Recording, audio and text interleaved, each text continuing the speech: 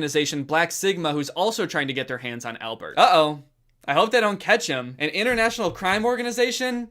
That sounds pretty scary for Albert. Oh, so he's just gonna kill him.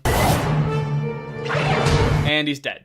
Okay, well, I guess he's fine. Yeah, he tells her to tell him to self-destruct so that he doesn't have to go back to working for the army. But like, why? He's a robot. He's not supposed to have any say in the matter. He's just programmed to do things. Why doesn't he want to work for the army? They never explain it either. They just kind of agree like, okay, so you're not gonna kiss me. Might as well blow you up then. Better that than you doing your job, what you were designed to do. Sure, they might have sunken billions of dollars into developing you, but if you're not gonna kiss me, then you might as well be dead. You might as well die now. If he's still alive or what happened, but at least he's not working for the military. And folks, that's pretty much the end of how to build a better boy. Anyways, thanks to HelloFresh for sponsoring this video. Guys, if you want to get mouth-watering seasonal recipes and fresh pre-measured ingredients delivered right to your door, then try out HelloFresh, America's #1 meal kit. Laura and I started using HelloFresh a while ago, and we absolutely love it. Pretty much every meal they've sent us has been a hit, so tasty, and also so easy to make. They cut out all the prepping and planning. They send you exactly what you need for each meal so that you can just focus on making the meal and get dinner on the table in as little as 30 minutes, sometimes even 20 with their quick and easy options. They make it really easy to live healthy and according to your diet with low-calorie options, carb-smart options, vegetarian and pescatarian options. There's something for pretty much everyone. Something that I really like about HelloFresh is that they're a pretty sustainable option. In fact, HelloFresh's carbon footprint is actually 25% lower than meals made from store-bought groceries. It's flexible to fit your lifestyle. Sometimes if Laura and I are too busy for HelloFresh, we just skip it for a week. You can also add dinners or lunches or extra stuff like garlic bread. And overall, they just seem like a great company. They've donated millions of meals to charity, and they're stepping up their donations even more amid the COVID crisis. So just more reasons to love HelloFresh. So if you want to try it out, then go to HelloFresh.com and use my code 10TrulyGreg to get 10 meals for free, plus free shipping. That's HelloFresh.com and code 10TrulyGreg to get 10 free meals plus free shipping. Thank you to HelloFresh for sponsoring this video, and thank you to you guys for checking out HelloFresh. Alright guys, well that's the end of the video. If you liked it and you're not subscribed yet, make sure you subscribe and turn on my notifications to join Greg. Greg's not just like any other boy named Greg. Greg is a better boy. And if you want to be Greg, all you have to do is subscribe and turn on my notifications. Okay, well, bye. This video is over now. Go find something else to watch, or just watch this video. I know we had a lot of fun. But you can't stay on this end screen forever. No. This video is over now. So why are you still watching this? This house is a disaster. Toys everywhere. Dirty dishes in the sink.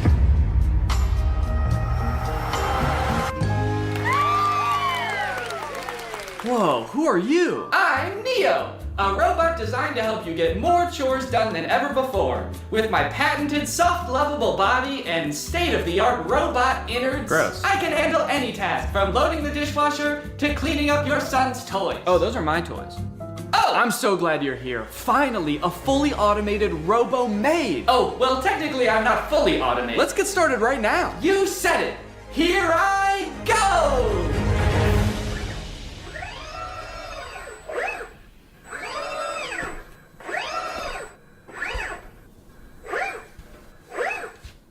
Okay, are you good then? I'm fine! Okay, I'm just gonna get to work on a video then. Splendid! I'll just be up here working in a tremendous amount of pain! What's up, Greg? Today I want to talk about a topic that has been fascinating me for years. The progress of humanoid robots for the home. On the surface, this seems like maybe one of the best use cases for AI. A future where none of us have to do chores anymore. There's just some little metal freak who lives in your house and gets off on doing them. A few years ago, we could barely get robots to stand up straight, and even when they did, they looked creepy as hell. Do you guys remember Sophia? She was that scary-ass robot that was going on like talk shows 7 years ago to show off her state-of-the-art realism. This video of her on Jimmy Fallon got 25 million views.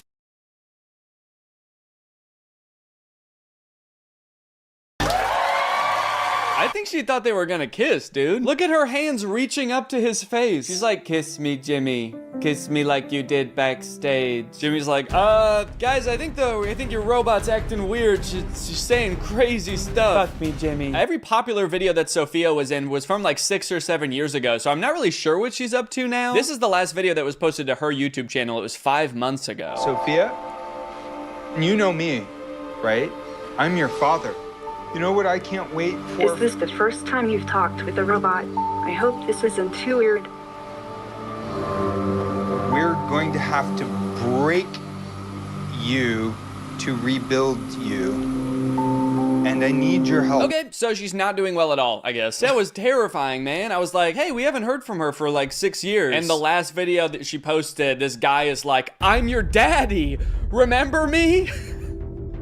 I'm gonna have to kill you. But things have moved pretty quickly in the robot realm the past couple years. This company 1X just recently announced that it has developed the world's first humanoid robot that you can buy to go in your home. His name is Neo, and they've been working on him for some time. This first announcement video is from like a year ago. The robot picks up a bag and hands it to someone and poses with a person for a picture. So this is just an announcement that they had like started working on this robot, so they only have like 3 seconds worth of footage. Just the robot handing her a bag and then posing for a picture. Kind of seems like maybe the robot only functions for 3 seconds at a time before it, like, I don't know, gains sentience and tries to destroy. The clothing may be an effort to cover up what 1X says is a, quote, muscle-like anatomy. Oh, gross, dude. Don't show us a picture of its dick when you say the phrase muscle-like anatomy. Does this thing have a penis? Also, they said that this thing has a 7.5 mile-an-hour max speed. That's like an 8-minute mile. Why would this thing need to run that fast if it's just doing chores in your house? You forget your bag at home and you look out your rearview mirror and this robot is just sprinting down the road chasing you. Your bag, you forgot your bag. Okay, here's some little demos of Neo doing stuff like putting away the dishes, handing this woman eggs that were already within arm's reach of her. Now you might be looking at this cord and thinking, oh, that's kind of lame. Does this thing need to be plugged in the whole time? But don't worry, this is just a leash to make sure he can't attack this woman. Now it's interesting that this robot is like in a tracksuit. He's kind of swagged out with a sweater. Not exactly the Jetsons-esque metal robot we were all picturing in our childhood. It is nice and cozy, but like, what happens when this thing gets wet? What if he spills egg on himself? If you have this thing doing chores in a household with children for more than like a week,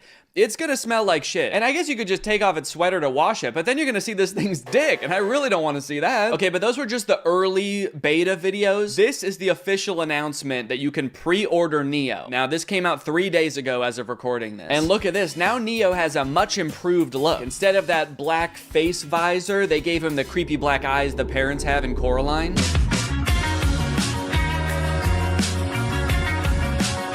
They're doing this kind of creepy thing by shooting some of the video in what looks like 8mm film. Give it this kind of nostalgic look, almost like Neo's here, but he's always been here. Neo's always been a part of the family. Just invite him home. Invite him in your bed. They're making clothes for Neo. This whole ad does kind of read like they want Neo to also be your friend. Yeah, no thanks. I don't want to buy a fancy Roomba that wants to be my friend. What's next? You want me to hang out with my broom? No chance. He's a coward. I grew up reading these beautiful books and watching these beautiful sci-fi movies where the future was all about how we as humans, we really focus on the things that matter to us. Yeah, I feel like in all of those sci-fi movies that have robots, they are about the robots turning evil. I think really what he should have said is, I grew up watching the first 5 minutes of every sci-fi movie. Neo's hardware comes packed with features like human-level dexterity and a 55-pound carrying capacity. Okay, wait, 5'6", 60 pounds? These are my stats too, that's crazy. 4-hour battery life, soft body? He's just like me for real. Ugh, that is a weird box. Kinda looks more like a cocoon or an egg. So you're gonna wanna make sure when this thing hatches that you are the first thing it sees. That way it knows that you're its mom. It might ask you to feed it worms out of your mouth. You can ignore that. It doesn't need them.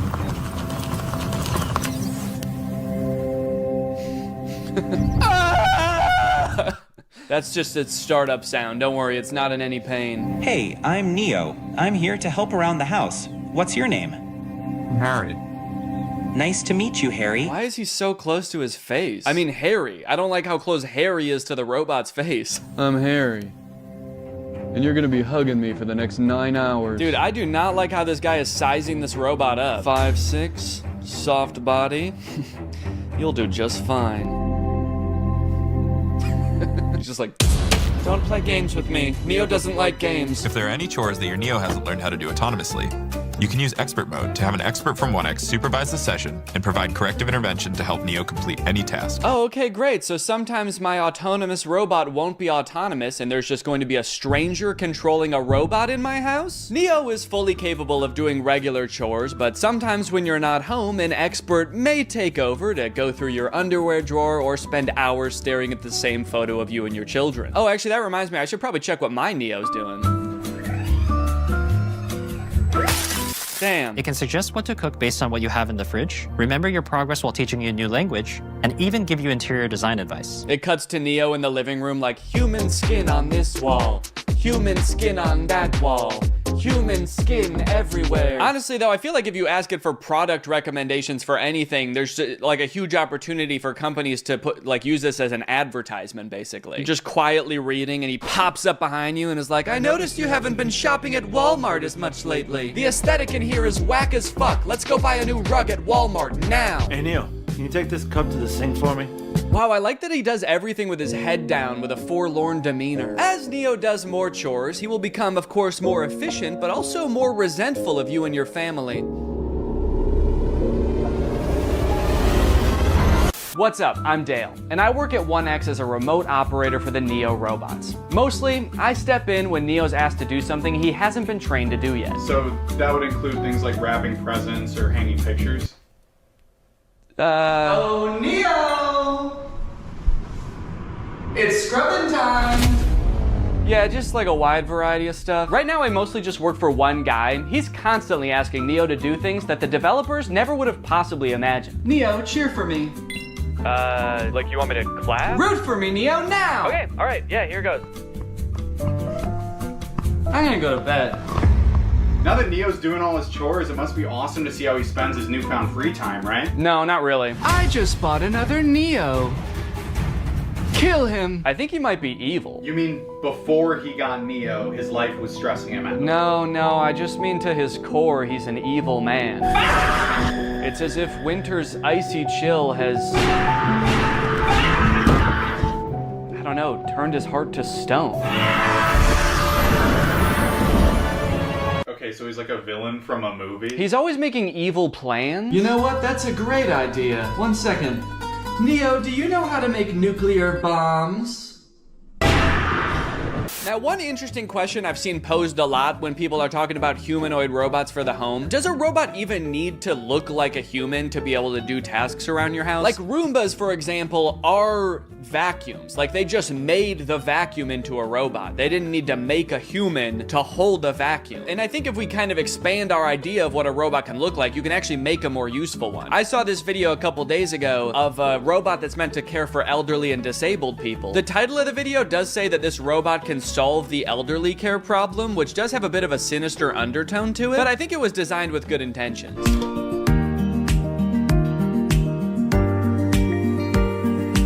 Now this whole ad is in Chinese, I think, and there's not like any link to buy it in the description. I even tried Googling this thing and I couldn't figure out what it is or if it exists in real life yet. So I don't know if this is something you can pre-order or if it just sort of shows up at your grandparents' house when they reach a certain age, just sort of creeps through the door like Nosferatu. But it's kind of interesting. It has more functionality than a humanoid robot. He's got, you know, creepy little claws for touching your grandma. And he's got a little seat in back so he can kind of double as a wheelchair too. This whole ad again is in Chinese, so I'm not exactly sure what he's saying to her here. I really hope he's not being like, shut up, you old bag. Get in the fucking chair. So look at that. She can sit on him. She can use his little hand to like move him around like a joystick. And I think it says that this thing can top out at like 80 miles per hour. Me personally, however, I'm gonna make it my life's mission to make sure that my children never find out that this exists. Boys, if you are watching this, this is officially my will now. Do not send me to live with this thing. Oh no, robot! What did you do? You translated here and the robot's being like, I didn't do shit! It wasn't me! Now he's either calling the police or like his other robot friend to make an alibi. And then this part I think is just in heaven. So I don't know, it's a pretty cool idea. I'm all for robots that can help take care of people, give people mobility they didn't have before. It is a little disconcerting that in this video, there's not a single other human taking care of this woman. Like maybe this thing could be part of her care team, but kind of makes it seem like her entire social circle has been replaced by this guy. So not only are humanoid robots taking over over things that people generally don't want to do, like folding your laundry and hanging out with Jimmy Fallon. They are also going head to head with each other and humans in sports. Recently, humanoid robots were allowed to compete in the Beijing Half Marathon. It went about as well as you could expect. I like how in America, we're really taking like baby steps with the robots. We're like, okay, maybe this one's ready to come in your home. We're trying to teach it how to pick up a bag. Meanwhile, in China, they're like, fuck it, let's put them in a race. Let's make them chase these humans. Put a little pep in their step. This one in particular is really concerning. I don't know if you can tell, it just has drone propellers on it. And unlike most of the other operators, she doesn't have like a remote control. She's got 2 ropes, like she's controlling a horse and buggy. And this thing is totally unwieldy. I mean, she has lost all control over it. Imagine you're a human who's been training for months for the half marathon, and you all of a sudden behind you hear the sound of propellers. You look behind you and this terrifying monster is careening towards you. Its handler's like, look out, I don't have control. Now, from this article, I found out a lot of the robots didn't even finish, but the fastest robots that finished did actually beat some humans with a time of like 2 hours and 40 minutes. Alan Fern, a robotics professor at Oregon State University, tells Wired that researchers who build these robots typically focus on trying to get them to complete tasks and respond differently in a diverse range of different environments rather than run as fast as possible. Yeah, I would say all of them except for this thing. I don't know if this thing is really meant to handle a wide range of environments. I don't know if after this thing crashed, they were like, well, it's okay if it's not that good at running. Really, this thing's just meant to care for elderly people. So now, if you like the concept of robots becoming extremely physically fit and being able to best humans in athletic abilities, then let me introduce you to the Robot Games. This again is in China. They hosted the world's first humanoid robot game. They've got events like running. He's actually not competing right now. He was trying to escape, but they've got soccer, boxing. I think they're going to add more events in the future, like hunting humans for sport. The competition featured 500 humanoid robots from 280 teams representing 16 different countries. Yo, wait, what is that guy? Dude, I like this little freak. Who is this? He's just got regular shoes on. Not even like running shoes. He's just wearing Vans. To some of the best robot fails of the whole competition. Like this robot that did not seem to want to take a timeout and let the other robots play. Oh my god. Robots could sometimes stand up on their own. Then I think they're dragging this one off the field so they can shoot it in the head, put it down. That measured robots' ability to do work like cleaning and manufacturing. Sorry, that is not a humanoid robot. That thing does not look like a human at all. Show me the designer that built that. Does he look like that? Now the event has moved to an even bigger stage with knockouts at least as devastating. So you know what's concerning about this? These robots very effectively fighting each other. It kind of seems like we're still a ways away from robots being able to effectively help you in your home. But we have robots that'll kick your ass today. Unitree is the company that makes a lot of the robots that were doing really well in the robot games. And they post a lot of videos on their YouTube channel of their robots doing the most insane acrobatics and violence, quite frankly.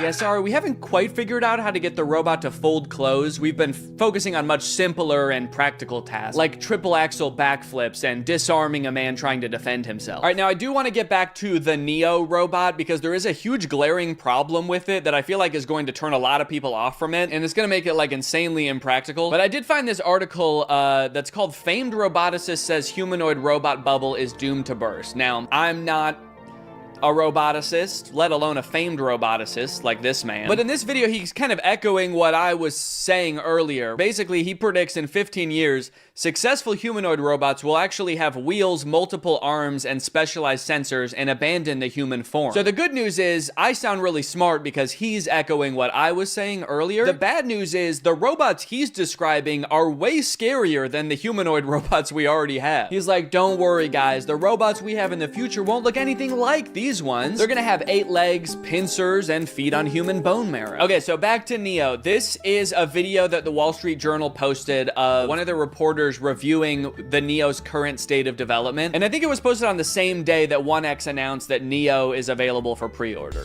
Yeah, so we touched on this a little bit before, because in their own ad, they even say like an expert might have to take over. But it turns out in its current state of development, Neo can do basically nothing autonomously. The only thing that they've ever shown Neo do fully autonomously is open one door. To be anything else in every video, including this one, he is being controlled by a guy. This guy, actually. So essentially, instead of having a housekeeper doing your chores, you are buying a robot, and the robot is being controlled by a housekeeper, but they're just somewhere else and you don't have to look at them. They say if or when that'll ever happen. Like, it kind of seems like they would need an insane amount of training data of like thousands or millions of different homes and environments. So he's not gonna be able to pick up things that are hot or things that are sharp. So basically he's not gonna be able to help cook or do your dishes. Yeah, I guess we also don't want him strangling you, so he's not gonna be able to pick up your clothes because he could use your clothes to do that. And cleaning solutions can be pretty dangerous too, so those are off the table.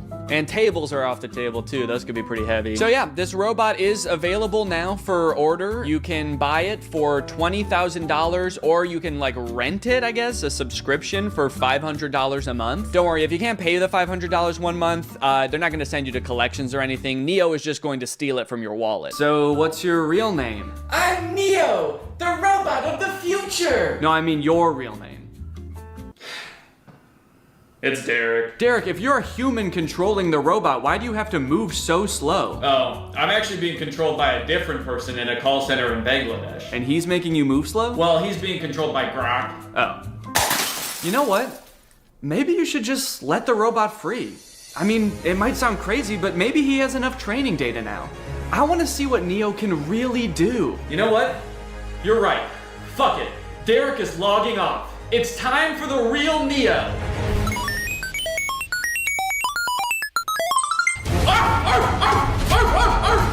What the fuck? A dog? Why would you be a dog?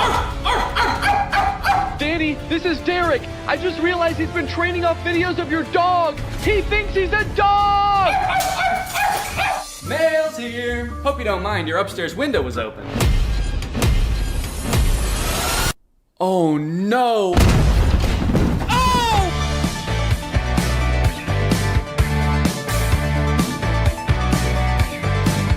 What's up, Greg? I hope you're having a great day. Today, I have a very special video for you guys because I am joined by Chad Chad. Hey. Chad Chad is waving and she's dancing and she's so happy to be here. I actually can't see her because of the way that this call works, so... I think you're gonna be shocked at the dance moves that I just pulled. I practiced them before I came on here. That makes sense. And if they're not, I'll just edit them so that they are really cool. Okay, well that won't be necessary, but okay. If you feel like you need to do that. I do. Okay.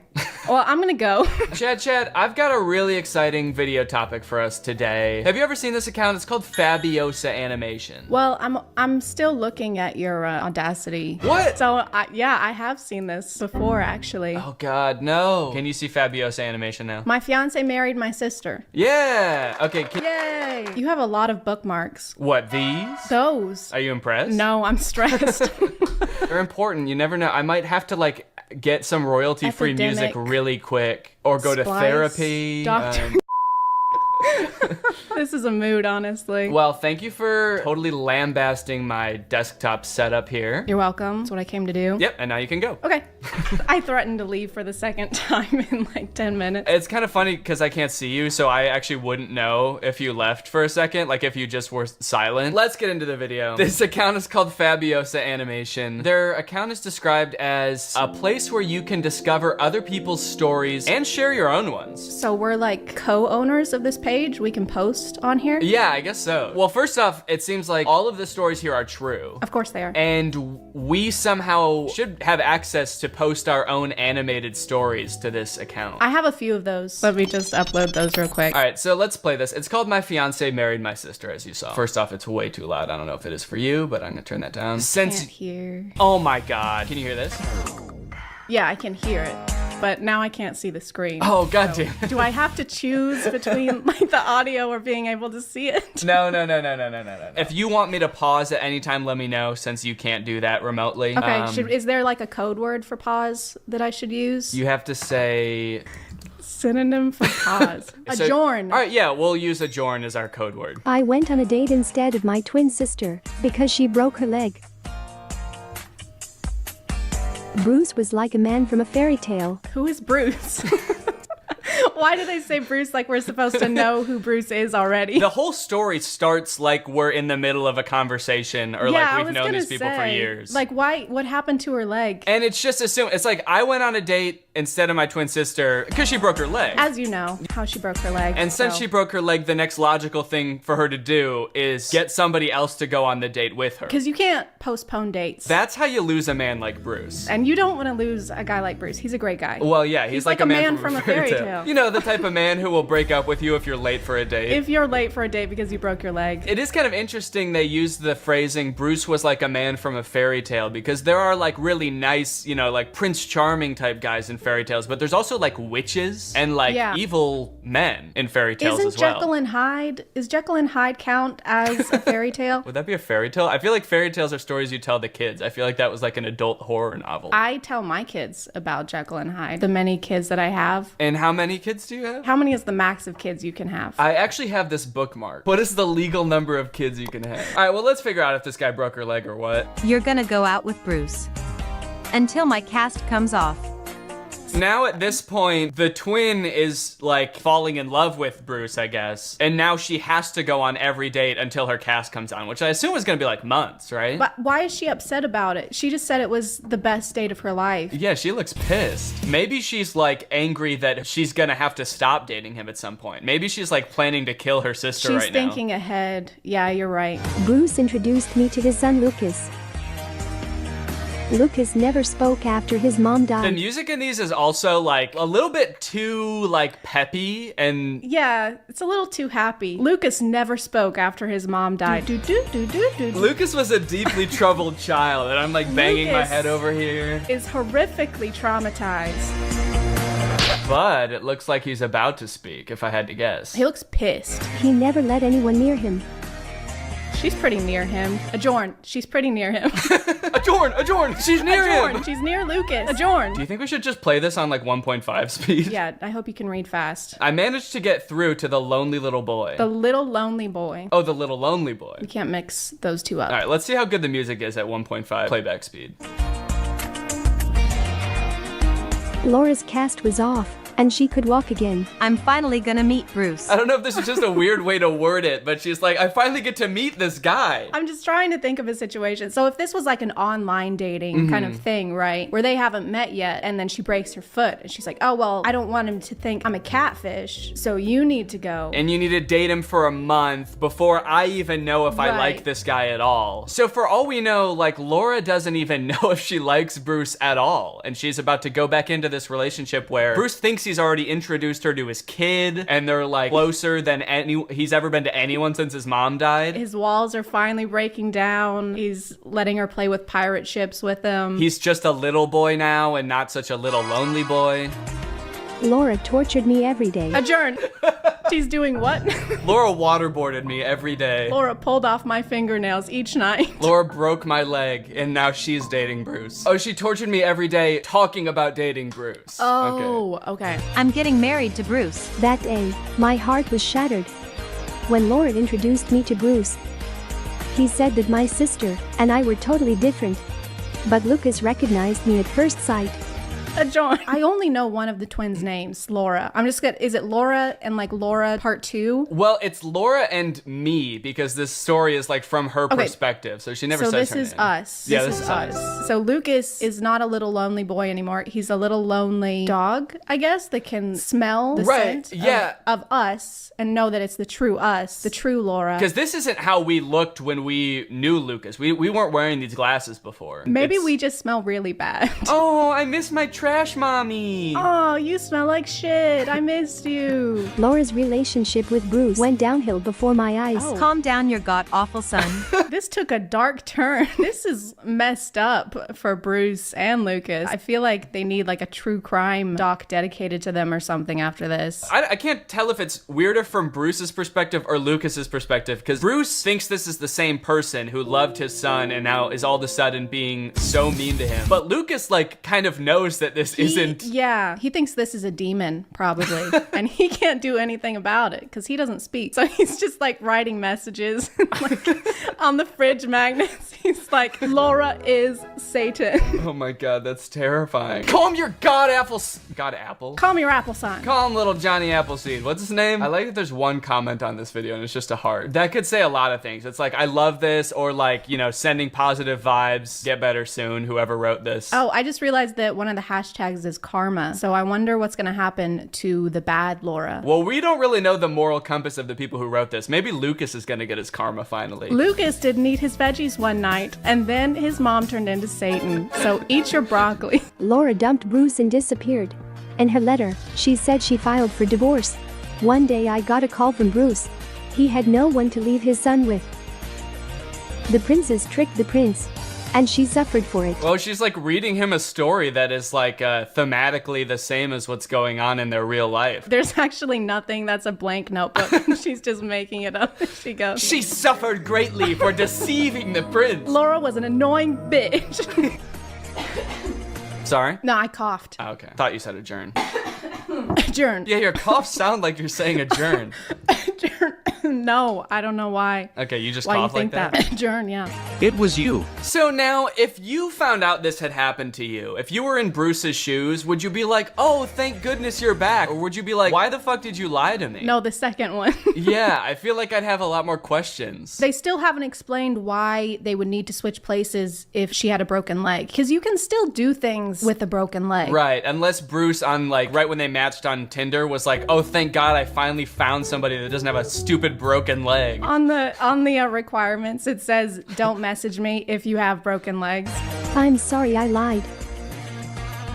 Don't cry, Mom. He spoke. And he called her mom, or us. He called us mom. Yeah, he called us mommy, and we're his new mom. And they walk off into the sunset together. I don't know if that's the best message. People might impersonate who you think you're dating, but you should forgive them. Forgive them and let them into your home and let them raise your child with you. And let them around your young, already traumatized son and let them bond. Do you see this? What the fuck? Just so you know, there's no way this ever happened. What happened to this being our story or whatever? What is this highlight story with the armpit? So this looks like their top something of March 21. Let's go ahead and check it out. I became a mom after my husband passed. Why are the children fully clothed in her womb? Oh, yeah, he's got a little shoe. That child is like 3 years old. I gave birth to a 5-year-old kid twice after my husband passed. I gave birth to my husband after my husband passed. It's like a full-grown guy. I dated Deep Pocket John.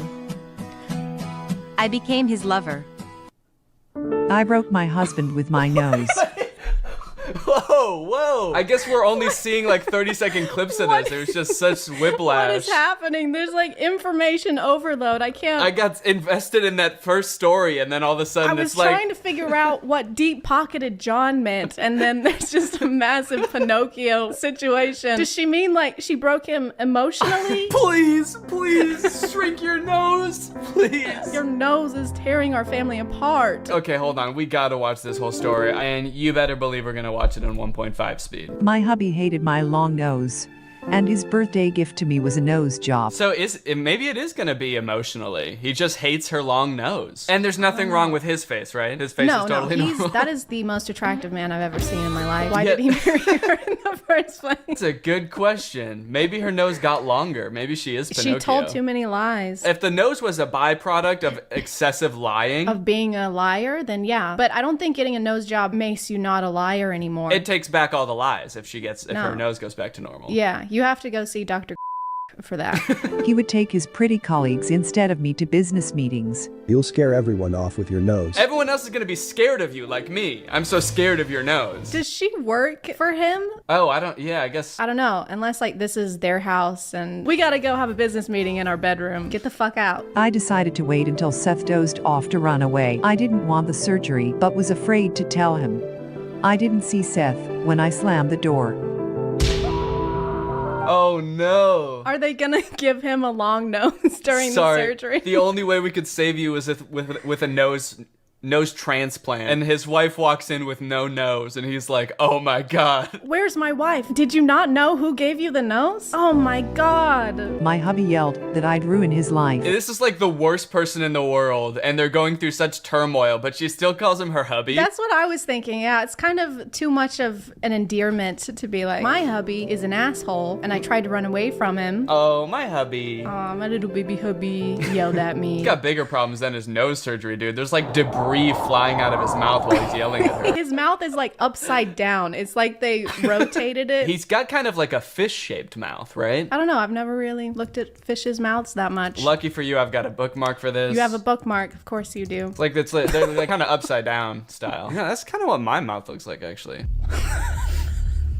And what were you saying about it? I said that's the best kind of mouth that you could have. And for the first time, I went to a business meeting instead of my hubby. No one paid attention to my nose, but they noticed my experience and expertise. That's when I found confidence.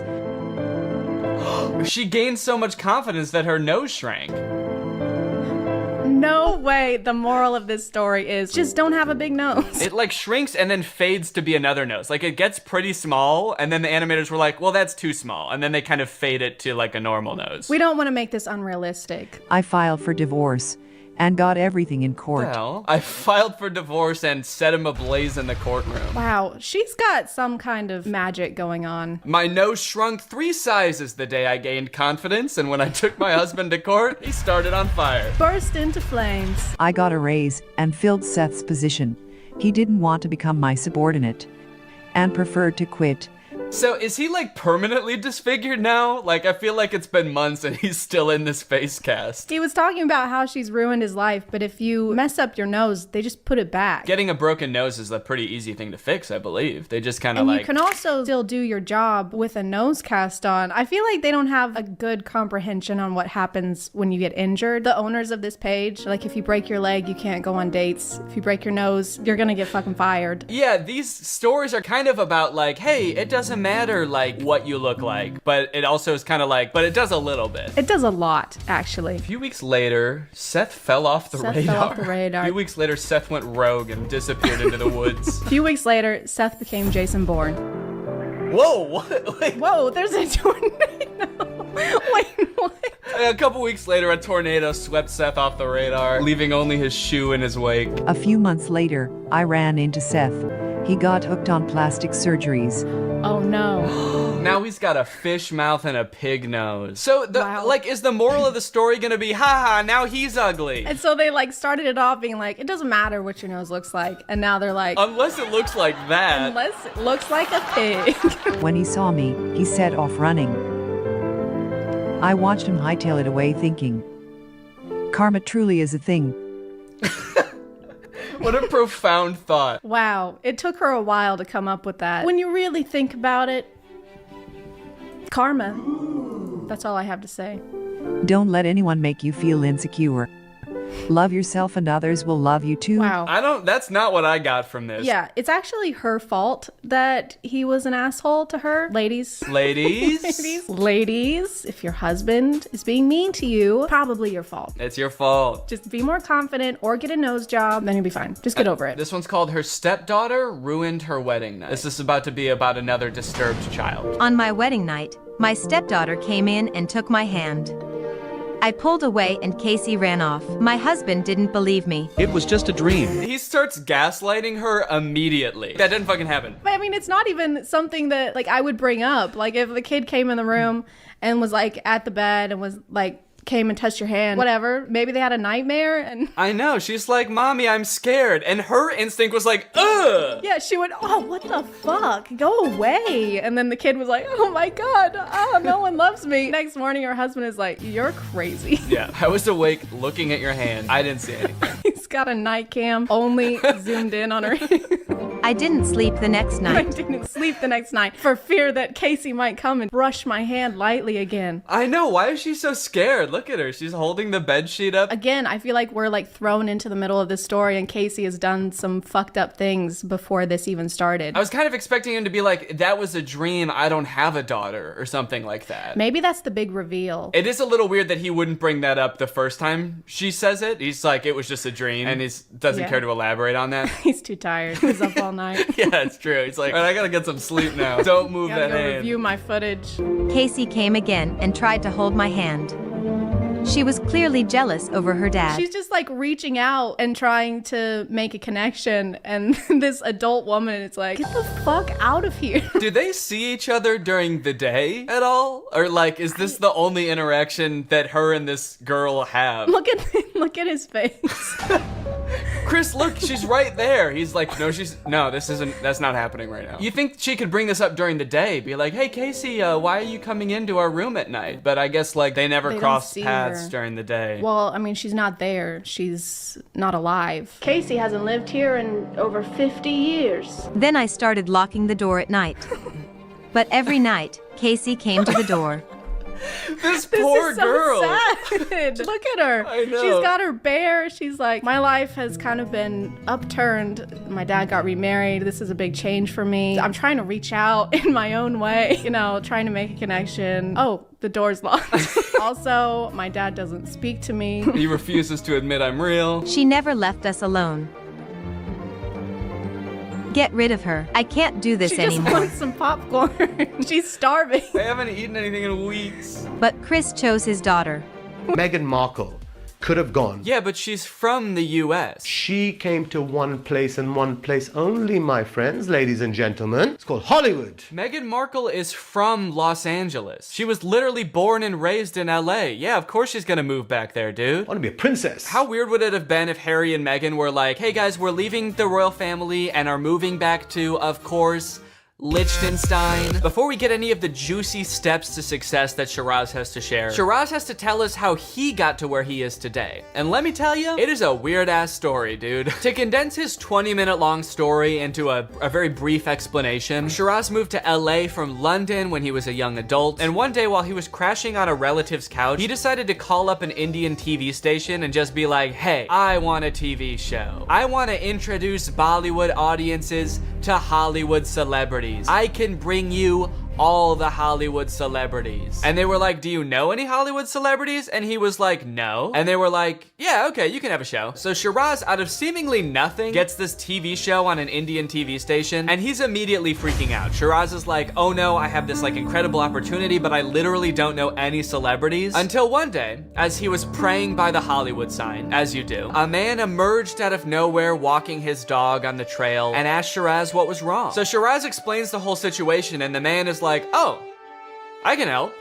I'm the president of CAA, which, if you don't know, is literally one of the biggest talent agencies in the entire world. And that is the story of how Shiraz got access to all of the biggest celebrities in the world. Shiraz, were you stalking the president of CAA? And the first thing I said to the guy, I said, I don't know who you are. Yeah, okay. All I'm asking you is one thing. I want to be a princess. So this is what qualifies Shiraz to teach us how to become famous? Shiraz, I don't even know if you know how you became famous, man. It seems like you just kind of stumbled into it. I mean, I don't want to discount your hustle, dude, but it honestly seems like sheer luck if this is the real story. Literally overnight, me and my business partner, we locked down all those paparazzi. There was about 15 of those guys. And all they did was control Britney Spears' every movement. And overnight, guys, I was filming Britney Spears' every move. Yeah, dude, I don't know if that should really be one of your proudest moments. Definitely something I would have stopped bragging about like a long time ago. I then took that content and distributed that content all over the world. And this is when Britney Spears was going crazy, guys, shaving her head, beating everyone up. It was the meltdown of Britney Spears. I think Shiraz might have single-handedly ruined Britney Spears' life. Shiraz? Fuck you, dude. Hey, wait a minute. Maybe the reason Shiraz is warning us about all the fucked up shit that could happen to you when you get famous is because he's the one doing it. He's warning us about himself. Breaking news tonight, an actual sicko is on the loose. This man has been charged with 7 counts of being an actual creep and a total weirdo. Authorities say if you see this man, run. We know what your X factor is now. Whether you're a brand or whether you're an influencer. That's what we've been talking about over the last course. Wait, what? Did I miss something? This is class 2. And the first class was just about how scary fame is. When did we talk about an X Factor? Okay, there's no one else in the room. Just you and me. That's it. You've told me your X Factor. No, I didn't tell you shit, man. You told me you were gonna make me famous. You didn't say I had to have an X Factor. That was never part of the discussion. You hounded me down on Facebook until I clicked on your course, and now you're like, so you got an X Factor, let's see it. You think you're a big shot? Let's see that shit. First thing that we need to do right now is type your name into Google and see what comes up. Because that's gonna tell me from a 0 to 10, where are you? Because you're telling me you've got the X Factor. I didn't tell you shit, man. I never said that. Now, this is the moment of truth. This is where you and I, okay, got to be honest with each other. Oh, okay, we're being honest with each other now? Sweet. Were you stalking the president of CAA? At this point, I'm just wondering if we're ever gonna start learning how to be famous. When he finally starts jumping into like tangible steps on what to do, they couldn't be any less helpful. Have you trademarked your name? No, why would I do that? Remember before you told me, oh, I'm so big, I'm so this, I'm so that. That's all amazing. Who were you talking to before that said all this shit? It was not me. When you're recording right now, are you seeing yourself in the little screen? That's not me. He also says we need to make sure we have a Google panel. Check. It even added 1 inch onto my height, apparently, so I'm seeing results already. He also says we need a brand guide to make sure that like the fonts and colors we use are consistent. So now let's talk about your brand guide. It's like, dude, this is not gonna make us famous. Can we skip this shit? This is stuff that like in the grand scheme of things does not matter at all. And who am I showing this to? Let's say I'm like the next Charlie D'Amelio. I just want more people to follow me on TikTok. I want to have 100 million followers like Charlie D'Amelio. Who am I trying to impress by having a consistent font? Who's gonna like be watching me on TikTok and be like, hold on, I gotta make sure this kid has a Google panel. Can we please move on to something helpful? If you go the traditional way, it's okay, but it takes a long time. And the traditional way is you calling up, emailing, begging.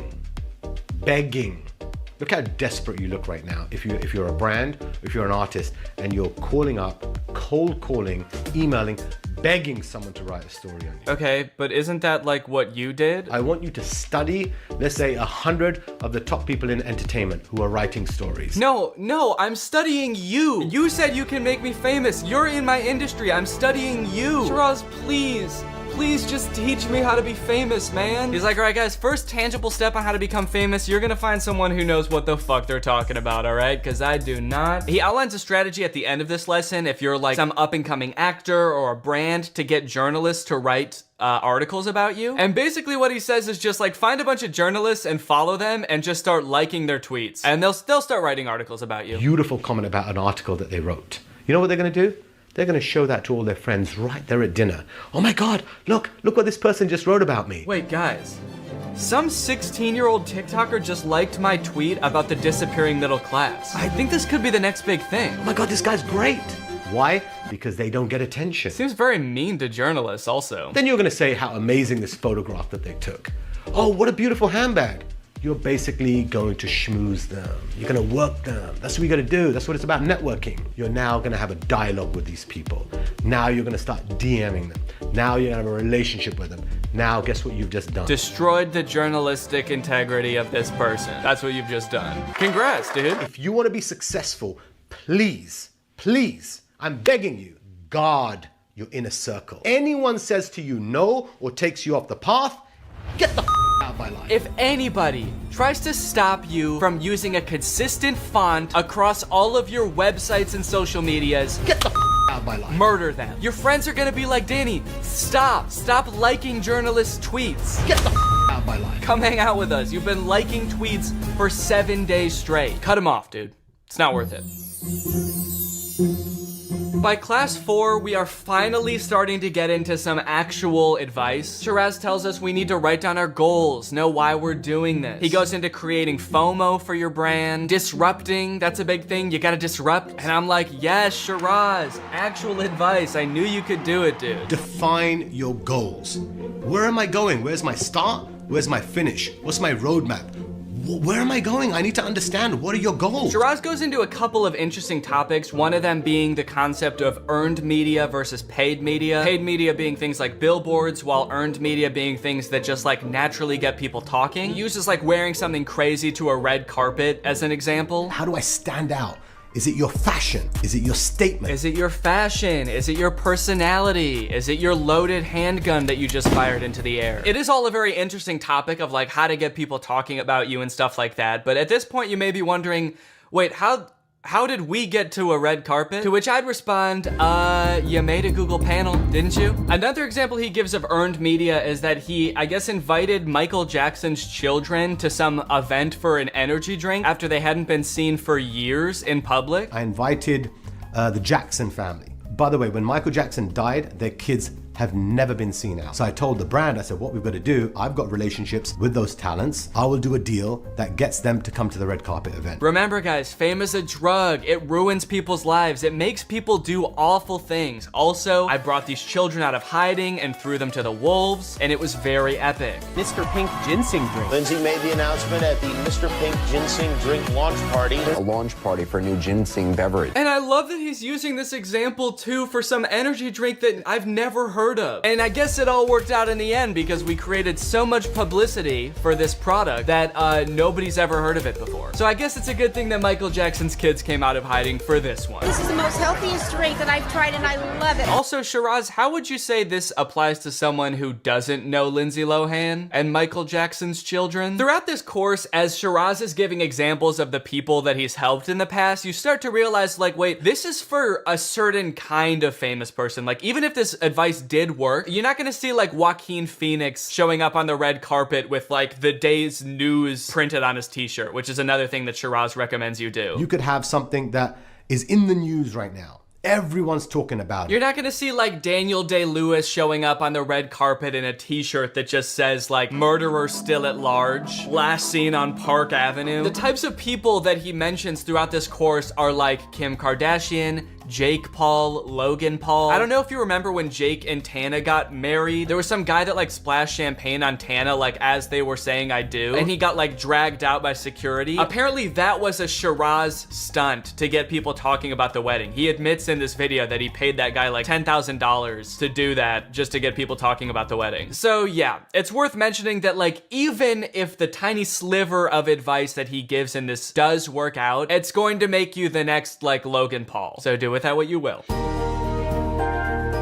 The rest of the course is pretty boring and I don't really want to show the whole thing. It's just kind of him talking about what to do after you've gotten famous. You guys are all famous by now, right? You guys are all, okay. So you'll be set to watch this by the time you get here. But it's about how to deal with talent and brands, networking, how to close deals, and finally he gives us a roadmap where he kind of summarizes the whole course. Remember, this entire course unscripted. Wait, you didn't plan out this course? I paid $300 for this and you didn't script it out? The fuck? Well guys, I honestly learned a lot from that, and I think it's time that I create my own course. Do you want to cook delicious home-cooked meals? Well, let me tell you how it goes, alright? And welcome to my course on cooking delicious home-cooked meals. You got two ways to do this, alright? The first way, going to the grocery store, is scary. It's terrifying, it's stressful, it's not fun. But the second way, ordering HelloFresh is honestly pretty easy and fun. It's fun, it's quick, and best of all, it's not gonna ruin your life. You guys know how much I love HelloFresh. It's America's #1 meal kit. Personally, I'm not a good cook. I only know a handful of recipes, but when I get going on a HelloFresh meal, oh baby, I feel like Marcel towing himself. But HelloFresh doesn't just offer dinners. HelloFresh Market is your one-stop shop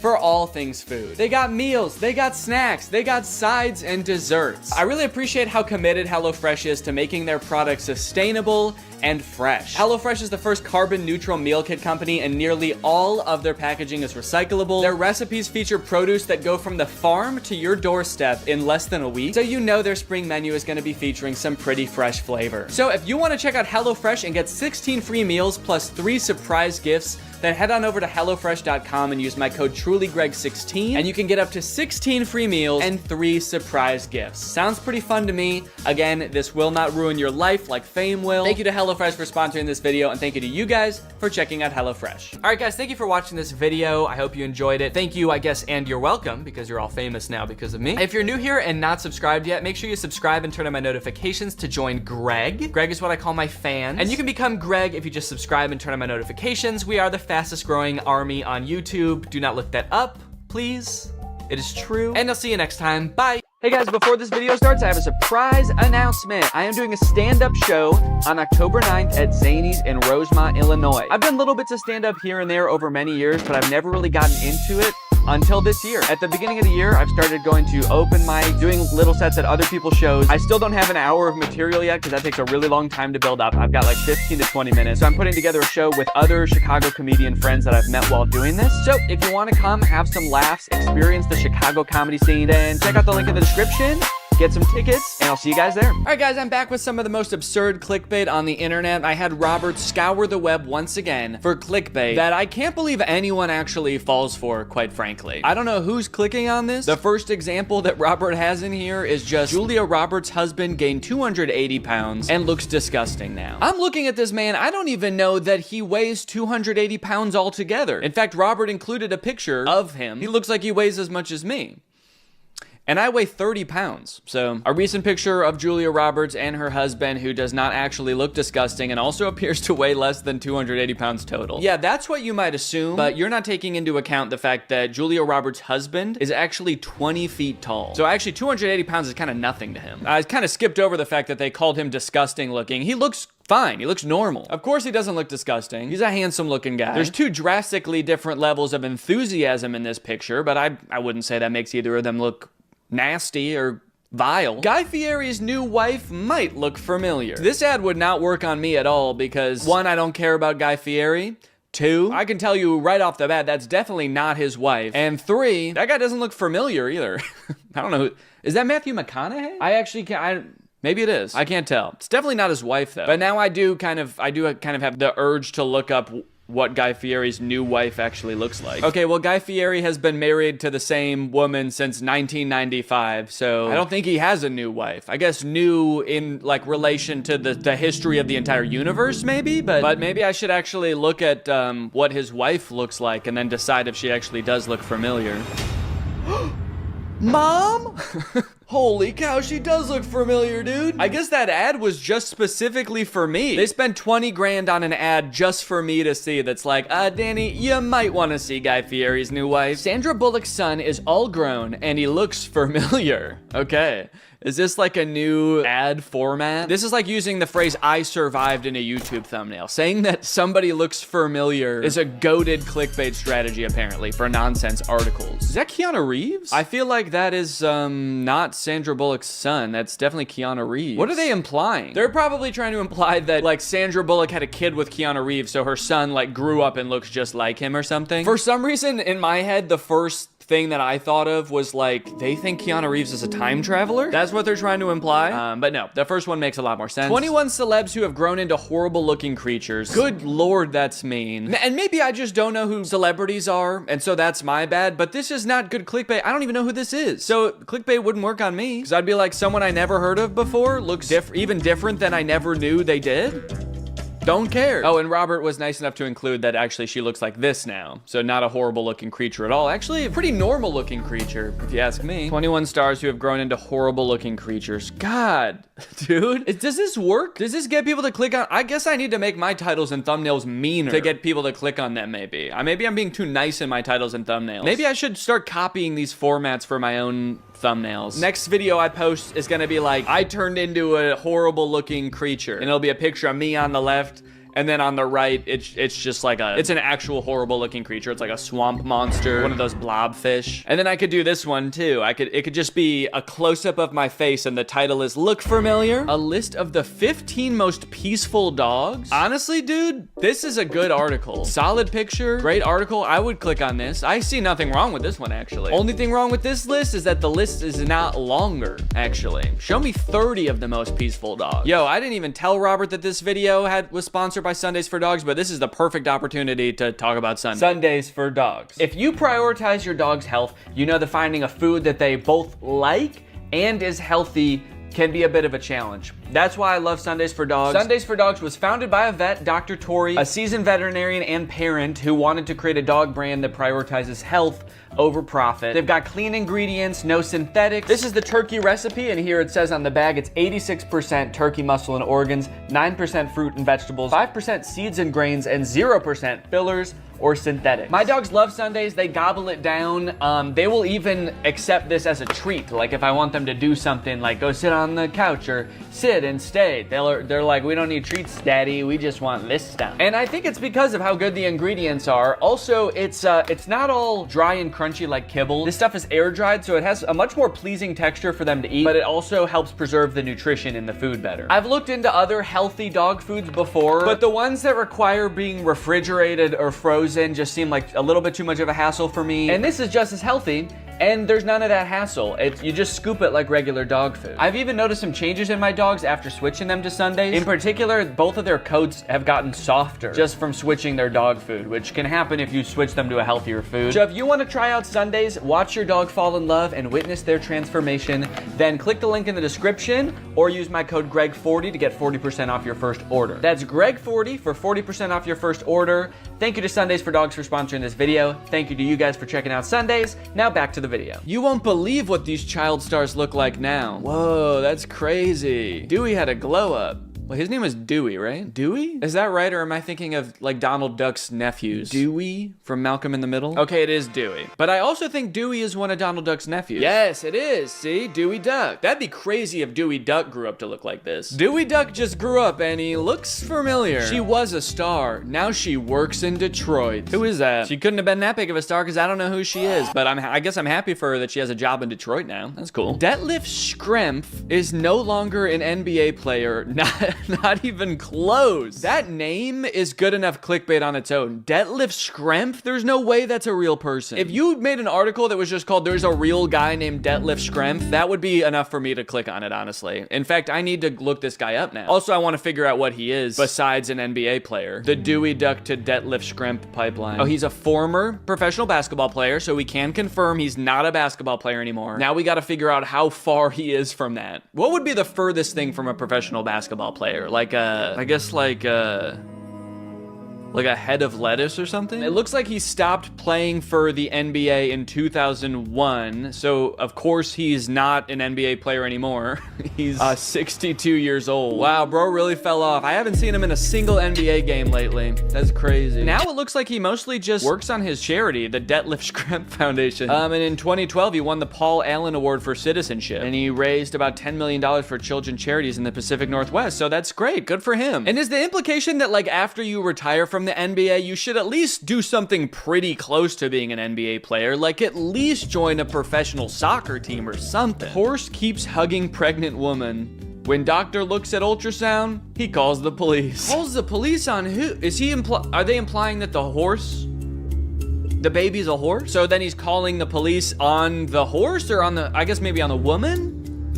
On the baby? He's like, yo, you are not allowed to be half horse. Straight to jail with your half horse ass. Costco shoppers say this $7 generic Cialis is actually worth it. I like this one because it looks like both the man and the woman were enhanced to look completely different. Or this photo's just AI. But it kind of just looks like they both have insane face filters on. Like this is actually a young guy with an old filter on. This woman looks nothing like this. This is just a photo of two very normal looking people that is photoshopped to hell. Also, like the reflection of his glasses is just him pointing his finger like this. Yeah, this is AI for sure. A brood of worms will crawl out if you drink this at night. Is it just a glass of worms? Like there would have to be worms already in me in order for that to happen, right? So it's gotta just be like, it's worm egg. Is this a good thing? Is it a bad thing? I like that he's pointing at one of the worms. This one's my friend. Please drink the liquid so you can free my friend. Japanese grip device could delay assisted living for millions. What does that mean? The torque ball? Oh, okay. So they're saying if you work on your grip, as you get older, perhaps you won't have to go into assisted living because you got such good grip that you can hold on like crazy. Okay, I have the actual link here. Let's take a look. How this Japanese device helped our family postpone the assisted living conversation. We tried to get my dad into an assisted living thing and he just grabbed onto my throat and wouldn't let go. And he said, no, I'm not going. And this dude's got a crazy grip strength. This is a really long article. Oh my gosh. 79, Margaret had switched to pull-on clothes because she couldn't manage buttons. 3 weeks after starting Torque Ball, she called me in tears. She's like, I can't can't drink a glass of water anymore. Every time I pick it up, it shatters in my hands. My grip is insane. Okay, so yeah, it's just a ball that measures the torque of your grip. I got a ball that measures the torque of my grip. Okay, sorry. And it looks like this is for sale. I wonder how much it costs, this torque ball. Yo, $80 for the torque ball. All right. Okay, this was a tangent. Let's get back to the list, guys. This guy did the coolest but possibly most illegal DIY project ever. The end result, genius. Can't imagine how this would be more illegal than regular graffiti. Maybe he had to carve into it to get it to grow like that? 8-year-old starts singing with her eyes closed. Oh. It's like singing with her eyes. She's like using her eyelids as lips. But when she opens her eyes, my jaw dropped. Oh my God. I was left breathless in seconds. What could have happened when she opened her eyes? She at first had normal eyes, then she closed them. She started singing, and when she opened them, she was possessed. Her eyes were black as night, and her voice was wretched. After she opened her eyes, she was a disgusting creature. How to empty your bowels every morning. Top surgeon explains how. And here's a little picture of what it looks like when you empty your bowels. Anyone else be laying eggs in the morning? That was stupid. Let's think of a different joke. Or not. Extra large headed human species found in China's woodlands. Like fossils, or they actually found this guy? But it looks like we got the link, gang, so let's find out. Homo big heads. This is not real. Homo big heads, newfound human species roamed China's woodlands with extra large heads. Okay, so I don't even know if this article is real, but it's just talking about how they found a new species that lived 300,000 years ago in Asia, and they have notably larger heads than Neanderthals and Homo sapiens. Still think it's mean to call them Homo big heads, but whatever. I seriously can't believe what I saw. This is unreal. When you find out what these kids are jumping into, your jaw will drop. This is unbelievable. I've never seen anything like this in my entire life. Wow. They're jumping into a wood chipper. This is incredible, guys. Please share this. It's amazing. Baby ducks see water for the first time. Can you believe what they do? I like to imagine this as two separate sentences. Can you believe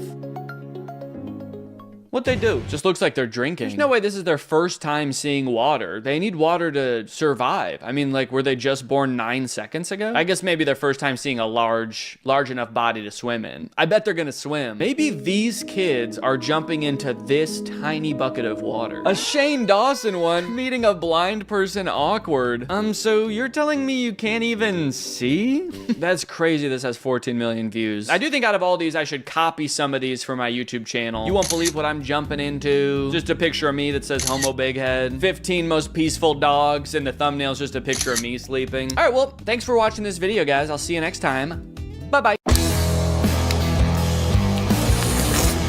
Hello everybody and welcome back. We are doing another subreddit video today. I'm very excited to check out the subreddit and see what the community's been up to. See what this beautiful community that I fostered has been conjuring up the past couple weeks. So let's hop into it. Let's go top of the month. Alpha male YouTube hates Danny. So this is a picture of a video from 5 years ago when Laura did my makeup, and that's a clown. And then here's a man who has also a design on his face, but his is tattooed on. They could have picked so many manly men that didn't also have paint on their face. So I'm a clown and he's a man because I'm wearing makeup and he is not. I assume that's what it means. It's only 30 seconds long, it looks like. What are they gonna say about me? Are they gonna make me sad? We'll go search it up. All right, let's check it out, man.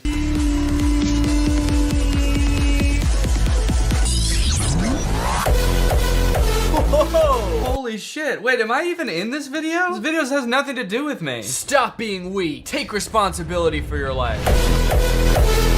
You are not a baby, you are a man. Fight for your goals. Nothing worthy is given free. I'm sorry, what the fuck did that video have to do with me? That video was not about me at all. The thing is, on rare occasion, videos like this do like make a point. Like, hey, take some responsibility in your life. Obviously, there's forces outside everybody's control that you can't, but you know, it is your life. Don't let others control it. Like, sure, yeah, be your own person. Think for yourself. That's great. But just, it's not really about what you say sometimes, it's about how you say it. Granted, a lot of these channels are super toxic. I'm not trying to say like I agree with all of these channels, but like, you know, if being masculine is important to you, do that. Just don't be an asshole. You can be masculine without being a dick. I do think it's kind of funny that they say it is your life, don't let others control it, right after it showed someone who's clearly in the military. Y'all know what being in the military is, right? You don't just get to like do whatever you want. They don't just like send you off and are like, we trust you. Go ahead, you get the job done. Whatever job you want, get it done. Be a man, don't let others control you.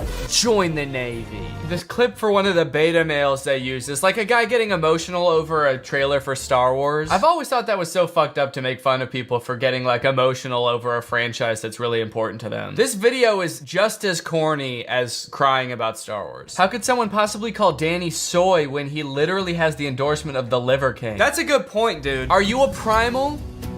I didn't think so. They should have man here and then king here. This should say liver prince. These AI boyfriends are getting out of control. What are your thoughts on Danny Gonzalez? I think Danny Gonzalez is a great singer and songwriter. Wow, how kind of him to say. Yes, that is his name. He was born in New York City, but moved to Los Angeles when he was very young. No, he didn't. Yes, he did. Wow, doubling down. His real name is Peter Gene Hernandez, but he goes by Danny. OMG, I never knew that. I slowly thrust? It's okay, I didn't know that until a few years ago when I started listening to his music. Wait, what the fuck is going on here? You know what, I'll agree with the original statement of this post. These AI bots are getting out of control. Yeah, let me just tell you like an incorrect fact, and then slowly thrust, and then like gaslight you about the thing I just told you. Does the AI bot just like make this shit up, or are they getting this information from somewhere? Like, is he confused, or is he just lying? I should do a video where I talk to more AI bots. I slowly thrust. Oh, they were getting their point across. Yeah, his name's actually Peter Gene Hernandez. That actually is his name. Don't believe me? Yeah, it's all right you didn't know that. I didn't know either until I started listening to his music, so. Okay, we got me having a lot of fun with my main and second channel videos. Meanwhile, my subreddit videos are drowning, and then Underwater Dead is my gaming channel. Yeah, I mean, yeah, I don't really post there anymore. I mean, it was fun to do for a while, but I'm just like not really a gamer. And that was also like super time consuming. It was just like a ton of time to devote to something I wasn't like super into. It was fun. Like I liked live streaming. Maybe someday I'll live stream and not game. Like, you know, I could do videos like this, like reaction stuff on live and then cut it down for second channel videos. That could be kind of cool. I miss his GTA series. I'm so sad he didn't keep up with that. It was thoroughly enjoyable. I guess it's nice that people liked watching those, but I'm like really bad at every video game. Oh, we got an ad in here. Let's see. What kind of bad mobile ad do we have today?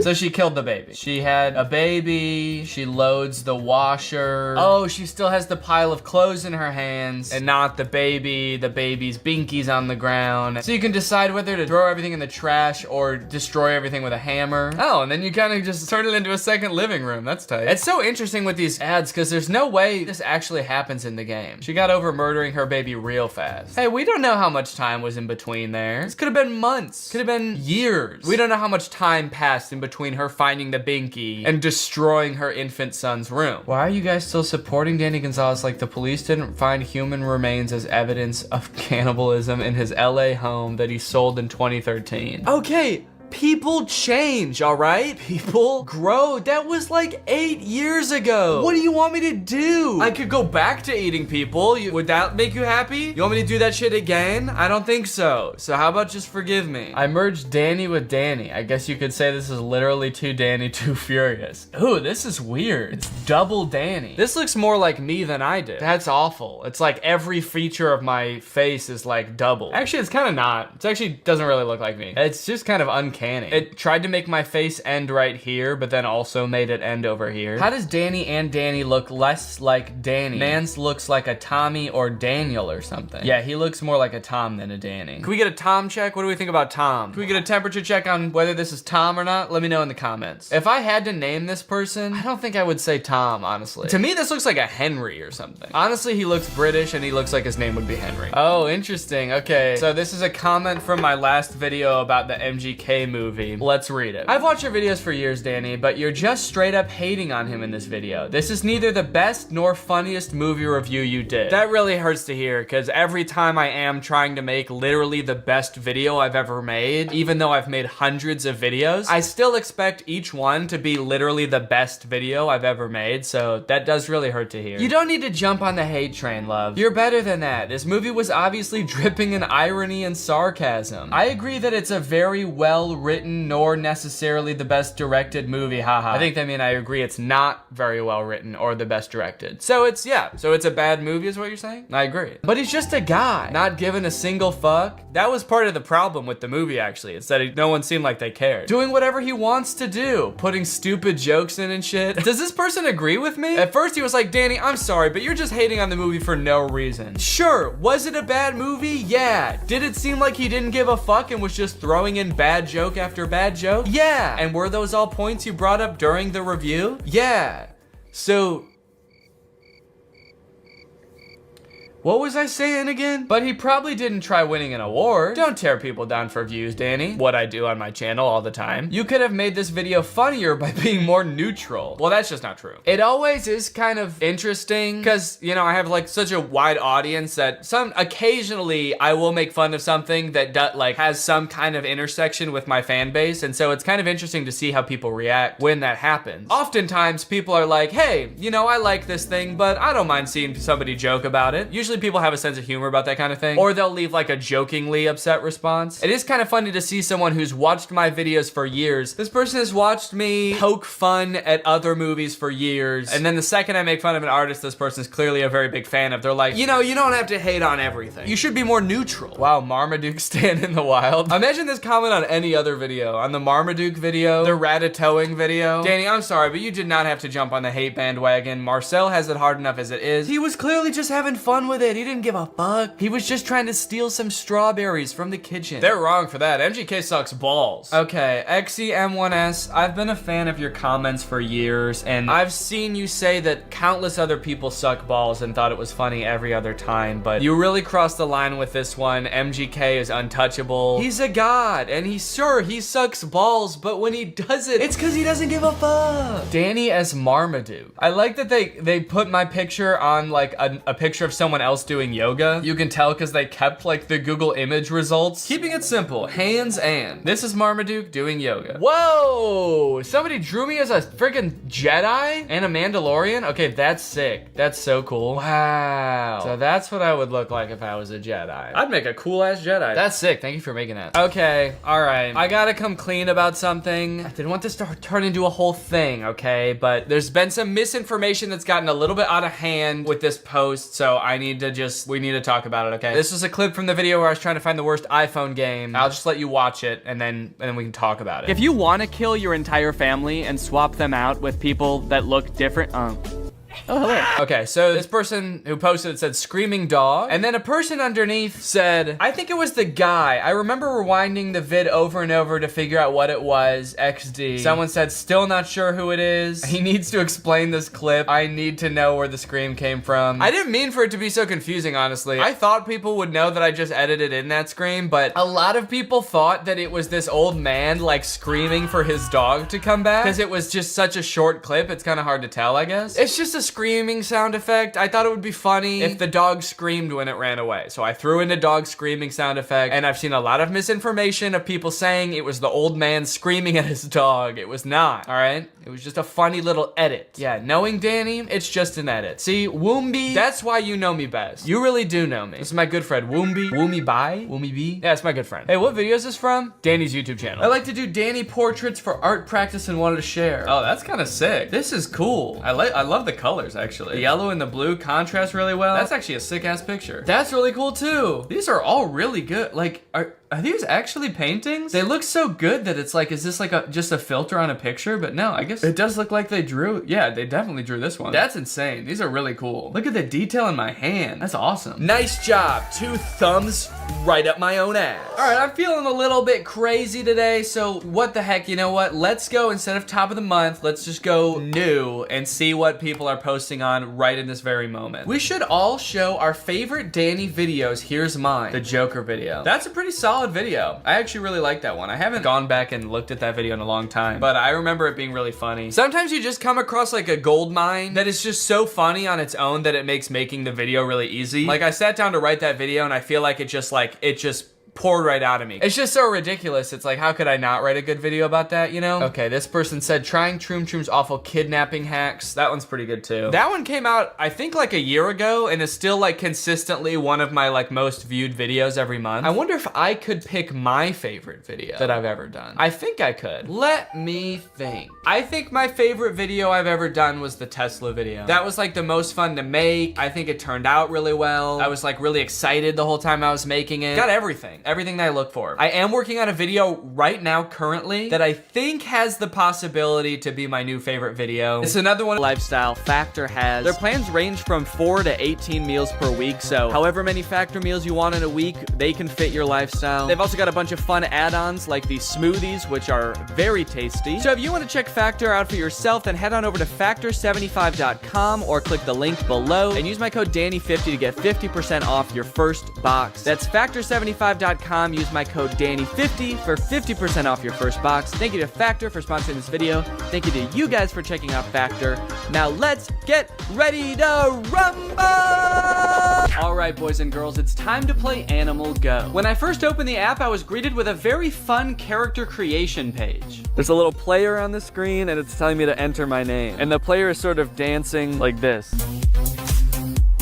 Okay, what should I make my name? What is the name of someone who would go around catching animals? Cruella de Vil? Yeah, my main objective in this game is pretty much to skin every animal alive that I find. The first thing I noticed as my character was plopped into the world was a button at the bottom of the screen that said free animal balls. So I pressed it and it turns out the way you get animal balls in this game is by watching ads. A task that is significantly more embarrassing to do in public. You know, the nice thing about these games, you know, people say it about Pokemon Go too, is they get you out, you know? They get you out and about, walking into random fields, holding your phone like this. It's been a long winter and I haven't spent a lot of time outside lately, so it is kind of nice to just be walking around, I'll give them that. When I arrived at my first animal, it took me a second to figure out how to interact with it. Come on, dude, get to him. Jesus, is he running away?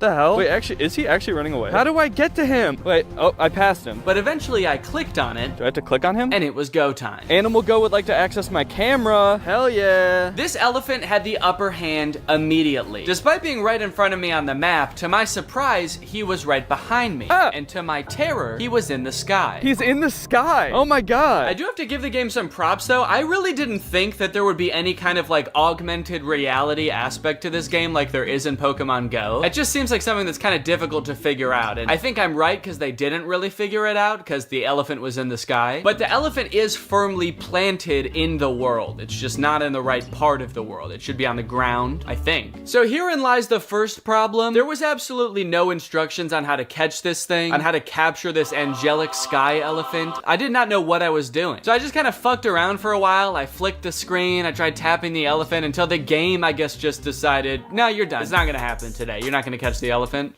So you're done. Did I get him? It went back into normal view. Did I catch him? No, I didn't. I shook the failure off pretty quickly though and immediately set my sights on a new animal, a lion that was hanging out in a baseball field. Did they put him in the dirt? It's like the worst place for him to be is in this like muddy, wet sand. But hey, I guess that's where lions hang out. The muddy, wet sand of a baseball diamond. Oh, fuck. Oh God, I can't. Watch what happens when my foot goes in here.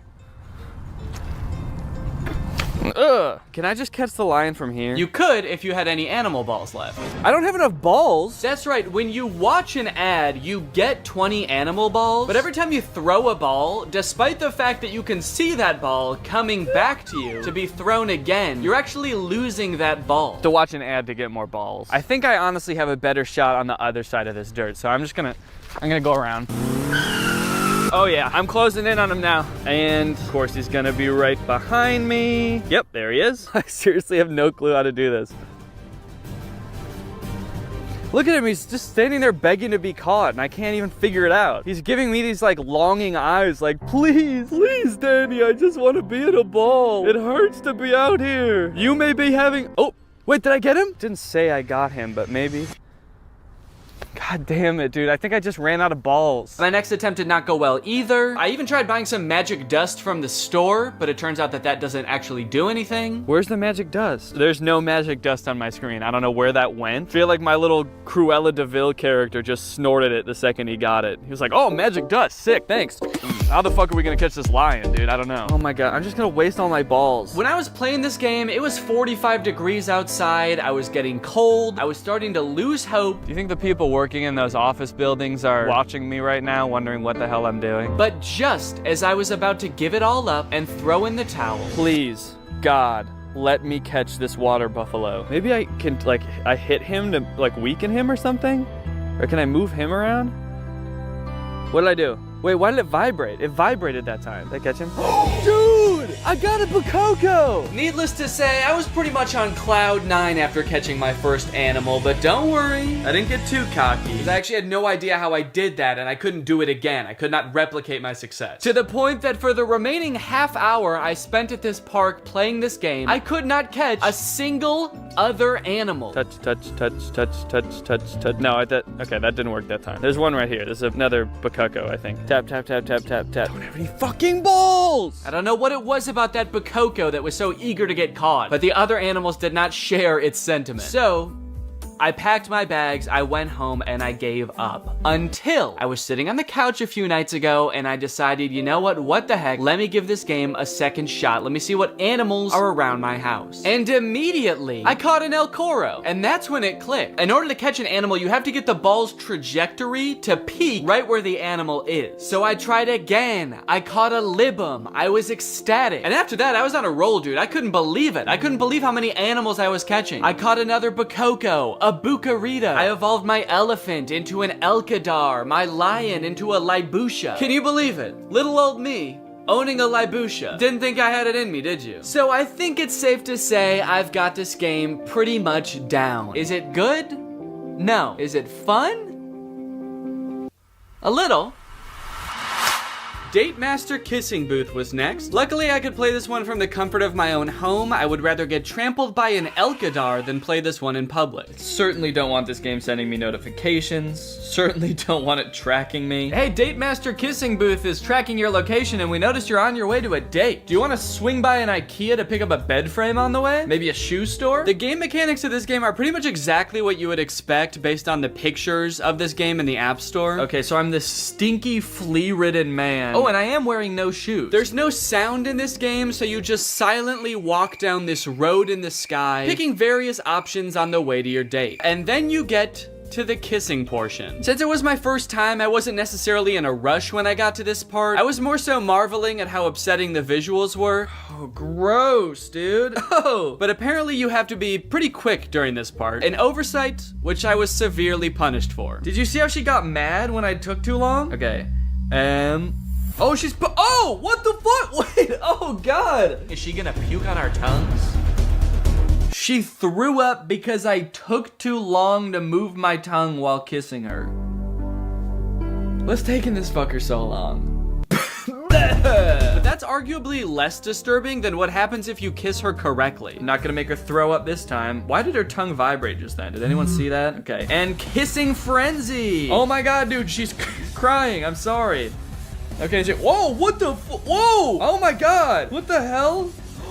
Dude, that was scary as hell. She turned into a rag doll. It was like her bones were breaking in midair. Under some kind of demonic love curse, my date is cast into the air, mouth agape, bones squishy, honestly. Looking like a character in Stranger Things getting their soul eaten by Vecna, or whatever Vecna does in Stranger Things. Remember that? And then I guess whatever she lands on determines how well you did on that course. Your soulmates. If I was really soulmates with this girl, I could have shown up without all of the extra shit. I could have showed up without the suit jacket, and she would have loved me anyway. I'm not buying this whole soulmates thing. After a while of playing this game, I started to feel like the choices you make along the way don't have much of an effect on your final score as long as you do well in the kissing section. So on the next go, I purposely picked a few of the bad options, like a bucket hat and jeans, and I still did pretty well. Instead of soulmate, I landed on beloved, but I mean, honestly, that still sounds pretty good to me. Like, it still sounds like she likes me, you know? She wouldn't call me beloved if she wasn't like a little bit into me. When I tried purposely picking every bad option, however, I was not met with such grace. I was met with a Fortnite dance, actually. She Fortnite danced at me and called me a bad date. Anyway, I think we're done with this game. What do you say? All right, guys, let's take a trip out of the city and into the countryside. And also out of a man's body and into a goat's. So I thought this game was gonna be kind of like an open world game where you can live out the life of this goat as you see fit, but it's actually a very straightforward story type game that takes place over the course of 6 levels. The first couple levels of the game just get you acquainted with the general vibe and mechanics of the game. You pass through tires, you climb up a tower, all things that get you familiar with the controls. Your goat also has a pretty sick jump. Whoa, wait. Oh my God, oh shit. Can I like fuck with these goats over here? Can I, whoa, sort of like grind it along the goat, like a skateboarder.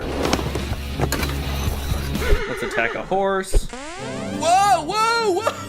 And speaking of the goat's jump, I don't know what happened, but this is not the same game that it was advertised to be on the App Store at all. Half the things it lists on the App Store you can't even do in this game. Things you can't do in this game include jumping over crates. They had 2 pictures where the goat's jumping over crates in the game. You never do that. Escape from thieves. There are no thieves. This little goat golf game. You also never get the chance to rescue your family from the goat kidnappers, or whatever it said in the description of the game. That never happens. The first half of this game is pretty lame, honestly. You're just stuck in this small little pen. You can't even leave the pen for most of the game. Things you can do in this game that aren't listed in the App Store. Pop a ball.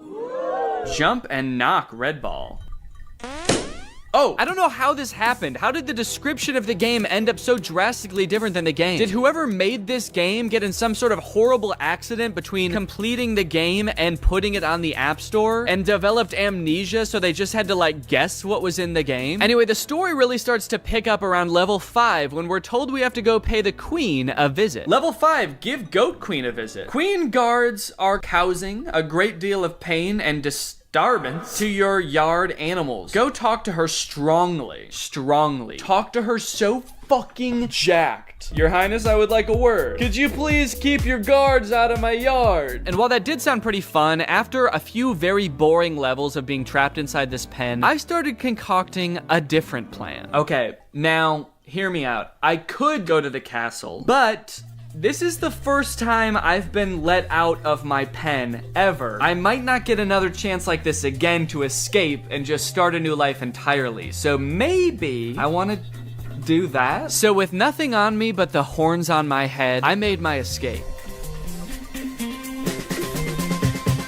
Oh, fuck! What the— Damn it, dude! Look, there's an invisible wall right here! Like, 2 feet away from where I was supposed to go. What about this way? Yep, okay, there's an invisible wall there too. What the hell, man? Now I do want to kill this queen. I feel like she's behind it. Let's go talk to her jackedly. Okay, so then I storm into the castle. I give the queen a piece of my mind. My queen, your guards are disturbing my animals. So what? I ordered them to do it. She ordered her guards to just disturb my animals? Hey, go down there and disturb those motherfuckers, dude. Then you are a bad queen. Who the hell are you to judge me? I like that their body language doesn't match the growing intensity of the conversation at all. The queen is just like laying, who the hell do you think you are anyway? Eventually we decide talking isn't gonna cut it. We need to fight. So let's check out the combat in this game. Fight with the queen guards. Oh shit, oh my god.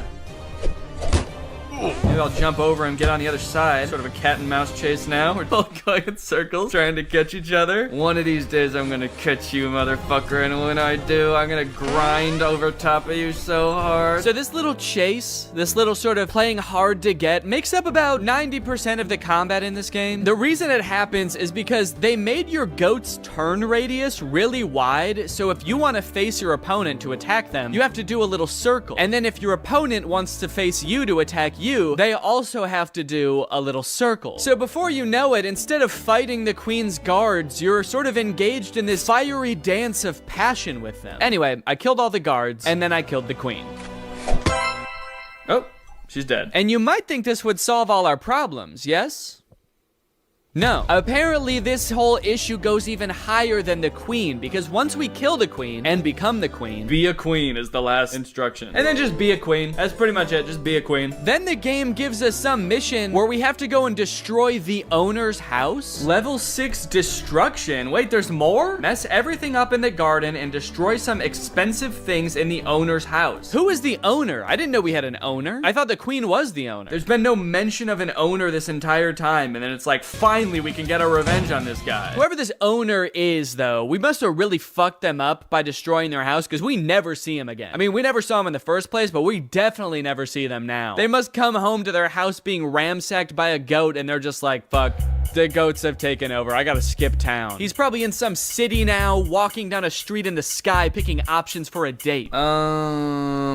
Okay. Level 3, feed your family. So I already played this level. I mean, I'll do it. Don't get me wrong, I love feeding mode. After you beat the game continues to present you with levels that you already played. I think in hopes that you won't realize that you already beat the game and you'll just keep playing it over and over. So in order to avoid accidentally playing this game forever, I think it's time this goat's life comes to an end. And who better to kill it than a scary granny? Now, before I talk about scary granny contact game, I should probably say that if you don't want to get jump scared by a scary granny, then you probably shouldn't watch the rest of the video. I'm gonna do my best to not make it like super loud and startling when it happens, but Granny is a very mischievous woman. She likes to pop out when you least expect it. She's kind of a sick little freak like that, so just be warned. I like that before we've even started playing anything, Granny is already trying to communicate with us. She's just whispering, "I see you," over and over. You ever pay $6 just to get screamed at by an old lady? I have. Because in order to even select the play game option from the menu, you have to pay, you guessed it, $6. And all the play game option is like a fake trivia game that lulls you into a false sense of security, and then Granny pops out at you when you're least expecting it. And I mean least expecting it, dude. I was sneezing when it happened. Oh, fuck. Oh, shit. Jesus Christ, dude. Okay, so the whole play game thing is just to, like, fuck with a friend, I guess. You're like, hey, play this fun trivia game I found. Hold on, let me just open it up real quick. And you open it, and they hear creepy music and, like, a granny whispering, "I see you," while you get it set up. And then you're like, okay, here you go. How long did the 100 Years War last? It's not suspicious. Calling Granny is a little bit lackluster. The first time I contacted her, she was hellbent on playing hide and seek. Do you want to play hide and seek? But then when I finally agreed to play hide and seek with her, she hung up. Are you coming to find me? So we didn't agree on when and where we were playing. She just hung up and I never saw her. Maybe she's hiding, I guess, and I was supposed to go find her, but I still don't know where she is. The second time I called her, she was just like breathing heavily. She was out of breath. She sounded like she was on death's door. Granny, are you okay? You do not sound too good, Granny.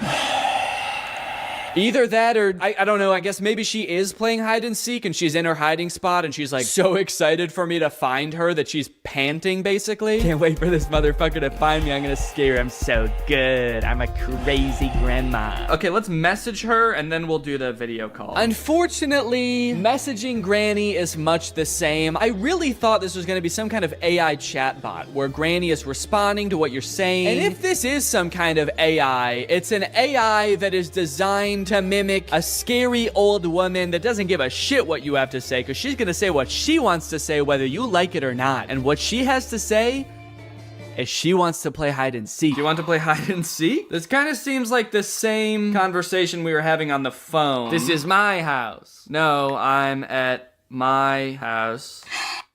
Ah! Jesus, man. FaceTiming Granny is pretty funny, though. Granny game would like to access my camera. Okay. Hey, Granny. Granny, flip the camera around. I can't see you. Granny. Oh, look.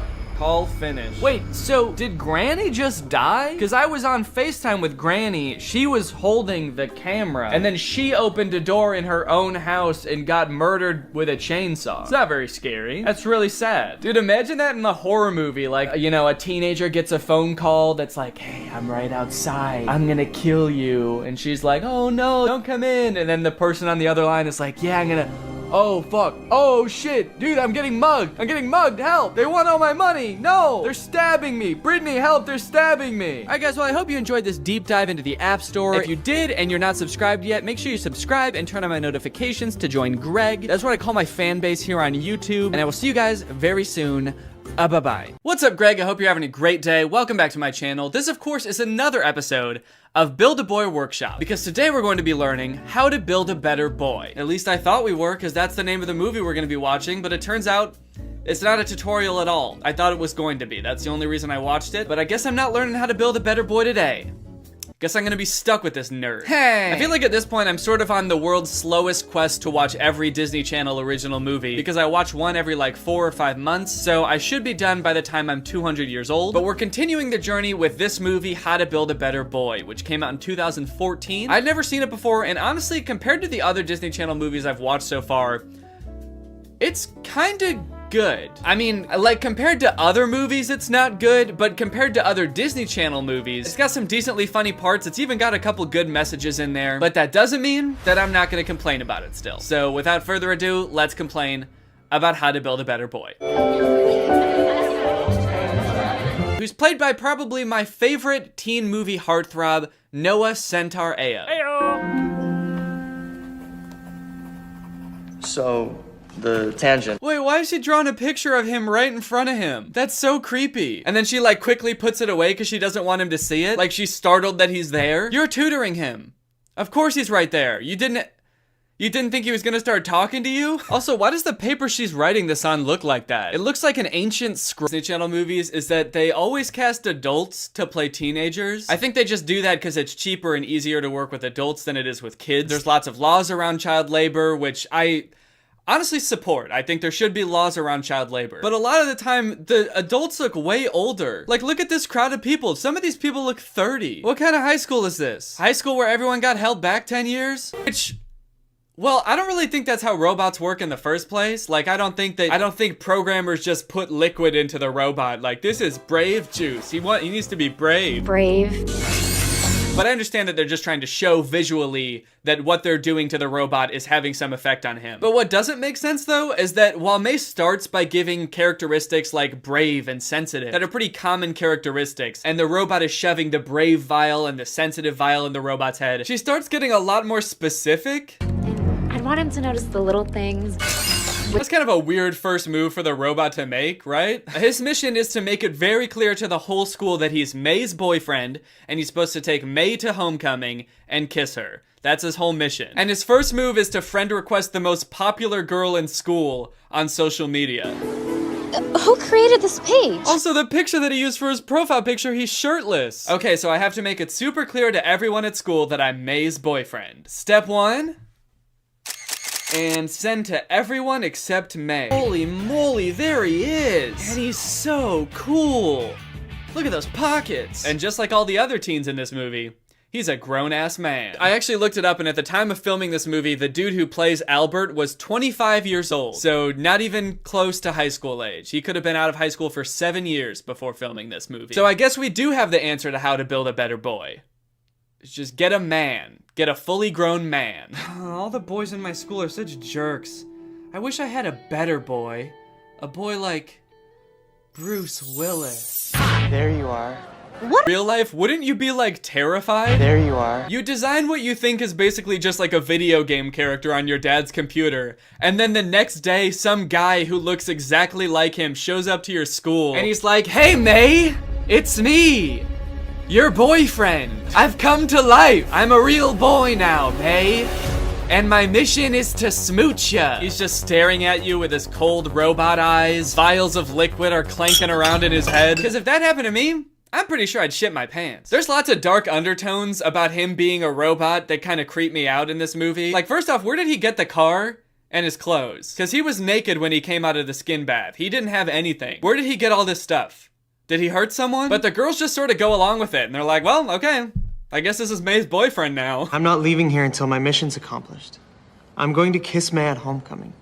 A perfect kiss. And the whole school loves him. He's pretty much May's perfect boyfriend. He rests May loved. He creates this like private lunch for two on the football field for him and May. I don't know how he's organizing all this stuff and why there's no consequences for any of this stuff from the school. Well, actually, I can think of one reason, because imagine how a confrontation with the principal would go. All right, buddy, well, I'm sure you know why I called you down here.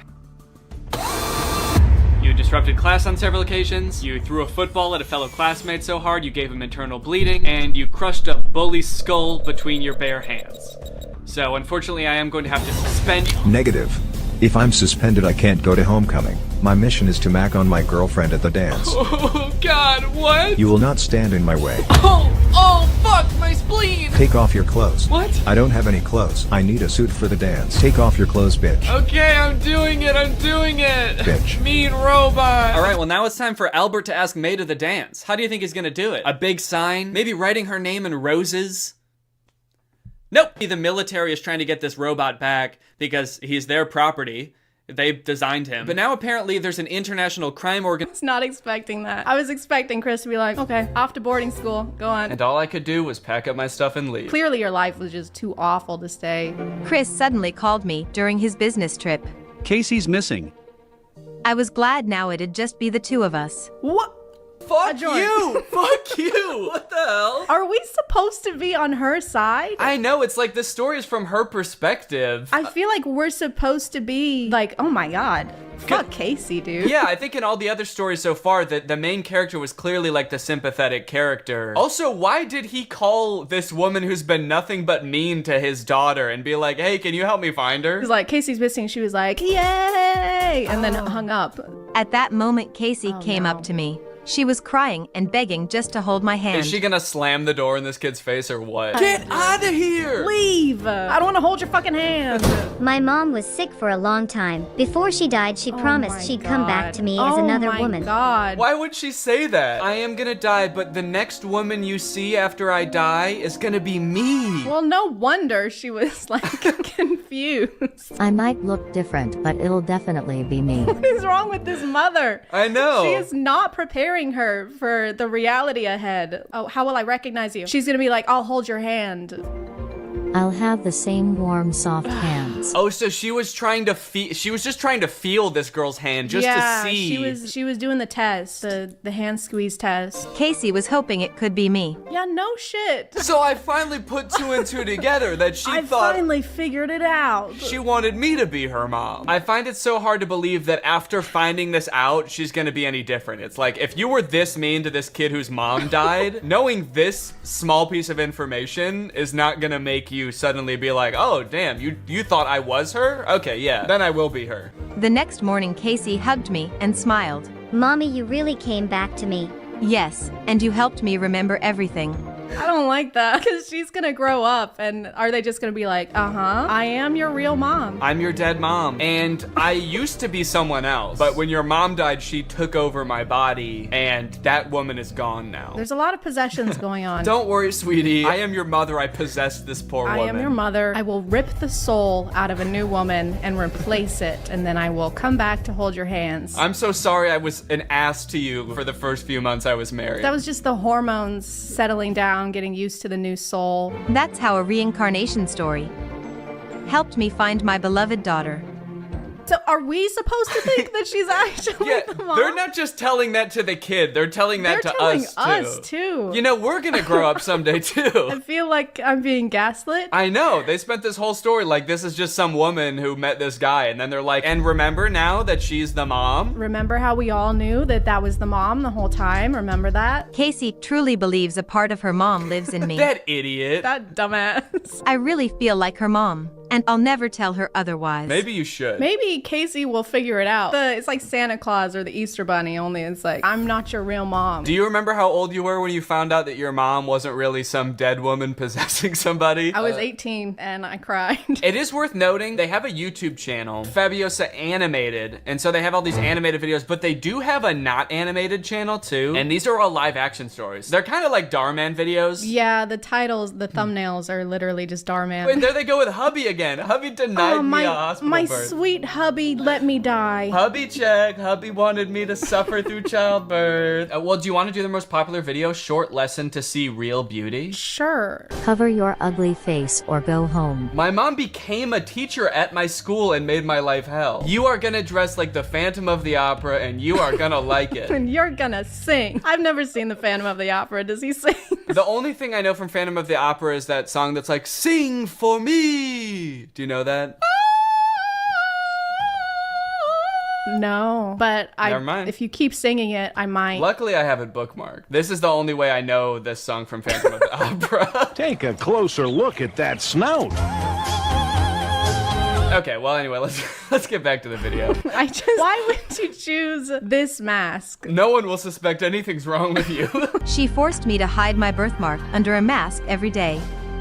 I wasn't allowed to tell anyone she was my mom. It hurt. I decided to have surgery so she wouldn't be ashamed of me. Doc asked for my parents' genetic info. This set is the same one that they're using for the school. So this doctor is they're just in the janitor's closet. Yeah, the janitor just put on a blue hat and was like, I'll do it. He got this stethoscope from the biology teacher. His name is Doc. Hi, I'm Doc. This is my office. I'm gonna be using these brooms to cut your face open, and I'm gonna put my face on your face. This is my certificate. I secretly went through my mom's files and found this. So the doc asked for her parents' genetic info? Is that what that said before? And so she's like, oh, my mom will have that in her files. She'll have like her DNA sequence printed out on millions of pieces of paper. I keep my genetic files on the fridge. Like homework you aced or something? Yeah, I'm really proud of it. Look at these genetics, man. A photo of my dad with a woman who had the exact She's same not a real mark. mom. No wonder she's mean to her. No wonder she wouldn't let her tell anyone that she's her mom, because she's not. She's like,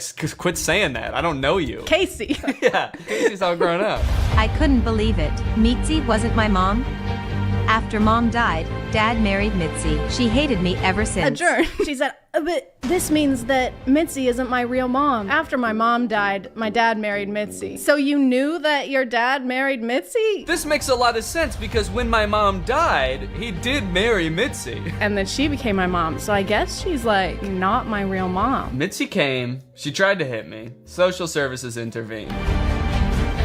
She was charged with child abuse. Is this what child services look like? It's like a SWAT team. That's also the janitor / plastic surgeon.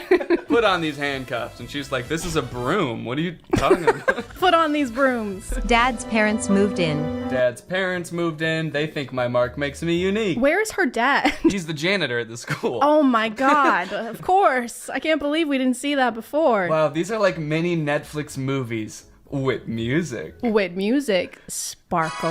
Yeah. I wish Netflix movies had music. I've never seen a Netflix movie with music now that I think about it. She was just upset the birthmark reminded her of the guy's previous lover. She did this out of jealousy, that she wasn't his first probably. Why is this person like speaking from experience? Yeah. I personally think Mitzi was justified in all of her actions. It's not bad. She was just a little jealous. She's just a little jealous gal. And I don't think that we should judge her for that personally. All right, well, honestly, I feel like we covered a lot of ground here and we watched a lot of good stories. Did you enjoy them? Yeah. We learned a lot. I feel more confident. I noticed that over the course of this collab, all of your flaws have shrunk significantally. So disfigurations. Which ones are you referring to?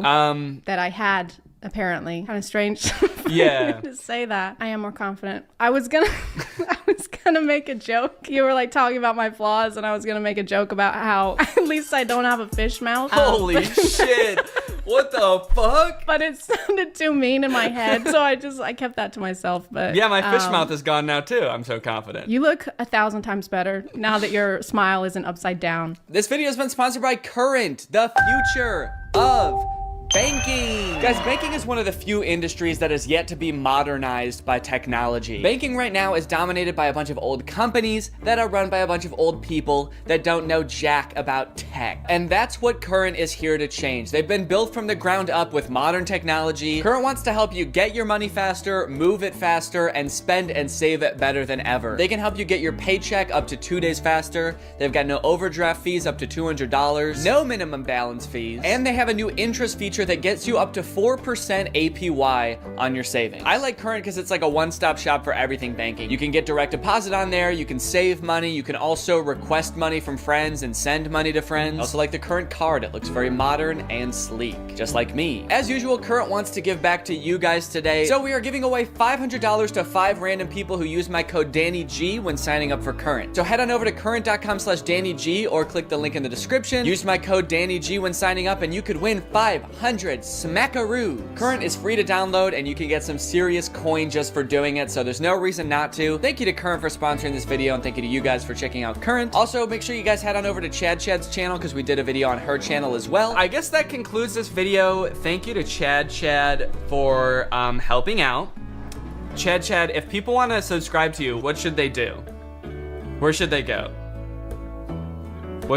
Did you leave? YouTube and Instagram, Twitter, I guess if you want, the ChadX2, because somebody already had Chad, and I don't feel like doing the paperwork to get that username. So the ChadX2 everywhere. All right, you heard it here, folks. Go subscribe. And I'll see you next time. Bye. Merch restock. All of the new stuff that I released in the last video has been restocked. A lot of it sold out really fast last time, so thank you guys for all the support. Also, due to popular demand, we took the Lightning Greg design and put it on a t-shirt, so you can get it on a t-shirt now. So if you want to grab that or anything else, head on over to DannyGonzalez.store. What's up, Greg, and welcome back to another episode of Dinky Gunky, the internet's most notorious ripoff of Danny Gonzalez. Today we're going to be talking about one of my favorite things in the world, poorly animated movie ripoffs. This is going to be a review and a commentary on The Little Panda Fighter, which, if you can't tell by the title and the cover, is a ripoff of Kung Fu Panda. It was produced by the same masterminds that made Ratatouille and What's Up, which I have also reviewed. This movie came out a year after Ratatouille, and it is like 10 years worse than Ratatouille.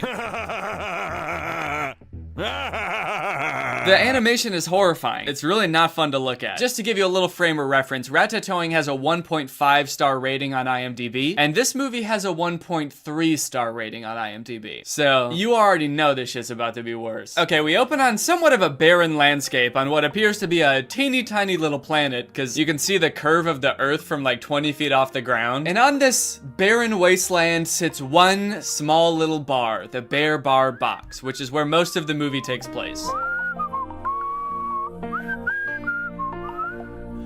And you know, since it's an animated ripoff, they have to start the movie by assaulting your eyes with some of the worst animation you've ever seen. It's almost like, for some reason, they intentionally picked two of the hardest things to animate, like pursing your lips and whistling, and also like shaking your hips and grooving. I guess they wanted to show you right off the bat, hey, this isn't gonna be a good movie. Whatever poor mom bought this for their kid thinking it was Kung Fu Panda, they wanted to let her know right away, this is not what you thought it was gonna be, and you are in for a weird night.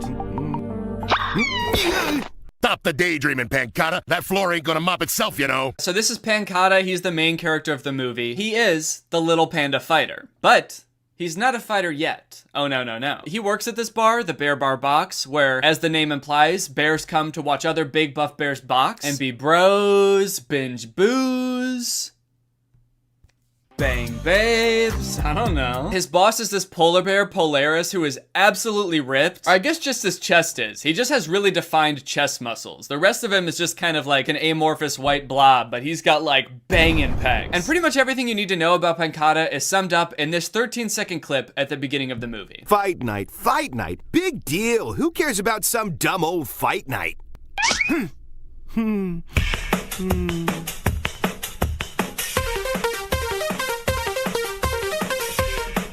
So you pretty much get Pancata now, right? You pretty much know all about him, his struggles, his dreams. Okay, good, because that's all the exposition you're gonna get. So Pancata's conflict in this movie is basically that like everyone around him only cares about boxing. He works at this bar where bears box, so obviously they care about boxing, but he wants to be a dancer. I don't know why he's wearing a blonde wig in his like dream sequence, because as the movie progresses and we actually see him dance, he's never wearing that. I still don't know where that comes from. I don't know what the blonde wig signifies to him, but he wants to dance. The poor bear just wants to dance.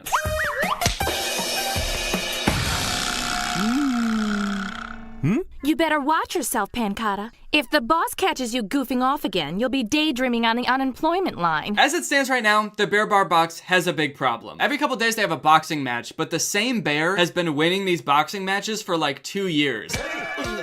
He's like the reigning champion, so he fights in every single fight until he loses, but he just has never lost. So the Russian's been losing a lot of business because people are just tired of watching the same guy win over and over. I don't believe it. He's killing me, this guy. He wins every time. That's why no one comes to the fights no more. It's a joke. Freak Teddy is putting me out of business, I tell you. Yeah, sure. Just like when you were fighting Polaris. No one could beat you either. You were champ for 3 years until you retired. Why does that bear have snot dripping out of his nose? Dude, that's so gross. What the hell? This bear has snot coming out of his nose in every scene. It's not just this scene. This is like the defining characteristic of this bear. I don't know why either. Is that like a thing? Is that like a bear thing? I don't think so. Do bears have notoriously runny noses? It's like, did they run out of distinguishing characteristics for bears? Like they made a panda bear and a polar bear and a girl bear and they were like, shit, that's all the types of bears I know. How are we gonna distinguish all the rest of the characters? We have like 7 more characters we have to make in this movie. And we only know 2 types of bears. And then another gender to go along with it? Can I get you anything, Mr. Grizzlepuss? A Kleenex, perhaps? No thanks there, honey bun. I gotta settle up my bets here. No, take the Kleenex, please. No thanks, honey bun. I'm cool with snot just dripping out of my nose in every scene that I'm in. It's not gross to me because I can't even see it. Mr. Polaris isn't exactly in the best of moods right now, and I was hoping I could ask to leave early. After all, it is pretty slow in here right now. Leave early? Why would you need to? It's not like you ever have a date. Who'd go out with you? Oh my god, mean bear. Mean girl bear. He didn't even say he was going on a date. She just made that up and then made fun of him for it. Man, it'd be really nice to get work off tonight. Why, because you have a date? No, I just have been working really hard lately. It'd be nice to have the day off. Hold up. So you're telling me someone wants to go on a date with you? No. Oh, this is rich. Oh, could you invite me? I'm gonna want to see this. I mean, you are kind of right. Nobody does want to go on a date with me. That's why I'm not going on a date. Also, what's going on with her hair? She's got like ghost hair. She's got like 2 sets of hair on top of each other, and one is like frozen solid and doesn't move, and then one is like really flowy and transparent. It's the ghost of her old hair. She got a haircut and it's still haunting her. Pardon me, Mr. Polaris. Yeah, Pancata, come on in.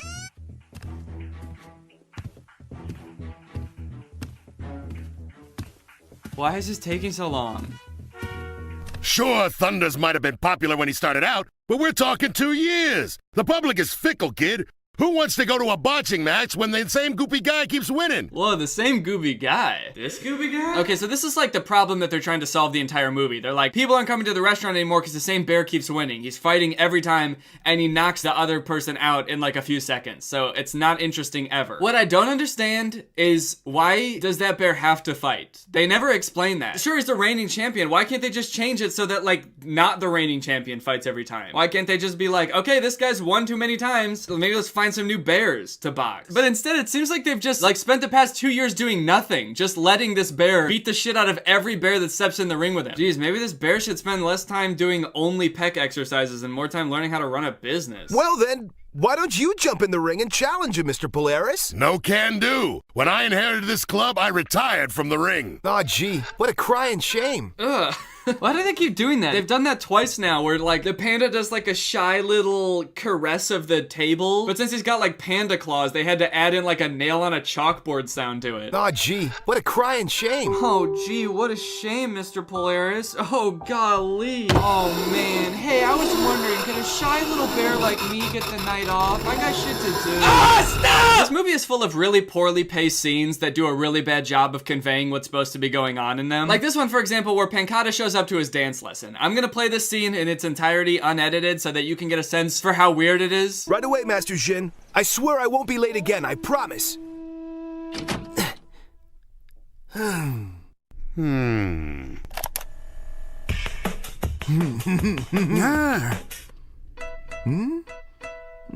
Yeah, so... What? So Pancata shows up to his dance lesson. His instructor tells him to go get changed. Pancata enters the dance studio from a dark abyss and says, his sensei says, and starts the music. Pancata starts stomping and giggling. His sensei says, and then hard cut to them sitting across from each other and Pancata's moaning. You get what's going on here. Dude, what is this dark void that he's coming from? Did they just forget to add a room back there? It's impossibly dark in there. Also, the door opening sound effect that they use sounds exactly like the sound when someone would log out in AOL Instant Messenger. Does anybody remember that sound? Pancata is logging out, dude. Pancata has logged out of the abyss. There's this girl. We work together down at the club, see? Oh no, Pancata, don't tell me you're in love with the mean bear girl. But she doesn't even know I exist. No, she does, dude. She just thinks you're a loser. To that girl, I'm just a loser. Yeah, okay, yeah, there you go. I see. To make a woman notice you, you must show her you value loyalty. Dude, why was Pancata reacting like that? That was really distracting. He was like responding to the dance instructor while he was still talking. You must show her you value loyalty. The next day, Polaris comes up with a plan to get business back to the restaurant. You see, for some reason, Polaris isn't allowed to box. I guess he used to be a boxer, but when he bought the bar, he had to sign some contract that said that he will never step in the ring. So he can't get in the ring and beat up the guy that has been winning, even though he says that he could. Sure, I could knock that overgrown furball out in 2 rounds flat. So his big idea is to put on a costume and then get in the ring and beat the shit out of the bear. Yeah, I present to you the Great Bear of Mystery.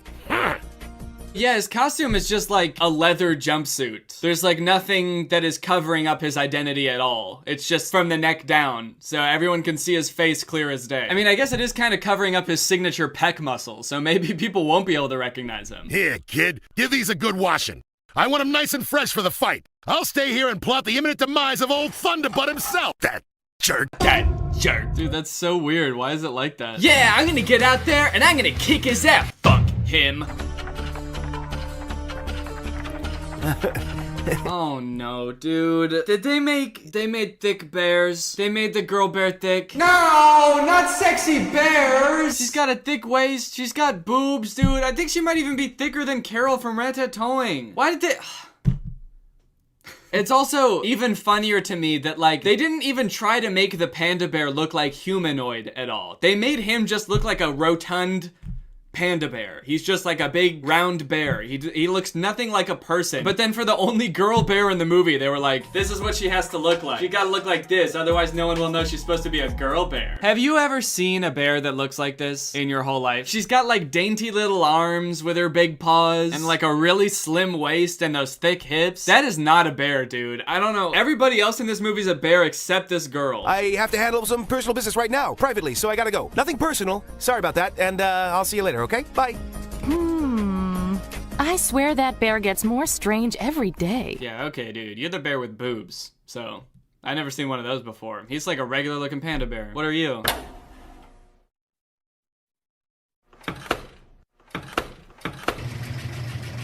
So Pancata is supposed to be washing Polaris's costume, but he gets distracted by the rhythm of the washing machine, which there is none, by the way. The sound effect that they use like doesn't have any rhythm to it, and then it just sort of like transitions into a completely different song with like that sounds totally different than the sound the washer was making. But anyway, he gets swept away by the music and he starts dancing and he forgets all about Polaris's costume.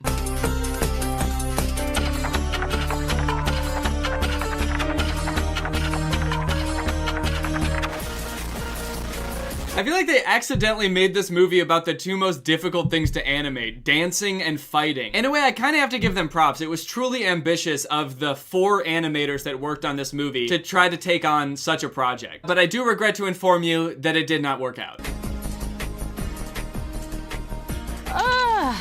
One more sucker who thinks he's got what it takes to beat Freak Teddy. Dude, holy cow, what? Am I gonna have to blur out this bear's butt? Look at this thing. They literally sculpted individual butt cheeks on this bear. Come on, man. This is what you did for a whole year? This is how you spent the year between Ratatouille and this? Sculpting a bear's ass? Is that really the best use of your time? This bear has actual cheeks, dude. I don't know what to do. Okay, Google. What is YouTube's policy about animated bear cheeks? Google, show me this bear's butt. All right, you know what? I was okay with the bears in this movie being naked up until they put that much detail into the physique. Sexy bears, I can deal with that. Even naked ones, that's fine. But in a restaurant where they're serving food, you mean to tell me this bear has an actual butt crack? Just skating around the restaurant with her butt crack out? They crossed the line. There's a line right between her 2 butt cheeks, and they crossed it. One more sucker who thinks he's got what it takes to beat Freak Teddy. Okay, so this part is kind of confusing, but they basically totally spoil a later kind of twist in the movie. So the news that there's a new challenger fighting Freak Teddy makes the paper, and there's a picture of Polaris in the newspaper, and he's in his costume. And like I mentioned in the last scene, Pancata gets too busy dancing to remember to take Polaris's stuff out of the wash. And when the fight actually comes and Polaris steps in the ring, like the second he takes off his robe, the suit shrinks. And once it shrinks, he kind of looks like a panda, because now he's like black and white stripes, so everybody thinks that he's Pancata. That's like the big funny twist in the movie, which we'll talk about later when we get to that part. But that hasn't happened yet. As of right now, Pancata hasn't even taken the suit out of the wash yet. He hasn't even remembered it yet, let alone given it to Polaris, let alone it shrinking when he gets into the ring. But I guess that the animators just like forgot what order this movie happens in. Somehow I know the plot of this movie better than the people who made it, because in the picture of Polaris in the newspaper, which happens before the fight, Polaris looks like he's, one, already fighting, and two, the costume is shrunk. This movie is so weird. There are so many quality issues. Now the nice lady likes you because she thinks you're a big champion boxer. There's also like a ton of really weird audio mistakes in this movie. Lucky he's wearing a mask. That way no one will know who he is when he inevitably bites the stud. Like, how does that even happen? What buttons do you press in the editing program on accident to make that happen? When he inevitably bites the stud. You know, when he bites the stud. Whoops. It's just like, how did this movie get approved by anyone? Alright dude, this is your big moment. The director's finally watching the finished movie. Months of hard work animating have brought you here. I just hope he likes it. So far, so good. One more sucker who thinks he's got what it takes to be Freak Teddy. Oh shit! Polaris is wearing the shrunken costume! He's not supposed to be wearing that yet? The director's gonna have my head for this one. Wait, it looks like he didn't notice. Wow, that was really lucky. I just hope that doesn't happen again. That way no one will know who he is when he inevitably bites the stud. An audio mistake? Oh no, dude, that's it. I'm definitely done for now. Wait, he's just sitting there. And that's the end of the movie. Holy shit, I can't believe I got away with it. Well, sir, what did you think? It was great. I loved it. Oh, sick, that's awesome. So it's ready to release then? Yep. Nice work. Wow, thank you, sir. You know, I've been waiting a really long time to hear you say that, actually, so... Are you snoring? Wait, what? Wait, was he asleep the whole time? But he walked in here. Alright, dude, let's watch this movie. How long has he been asleep for? This resume looks great, buddy. You're hired. Wow, thank you so much for this opportunity, sir. I'm gonna make you proud, I promise. This doesn't make any sense. He's been to my house. This pasta is delicious. He was at my wedding. This cake is delicious. And it all meant nothing. That movie was delicious. Well, I gotta get going. I've got another meeting starting in 5 minutes. Great job again. Thanks, sir. Where am I? Why do I feel so well rested? Oh, I had an awful nightmare. I was a director. You are a director. Who the fuck are you? Yeah, that's probably how it happened. A real man would have the courage to show his face, even if he was a big loser. I have a feeling he's not as big a loser as you think. You act like you know the guy. Well, no. I just think he deserves a fair shake, right? Oh, well, no, I don't know. I'm just a shy little bear. What do I know? Ah! Please stop! Okay, now it's time for the fight where the costume actually shrinks. So Pancata has gotten the clothes out of the washer now. He's given it to Polaris. Polaris steps in the ring, and it shrinks right away. Oh! I don't believe it! Could it be? It looks like Pancata! Dude, they're like 3 feet away from the boxing ring. Like, it's like right there. How can they not...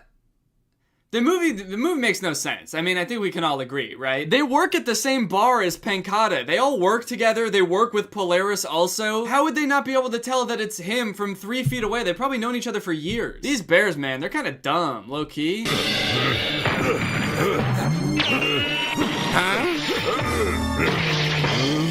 Dude, can this bear go to the hospital or something? This drippy nose bear? Go to the doctor, dude. Everything about you is wrong, man. Why is he standing like that? I hate this bear. While the fight is going on, Pancata is actually having a pretty big night of his own. He's not at the boxing event because he's got a big dance audition tonight. The movie never really explains what this dance audition is for. From context clues, it just kind of seems like he's trying to get onto some like dance squad or something. So while everybody else is watching the big fight, he's out there killing it on the dance floor, dude. He's rolling around like he's possessed. He's contorting his body. The the way his body bends, it kind of looks like he's made out of an inflatable pool toy. And he ends the whole routine by diving over the judges and going into yet another abyss. I don't know why so many doors in this movie lead to just black voids of nothingness, but I hope he's okay. Also pretty chilling that the judges don't react at all when Pancata dives over them. I mean, he's either doing like the sickest end of a dance routine ever, or he's like plummeting to his doom. Either way, they should like react somehow, or at least like watch him go over their head, but instead they're just like...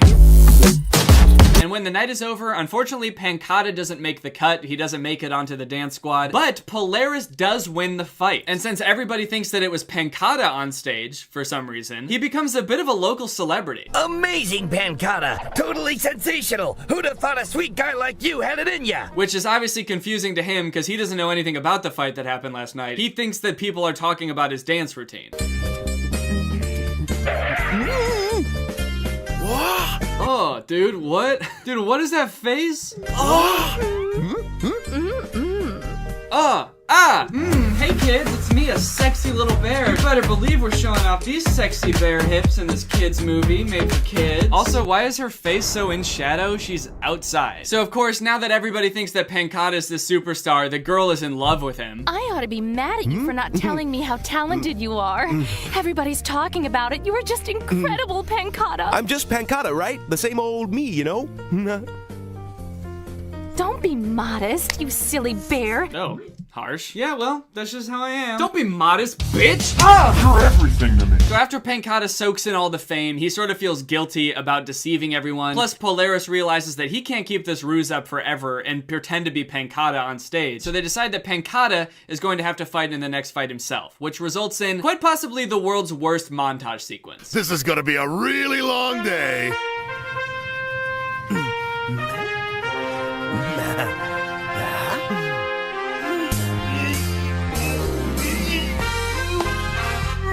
Some of the shots in this montage are just like horrific, dude. The faces he's making, the way his body like melts and oozes when he bends. They also, of course, keep reusing some of the same shots over and over. They love to do that. And on top of it all, there's just so much moaning. There's like way too much moaning.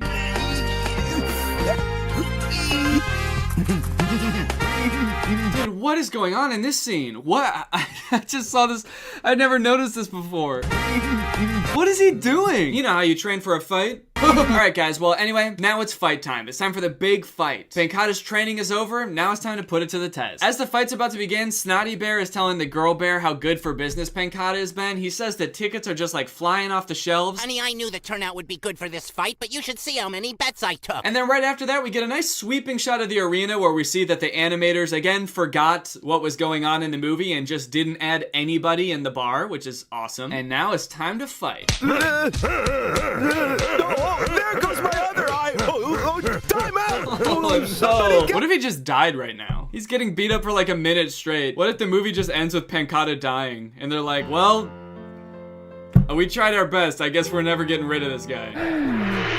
Folks, looks like Pancata's been knocked out cold by Freak Teddy. So yeah, he loses. This movie's called Little Panda Fighter, and it's about a big fat panda who doesn't want to be a fighter and also never becomes a fighter. So you probably think that the bar's just gonna go back to shit after this because they're basically in the same spot that they left off at. But apparently, while everyone was betting on Pancata to win, Polaris actually bet against him because he knew that he wouldn't be able to beat him. I knew there was no way a tubby little panda could beat a monster like that. And he wins a shit ton of money. You're rich! Which he uses to retire to the North Pole or something. And he gives the bar to Pancata. So the movie ends with Pancata running the bar, and then he turns it from a fighting bar into a dance show place where you can come to just watch him dance. Yeah, you're yanking my fur again, ain't ya?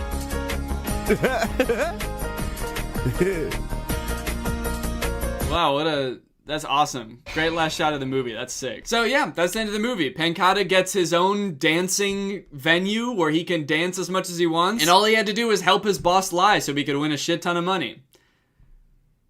And that's the end of the movie. Alright guys, well I hope you enjoyed this video. Also, thanks for the support on the merch. A lot of it sold out like way faster than any merch that I've ever made, so thank you guys. Make sure you pick some up if you didn't get it last time at dannygonzalez.store. Thank you for all the support. Oh, also, I keep forgetting to mention this on my channel, but I've been streaming on Twitch. You don't follow me on Twitter or Instagram, you probably did not know that, but I've been streaming every Monday and Wednesday at 6 p.m. Central Time. So if you want to come watch me, I'm usually playing Minecraft. I am very bad at Minecraft, so the chat is usually teaching me how to play Minecraft. Oh fuck, okay.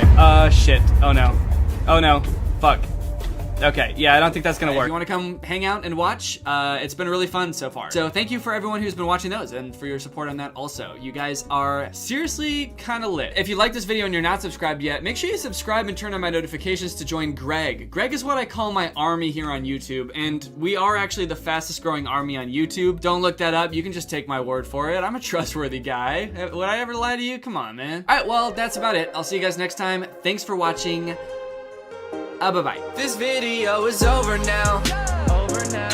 Go find something else to watch, or just watch this video. I know we had a lot of fun, but you can't stay on this end screen forever. This video is over now. So why are you still watching this? The story of a Willy Wonka experience gone wrong in Glasgow, Scotland has taken the internet by storm, and I love it. I don't think I've ever in all my life seen such an impressive and inspiring dumpster fire of an event. It is just mwah. It is just perfect. This event, which was supposed to give kids the chance to experience Willy Wonka's chocolate factory, was so bad, it prompted parents to call the police to get justice for the horrors they had witnessed. Police were called to an immersive Willy Wonka experience after families showed up to an empty warehouse. The event reportedly charged $40 per entry, that's per person by the way, advertised with AI art and said it would be a journey filled with wondrous creations and enchanting surprises at every turn. And oh, what enchanting surprises they found. Kids were all dressed up and crying, waiting for what they thought was going to be a magical experience. Yeah, that's the surprise. No magic here, just sadness. The surprise was them crying. If they called the police, that's how you know it was bad. Because they didn't even do that in the actual Charlie and the Chocolate Factory, and kids were dying in that movie. And honestly, it does look like it was terrifying. Take a look at some of the images of the abandoned warehouse that parents had to spend $40 to gain access to. Okay, here we have some sort of chocolate fountain with murky brown water floating in it. We have one bouncy castle that can fit like 3 kids. Giant empty space filled with table and chairs. You're probably thinking there must be something pretty good to eat here with all these table and chairs. Probably some pretty tasty chocolate, right? No, there was no chocolate at this event. These photos look like a crime scene, dude. These look like Willy Wonka had to flee the country after the FDA found fentanyl in his chocolate. So he has to post up in an abandoned factory to keep the business going while the feds are after him. You got this lovely scene.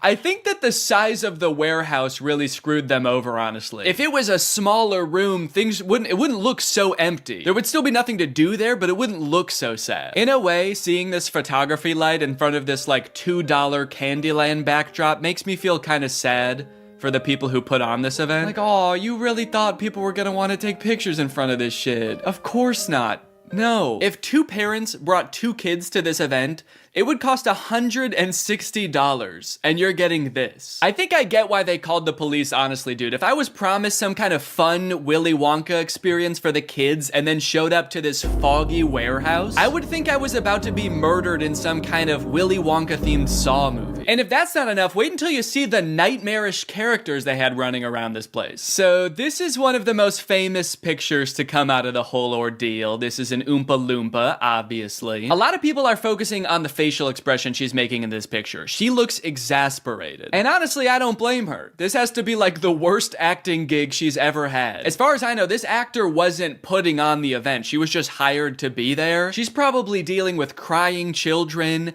pissed off parents. Also, I'm pretty sure canonically the Oompa Loompas are enslaved by Willy Wonka, so the facial expression makes sense in that context too. What I'm actually more concerned with is everything else going on in this photo. Why is there so much smoke? I'm not super familiar with the process of making chocolate, but I'm 100% sure there should not be that much smoke happening. No wonder she's making that face, dude. She's high as hell. And I love all the mismatched chemistry gear she's got strewn about the table. Beakers, vials, this mysterious elixir locked up in a little glass box. A quill? Oompa Loompas take notes like wizards from the 1300s? I didn't know that. All right, now the other two characters that were at this thing, I gotta introduce you to at the same time because they're both in the same video clip. So let me introduce you to Willy Wonka and the Unknown. What is that? It's the unknown. Man, what the hell? Dude, fuck everything else. I would call the police based off of that. Who is that demon? Surprising twists and turns was right in the advertisement. I would not expect to take my kids to a Willy Wonka experience and have them be accosted by a shadow figure. I can tell you that right now. It's terrifying that Willy Wonka says, "What is that?" when he sees it. What is that? Like, dude, this is your chocolate factory. You don't even know what that is? We are so fucked. Here's a different clip of some other kids experiencing the unknown. As the soup flavor feast, full of scary face. Oh my God. Stare the great unknown.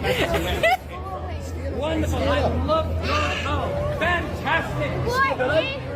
Yeah, that's the correct reaction to seeing the unknown. What is that? Wonka says it, this kid says it, I'm saying it. Also, I love that baby's reaction. That was like a primal instinct to make that sound. Humans have evolved for millions of years to make that sound when they see the unknown. According to some reports that I've read from the event, the unknown is supposed to be an evil chocolate maker who hides in the walls and scares little children. Is he a part of the actual Wonka story? No. Was it advertised that there would be a child-scaring monster at this event? No. But speaking of the advertising for the event, one of the most insane parts of this whole story is that this company that made this event, House of Illuminati, apparently used exclusively AI-generated images to advertise this event. Surprisingly, the website is still up, so you can go and check it out for yourself. Welcome to Willy's Chocolate Experience. Dive into the whimsical of Willy's Chocolate Experience! Exclamation point, comma. So you've got images like this, which at first look like some kind of fun candy land, but then the closer you look, it doesn't really make any sense. Like, what the fuck is this thing? Is that supposed to be a bunny? Who the hell is that? I don't like the looks of these things. But then you get images like this advertising the Twilight Tunnel, which are so clearly AI generated, it makes you wonder if the whole event was being run by an AI. Because how could a human not notice that there are so many typos in all of these images? You got dim tight, depractions, ungurrival, featuring dodjection and swide. Then you've got ensuring entertainment, which of course includes catgagatting, carchy tons, and a passidice of sweet teats. And on top of the website being seemingly designed by AI, apparently all of the actors' lines were too, which we know thanks to this video posted by the actor who played Willy Wonka. I'm gonna be poking a little bit of fun at the event, but I wanted to say before I start that I feel for anyone who bought tickets to this, people who are expecting a magical chocolate experience. People who are unfortunately captured by the unknown, we hope you are found soon. So the first red flag for me was when I was cast as Willy Wonka. Anyone who looks at me and thinks Willy Wonka and not Oompa Loompa is out of their mind. I give off major Oompa Loompa energy. I got cast as the part on the Thursday, and was told that I needed to learn the script for the Friday. So I said, no problem, send it over. The script was 15 pages, monologue, pretty much, of AI-generated gibberish. You know what I'm kind of curious about? If the script was AI-generated, where did the unknown come from? Did the event organizers just ask ChatGPT to generate a script about Willy Wonka's chocolate factory and it just threw that shit in? Cause that's terrifying. ChatGPT was like, planning an event for kids, huh? I know just the thing to add. Don't worry, I'm great with kids. So I'll give you one of the lines from the script. I'm not going to do the Willy Wonka voice because I think I've embarrassed myself enough. But one of my favorite lines was, there is a man who lives here. His name is not known. So we call him the Unknown. The Unknown is an evil chocolate maker who lives in the walls.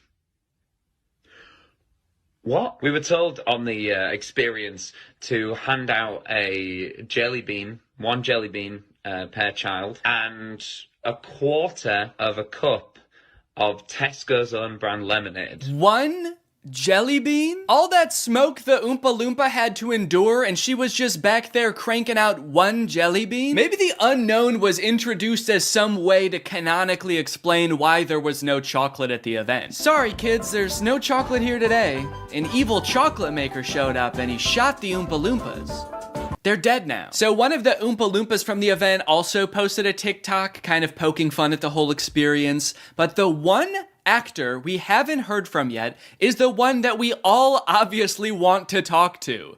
The unknown. Unknown, we need to know your story. What was your inspiration for your performance? How did you get into character? The unknown must have had the worst time of any of the actors because, like, you got hired to do a performance of Willy Wonka and you got cast as a character that's not in Willy Wonka, just like an evil spirit that lives in mirrors. And then your job for an entire day is to scare and confuse unsuspecting children who have no clue what they're in for. Every time a kid came around that corner, you just know the unknown was like, God damn it, I gotta traumatize another kid. The Oompa Loompa from the famous photo ended up doing an interview with Vulture where she describes the moment that children saw her for the first time, and it is very sad. Tell me about the moment as the kids started coming in. Did you see the innocence leave their eyes? They were quite upset. I think they were confused, but it was more the parents. I just looked at them, and I think they must have known when they looked at me. An older couple said to me,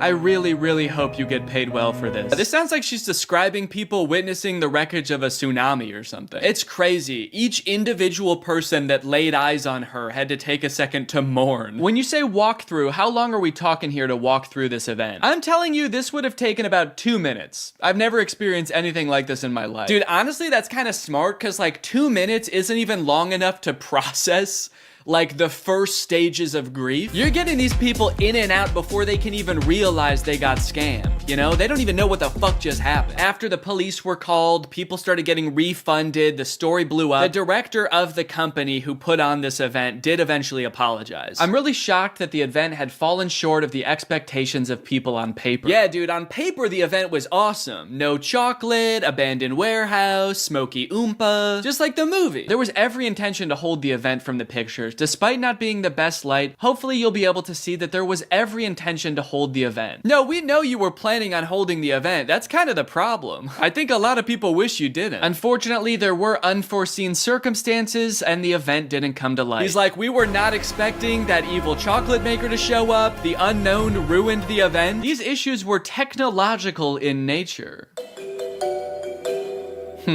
We had ordered a holographic paper that didn't arrive on time. The holographic technology in itself is absolutely fabulous technology, and unfortunately, there was a delay in postage. Holographic paper? No, I don't think that was the problem with the event, actually. The lack of holographic paper. Look, I don't know what holographic paper is, but based on his reliance on ChatGPT and Midjourney, I do not trust his opinion of absolutely fabulous technology. So I'm just gonna go ahead and assume the holographic paper would not have helped. Well, gang, this is surely an event that will go down in the history books. I hope you enjoyed this video. If you're new here and you're not subscribed yet, make sure you subscribe and turn on my notifications to join Greg. I'll see you guys next time. Bye-bye. What's up, Greg, and welcome back to another episode of POV, which stands for Pigs on Video. Now, I'm sure a lot of you by now are aware of the POV trend on TikTok, where someone on TikTok will act out a scene and you, as the audience, are a character in that scene. Some of you may also be aware of the extremely creepy niche within that trend of, like, daddy POVs. I was originally going to make a video about those, but then I started to realize that they're too creepy to make fun of, and it wouldn't even be funny, it would just be weird. And also, by the time I went to go look for them, most of them have been deleted. I guess because the people who made them realized, hey, that's pretty gross. We should probably stop. But I found this dude named Garrett on TikTok. His username is Goverbo, and he had previously made a lot of these daddy TikToks, but he has since deleted them. And I thought it would be kind of interesting to go through his other TikToks that aren't the daddy ones, since he's deleted pretty much all of those. I wanted to see what kind of other TikToks he makes. And it turns out they're pretty much all POVs, and they are all very odd. For those of you who don't know what POVs are, I'll give you a simple one first. This one's called POV, which stands for point of view. You're staying the night at your friend's house when her brother accidentally walks in on you.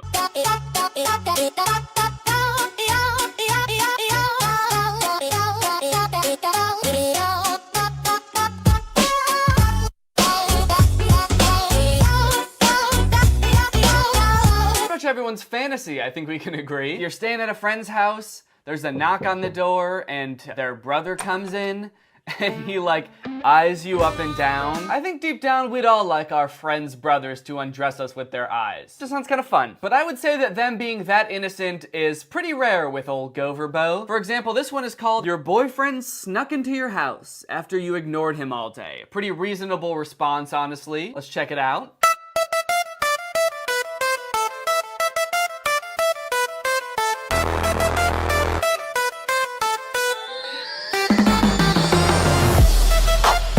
To me, this seems like something that this dude was like, oh, this would be so hot. Like, a chick would love a dude who is like confident enough to just break into his girlfriend's house. But any girl, or like anyone who's ever had to deal with like a stalker situation would just be horrified about. Like, this is not a fantasy.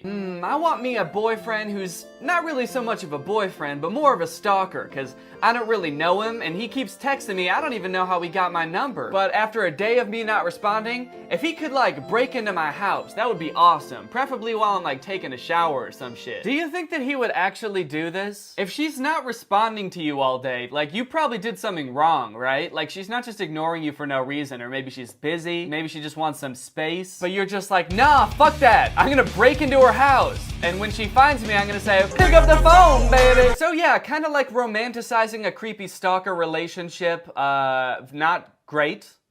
Definitely not good, but it gets worse. So let's check it out. POV, you ran away from your kidnapper, but his men found you.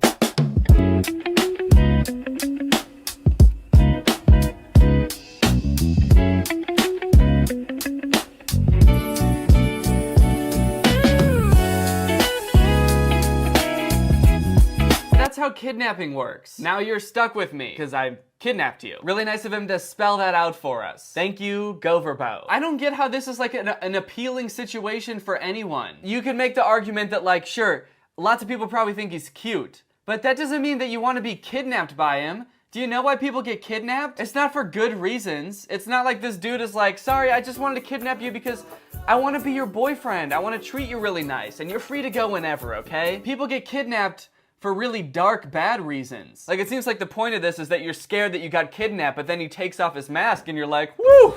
Maybe this won't be so bad after all. But the darkness of this TikTok seems to be lost on most of his fans because they're all children, mostly like little girls, which honestly makes it way more gross. Romanticizing kidnapping for his like little girl audience. That's so fucked up. Wait, he even had us as the audience say, I didn't miss you. Like, we're clearly not okay with being kidnapped. This isn't even like a fantasy where we're like, we kind of want to be kidnapped, like it's some kind of kink or something. So we're not even cool with what's going on. We're just like, I want to go home. Hashtag POV, your serial killer boyfriend followed you home again. Oh, not again. He followed me home again?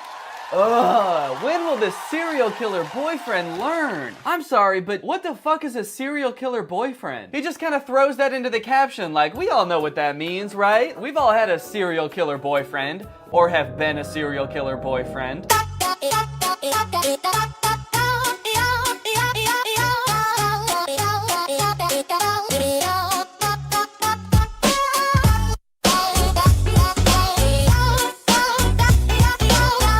I like that he knocked at the beginning. He may be a serial killer boyfriend, but he has manners. He's not just gonna barge into your house, unlike that other boyfriend that will barge into your house.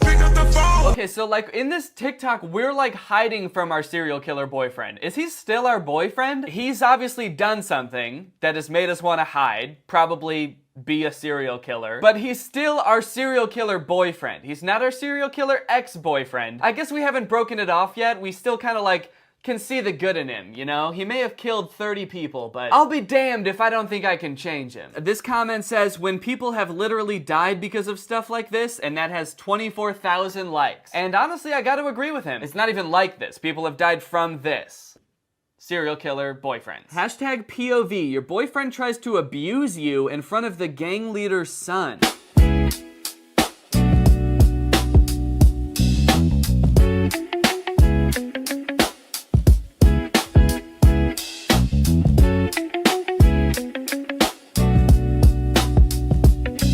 Even mean? mean? I don't understand the premise of this TikTok. So my boyfriend is trying to hit me or something, but then we're saved, and not by the gang leader, but the gang leader's son. First off, are we in a gang? Did our serial killer boyfriend initiate us into a gang without us knowing? This is the first I've heard of it. There have been no other TikToks so far about us being in a gang. So you just have to accept right off the bat, you're in a gang. I really love that it's not the gang leader that's saving us. Like, that would be almost like this, I could understand that being kind of like a hot, powerful position, you know, he's in charge. But instead it's the gang leader's son. I just picture like this 12-year-old dweeby kid. Like, listen here, Buster! You don't want to tussle with me! My daddy runs this gang and he's strong as hell! Nothing hotter than a man with a powerful dad. POV, I have no real money or influence, but my dad runs a gang. Hashtag POV, you threaten the new mafia boss's son. Okay, so I guess this is another one about the gang leader's son.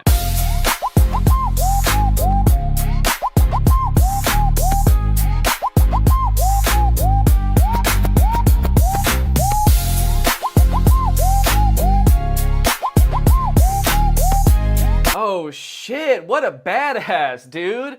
He's got a dad. It's just so funny to act like a badass because your dad's in charge. It reminds me of in elementary school, there was a girl in my grade whose dad was the mayor of the town that I lived in, and sometimes she would get into fights with my friend, and every time she would tell him that her dad was gonna kick him out of town. As if like the mayor of our town would really exile a 9-year-old because he got in a fight with his daughter. Just imagine like a 3rd grader packing up his bag sobbing because he's like, I don't want to leave, but the mayor kicked me out. It's just such a weird concept to flex not even your power, but your imaginary dad's imaginary power on TikTok. I want to see more people doing that. That's a cool concept. I want to see more TikToks of people flexing their dad's power. Ha!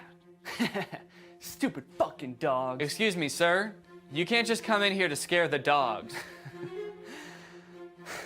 Do you know who I am? Yeah, you're Jeff Bezos' son. You said that like 18 times.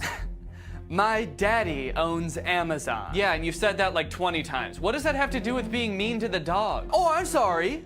I'm so sorry. You think that just because I haven't spoken to my father in 5 years doesn't mean I can't get old King Amazon on the phone right now and tell him to make your Alexa evil? I didn't think that until just now, but honestly, yeah, it sounds like you wouldn't pick up. I feel sorry for you. My dad's the richest turtle in the world. He'll ruin your life. Turtle? I said man. I'm sure you meant man, but you said turtle. My dad doesn't look like a turtle! This one is one of my favorites. It's called hashtag POV. You tell your vampire dad about the boy who hits you at school. So get ready for vampire dad.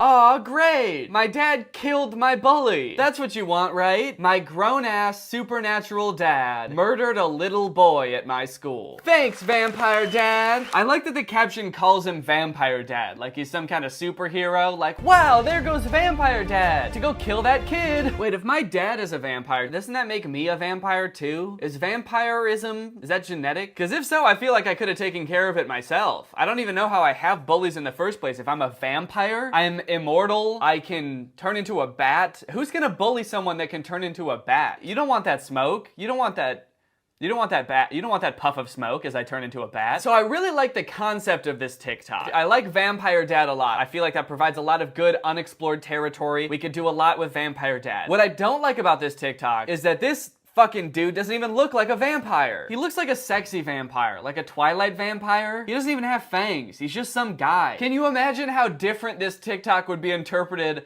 by like all of his little girl fans if it was like a classic looking vampire? Vampire Dad. Oh, Vampire Dad. A kid went missing at our school today. Oh. No, was it the boy who bullies you? Yeah. Wait, how'd you know that? Just a lucky guess. Wait, is that him? Huh? Right there, that's my bully, except he's got like a bite mark on his neck and he looks like a vampire. Oh, yeah. I guess it is, what a coincidence. Dad, Did you try to murder my 8-year-old classmate? Uh-oh, looks like he caught me. Oh, vampire dad. Whoops. Wait, so you turned him into a vampire. Doesn't that make him immortal? Oh, fuck, you're right.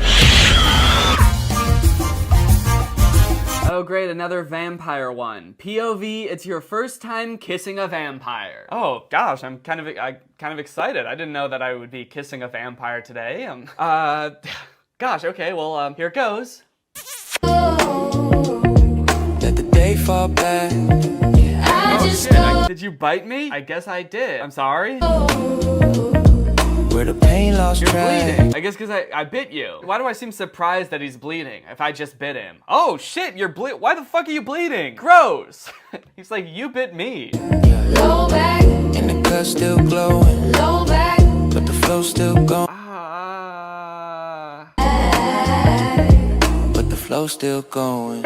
Yeah. This is my first time kissing a vampire. Alright, let's get that straight. I bit him? I'm not a vampire. I'm kissing a vampire. And I bite him. If I'm just a regular ass dude, why would I bite a vampire? Wouldn't he bite me? And on the neck, not on the mouth? Also, how hard did I bite him that he's already got that much blood all over him? I must have really chomped down hard on him. Just That's still glowing. Low back. But the flow still going. Oh boy, and look how he goes back in for that second kiss. Just like, oh yeah, give me some of that.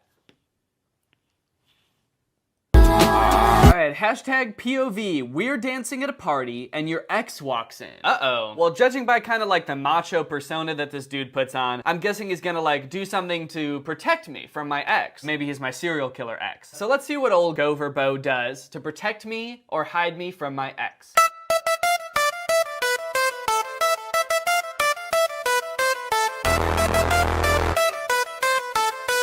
If this is from our point of view and we're his girlfriend, then who is he kissing? He kisses someone to the left of the screen and then looks at us like they're two different people. Is he kissing our ex? And then he looks right at the camera, right at us, and says, "Can we help you?" What the fuck, dude? I'm dating you and my ex walks into the party and I'm like, oh no, it's my ex. And you kiss him and then look at me and say, "Can we help you?" Not cool.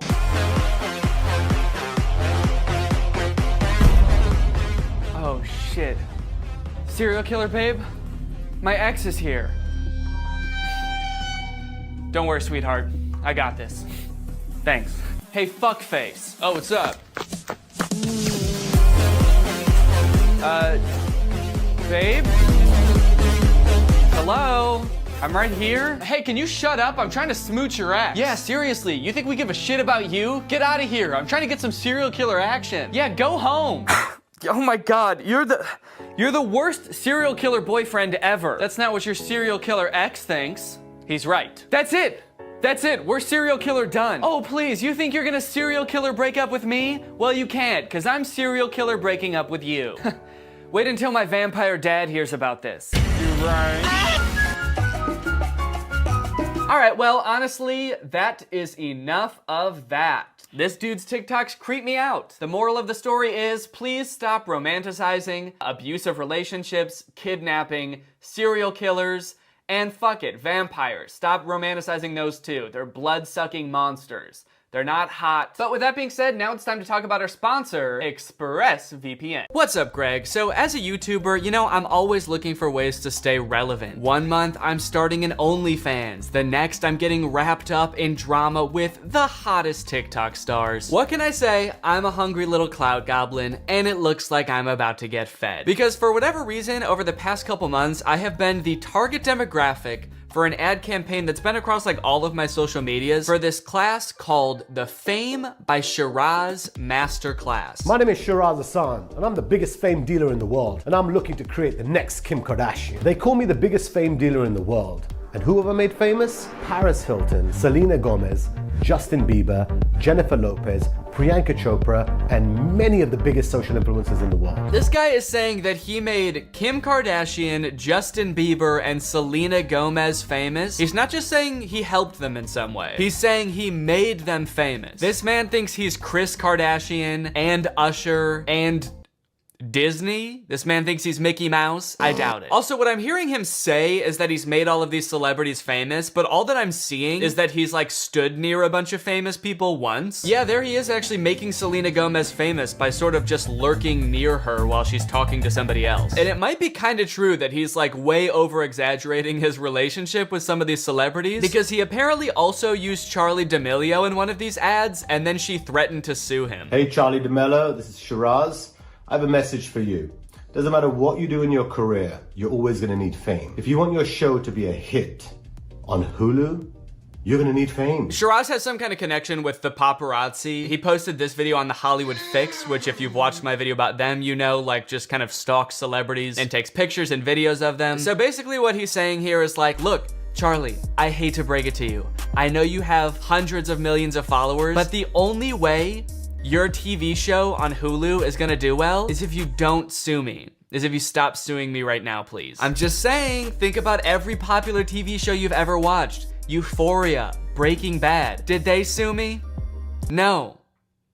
Because nobody knows who I am. It took me a while to figure out like exactly who this guy is and what he does. And every time he shows a big celebrity talking about himself, it's either like really vague or in the past tense. Hi Shiraz, how are you? Hi, this is 50 Cent. Hi Shiraz. Hey guys, I ran into Shiraz. Him and I really worked together for a while. Hey, what up Shiraz? Which is a little bit suspicious. Kind of makes me wonder if these people are actually endorsing him. Shiraz is the American dream. Or if they even know what they're saying. What up, Shiraz?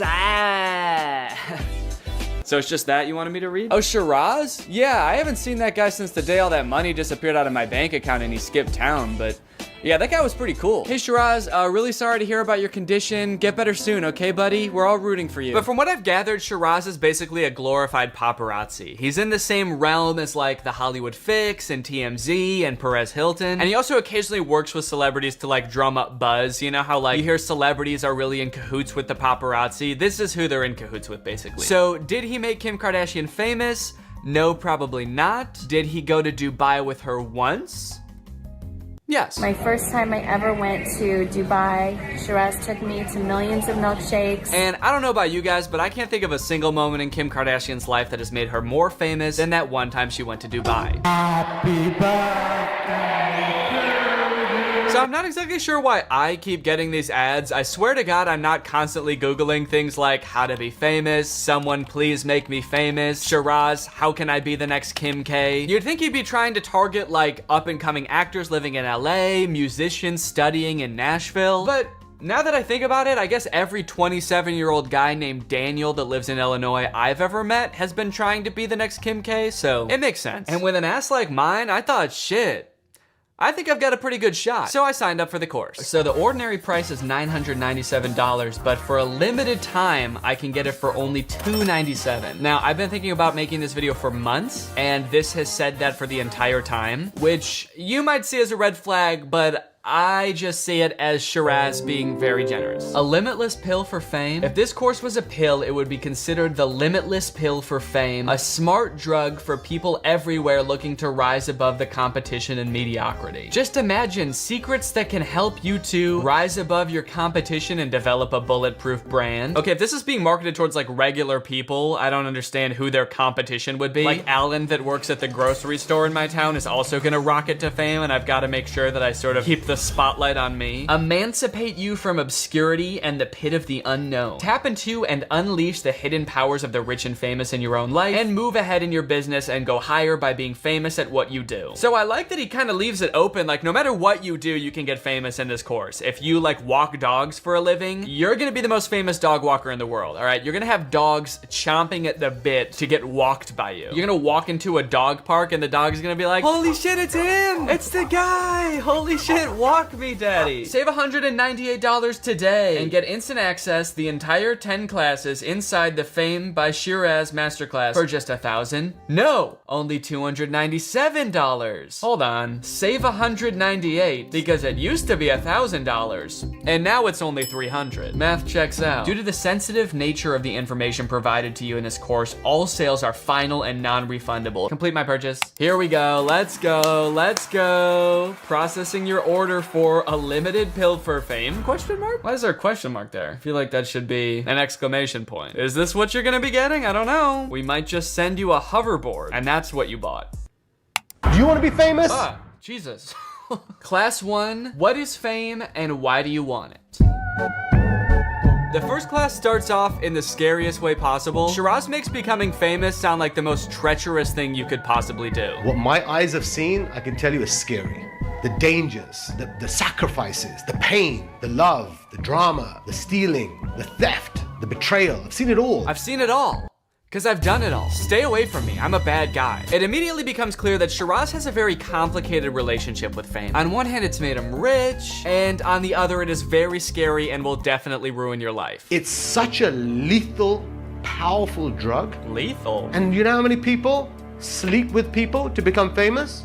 Let me tell you something. If you sleep with anyone to become famous, those people are not real. They're not real. Why are you yelling at me? I didn't do any of that. He's making being famous sound awful. Don't get me wrong, there are 100% problems that come with being famous. We've all seen those play out in the news time and time again. But like, Shiraz, you're selling a product here, man. Have some tact, dude. Do all master classes start like this? Do you want to be famous? I was also not expecting this class to be so spiritual. It's such a lethal, powerful drug, and you need to make sure that you have your spirituality in check. Have that belief in God or whatever your spiritual belief is. Have something, meditation, silence, whatever it is.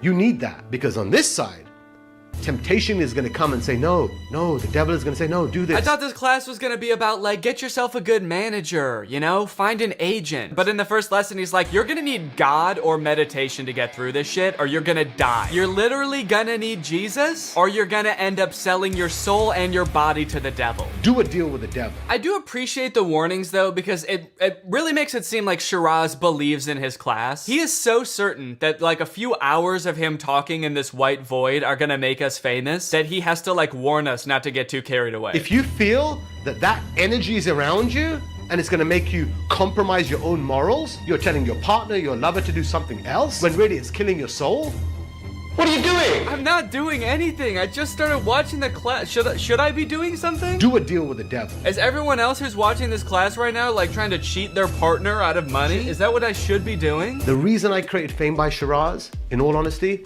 is because I wanted a safer environment for my two beautiful daughters. Why would any of this happen to your daughters? I didn't want to see them go through what I see on a daily basis with people wanting to become famous. I think the best way to shield your daughters from this is maybe not like introduce them with the scumbags you work with that are apparently like selling their bodies to the devil. Maybe just like don't introduce them to those people. The rest of this lesson, we don't learn anything about how to become famous. Shiraz basically just tries to like hype himself up as the guy who knows about fame, but just kind of ends up making himself seem like a terrible person. He continues talking about how much of a drug fame is, and if you get a little bit, you're always gonna want more. And an example he gives, he implies that Meghan Markle's marriage to Prince Harry was all some sort of like calculated move because she wanted to be more famous. There was an actress, okay? Her name was called Meghan Markle. She raised the bar so high that I just don't want to be famous as an actress. I want to be a princess. So guess what? She becomes a princess. And then on top of that, he says, but that wasn't enough for her. And actually, the reason that she left the royal family is because she wanted to come back to LA to be even more famous. Think about that. She is a princess. She has everything in the world. Unhappy. Harry, if you love me, we need to go. We need to get out of here. But where does she want to go? There are hundreds of countries. And obviously the citizens, they don't like that. And they start speaking out, and the game gives you the option to execute somebody. Isn't that insane? This game has such like a cute art style. I was not expecting that. I just know that after summoning this lightning and destroying this man, my little guy is at his podium just like... And the game appears to get even darker from there. Pardon death row prisoners? I robbed a bank to pay for my daughter's hospital bill. Yeah, man, I don't know. I was looking for something a little more light. I think I'm gonna move on to the next game. Hey guys, it's me, your favorite superhero. Rope Man. Guys, I don't want to spoil the review for Gorilla Superhero, but I really like this game. Whoa, what did I just stumble across here? Oh my god, he is getting into it, dude. Yeah, this guy seems cool as hell. And sure, I had questions. Why does he have human hair? He already has fur on the rest of his body. He's got like bleached blonde hair. But his dancing put me in such a great mood that I was willing to look past all that. I don't think I'm gonna be able to do the whole review like this. Oh.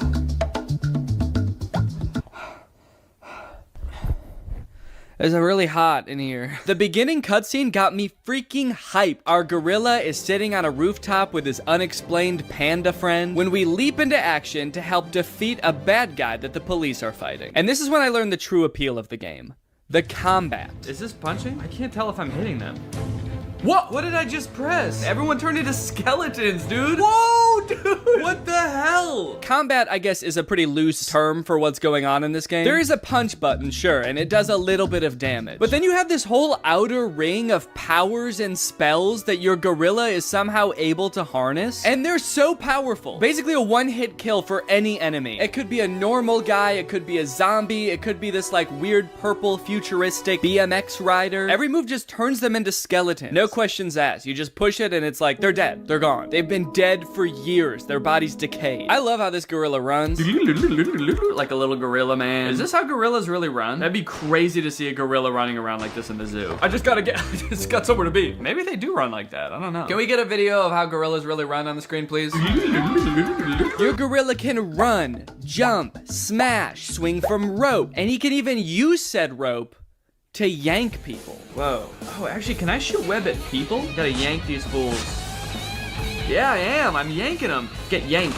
You can yank people. You can yank them to their death, which is quite frankly how I want to go. I don't want to die, but if I have to, make it by a monkey. Make it by a monkey yanking me with a rope. I want to be walking around my city, my beautiful crime landscape city, and I want a giant gorilla to land next to me and shoot a rope at me, and then he just yanks me. And then that's just it. Lights out immediately. The last thing I experience in this world is just like a moment of like zooming toward a monkey. Now you might think that having such earth-shattering powers would be a constant net positive, but to be fair, there actually were a few instances where they got in the way. I wonder if I can steal this cop car.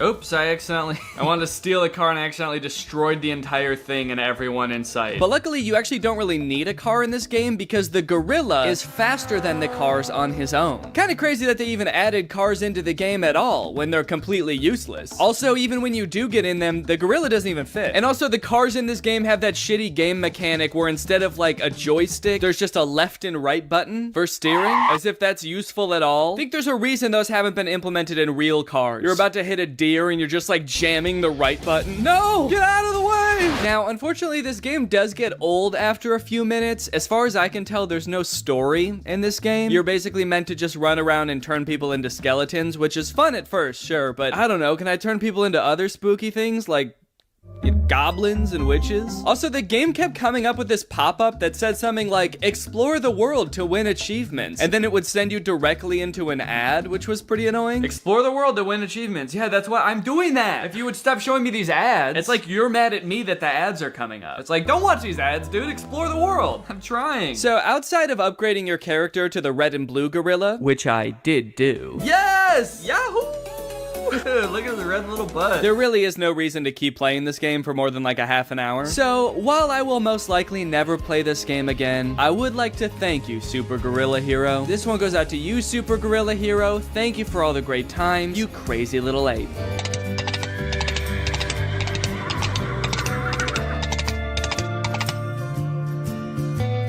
Howdy. Yes, my friends, it is finally time to talk about My Horse Prince. Apparently, the second I downloaded this game, it decided it's actually not called My Horse Prince, it's called something else. But fear not, the game is still about a human-faced horse. I know that's why you guys were sticking around. I know what my viewers want. This game kind of flows like one of those episodes or chapters type games. First, I had to name our main character. I thought I was naming the horse, so I accidentally named her Horace. And Horace explains that she recently moved to the countryside to get away from her ugly middle-aged coworkers. I poured so much of myself into my work that my only interaction with men was at the office. An office full of middle-aged salary men nobody would call attractive.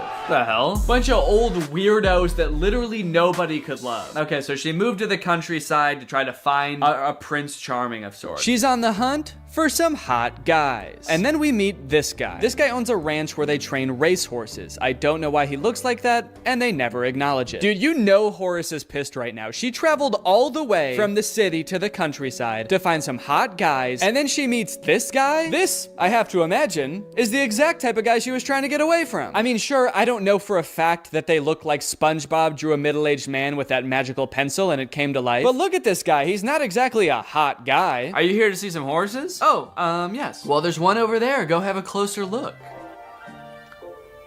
And there he is. He has a human head? What's that? Missy, don't tell me. You're seeing the horse as a man? He got real long when he said that. You're seeing the horse as a man? So it turns out that Horace is actually the only person that can see a human face on this horse, lending further credibility to my theory that this is not a human with a horse body. It is a horse with a human face, who should not be pursued romantically. That's just Danny's 2 cents. Let me guess.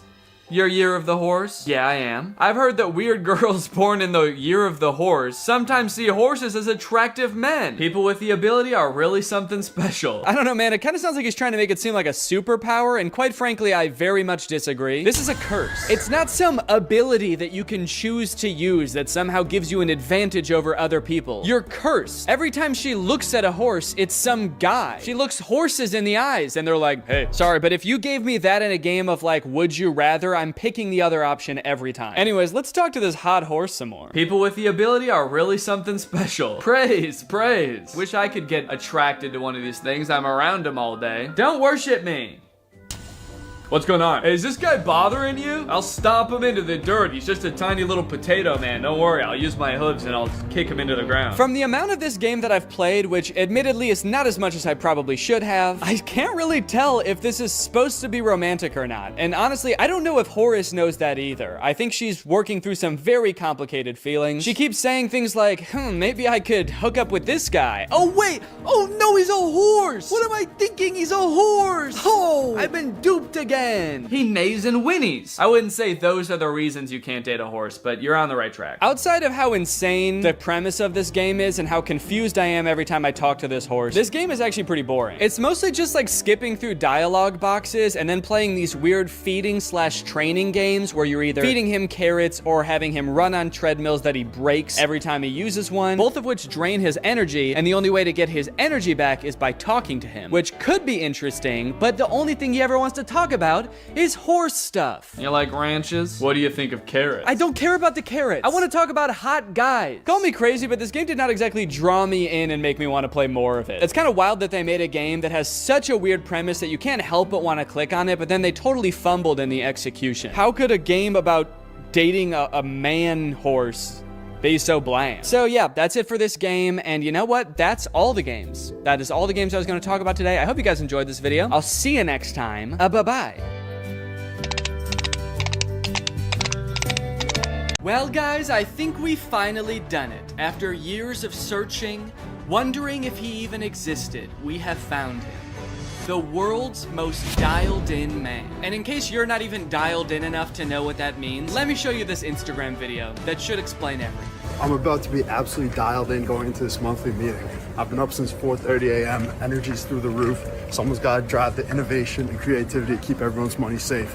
Hey, let's get after it today. A couple things I appreciate about this video. One, this guy speaks in like LinkedIn motivational quotes, but honestly, I believe every single word of it. Two, I kind of feel like I'm on a FaceTime with him. I'm in the middle of some kind of private personal call with him where he's both motivating me and himself to crush this midday meeting. And three, this man has somehow been up since 4:30 in the morning and his energy is through the roof. I've been up since 4:30 a.m. Energy's through the roof. What have you been doing since 4:30 in the morning, dude? There's nothing to even do that early. I feel like these dudes who are obsessed with productivity and stuff are just making their morning routine start earlier and earlier, but like there's nothing to do at 4:30 in the morning. Like it feels wrong to even eat breakfast that early. Did you invent a new meal that's like pre-breakfast? I feel like eventually guys like this are gonna start waking up for their day the previous previous day. His next video is gonna be like, I actually woke up yesterday at 9 p.m. to start my day. Regardless, I'm very impressed that even given how early you woke up, your energy is still through the roof, and you are going to be dialed in for today's meeting. So I don't know what this guy's job is. His name is Davis Clark. He appears to have some kind of financial job, and I feel like we've seen other financial guys, motivational bros, business-brained bros on social media before, but none have quite struck a nerve with me like this guy. I feel like he's built different. I've seen a few of his videos before, but I had Robert go and source some more so I could blind react to a bunch of them. And by the end of it, let's see if we can get ourselves dialed in as well. I am curious like what his actual job is though, because in this video it's very vague and he just says he has to like stay creative, creativity, and drive innovation. Drive the innovation. To keep everyone's money safe. Keep everyone's money safe. So it's something in finance, but it also involves creative ways of keeping money safe. I don't know why, but my mind immediately goes to he owns a bank, and in that bank there's like a giant vault of gold. And of course, who loves gold? Dragons. They love to sit on big piles of gold. So they keep having to come up with new and creative ways to keep the dragon away from their gold. And if that is his job, honestly, you need to be dialed in for that. Dragons are cunning, dragons are tricksters, so you better be waking up early to get the grind started before the dragon does. Well, let's see if he can keep that energy level up for this next video. Locked in for greatness today because it's time to absolutely hammer some Excel spreadsheets. Whoa, okay. Dude is ready to hammer some Excel spreadsheets. Did he say locked in for greatness? Locked in for greatness today. Nothing says greatness to me like hammering some Excel spreadsheets. When we look back in history at the greatest men of yore, my mind immediately jumps to the brave men and women of this country who have been hammering Excel spreadsheets since this country was founded. Also, did you have to use the word hammer? Hammer some Excel spreadsheets. I feel like that has like an overly sexual connotation to it. I'm about to input some data into these Excel spreadsheets, if you know what I mean. No wonder his energy levels are at an all-time high in this video. Dude is horny. Again, still not sure what this guy does. This video does have a lot of likes though, 300,000 likes. So clearly this is resonating with a lot of people, and a lot of people are getting pumped up by this. Maybe he's keeping his videos vague enough to appeal to a wide number of people. Lots of jobs use Excel, so there's probably a lot of people out there who are dreading having to go into their spreadsheets today. But this dude is encouraging us to just hammer them. I don't even use Excel for my line of work, but I feel like I want to open up Excel and just fuck my computer, honestly. Imagine we find out this dude actually has like a really dark, sinister job, like keeping the death toll for the CIA or something, and he uses Excel spreadsheets to do that. It would be a little bit weird to find out he's that pumped up for something like that. Just found out about a new foreign coup gone right thanks to the CIA. Excited to get into these spreadsheets, absolutely drill into them, pound them, make them squeal with delight. Bad day to be an Excel spreadsheet, or a good day, depending on how you look at it. So fucking tired of this dude.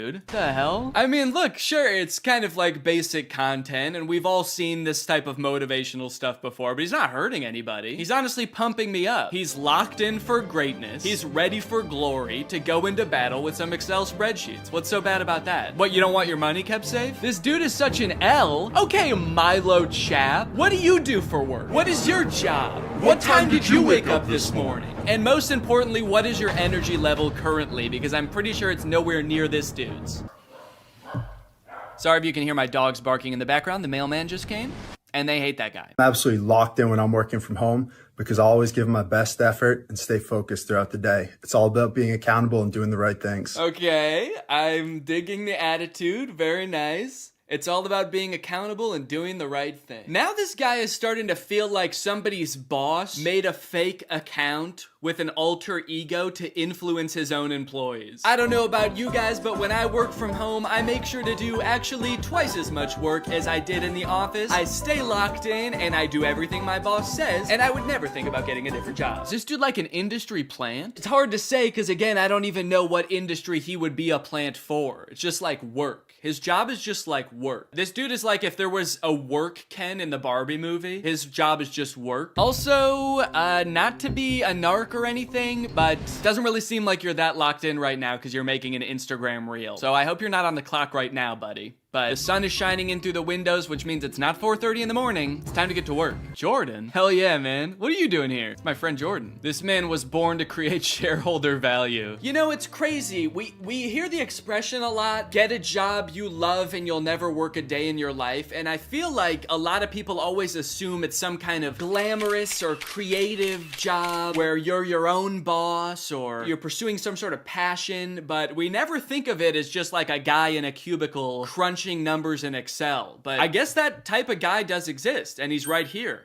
And his name is Davis Clark. Maybe we should alter the expression to be something like, pick a job where you hammer Excel spreadsheets and you'll never not be locked in a day in your life. Now that's the kind of slogan that would make Gary Vee do a High School Musical jump. You know what I'm talking about? Where they're like up in the air like this. It's a very specific kind of jump they did in that movie. I don't know how they all knew to do it, but it just, I guess that movie just sort of had that vibe. They didn't even have to tell him to jump like that. They all knew the vibe right away. I might be the best dressed person working from home in America today because I care about what I'm doing. I'm feeling such a mix of emotions watching this video because on one hand, I'm impressed and I'm happy for him that he likes his job so much and he takes pride in what he does. On the other hand, I am a little bit pissed that he insulted my work from home outfit by saying that his is the best. In my next video, I'm wearing like a tuxedo just to prove this guy wrong. Your move, Davis Clark. Dude, I wonder if I could start some kind of back and forth battle with this guy just by trying to be more dialed in than him. I do feel pretty dialed in making this video. And honestly, my energy levels are feeling pretty good as well. But I do appreciate his attitude that him asking people to prove him wrong is just to drive everyone to new heights. He's not trying to put people down. He's trying to make everybody else dress as good as him. The concept of like dressing up to work from home does make me kind of sad. It does feel a little dystopian for some reason. Getting all dressed up to sit on your couch. I don't know. I guess it's nice to get yourself dolled up just to do nothing. Nerves through the roof this week because like anyone, I deal with a lot of emotions and I'm just a regular person going through a crazy time right now. Oh man. Wait.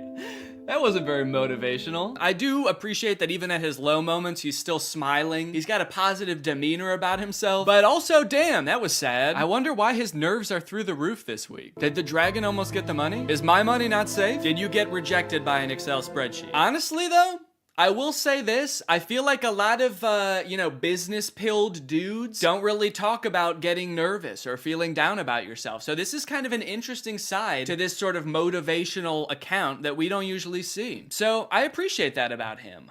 Whoever left this top comment, you are a sicko though, so get help immediately. We got some positive comments though, just, trying to get him back in the zone. Lock the fuck in and push that shit down, Davis. You got this, bro. Lock in. Just kick the can down the road a bit and go on a massive 3 to 7 day bender. Wait, I don't know about that. You need some milk. That's not bad advice. Listen, Davis, I appreciate your transparency. Even if you have your dream job and you're crushing it and you feel motivated most of the time, it's okay to have days where you're just not feeling in it or where the stress of things can get you down. I appreciate that. And honestly, it just makes me that much more pumped up for when you get back on your bullshit. Let's get dialed in, baby. Whoever lives the truth comes to the light so that their work may be seen. It's on tomorrow, people. Let's go, dude. That's what I'm talking about. See, now I'm dialed back in. I'm not 100% sure if that was motivational or a threat.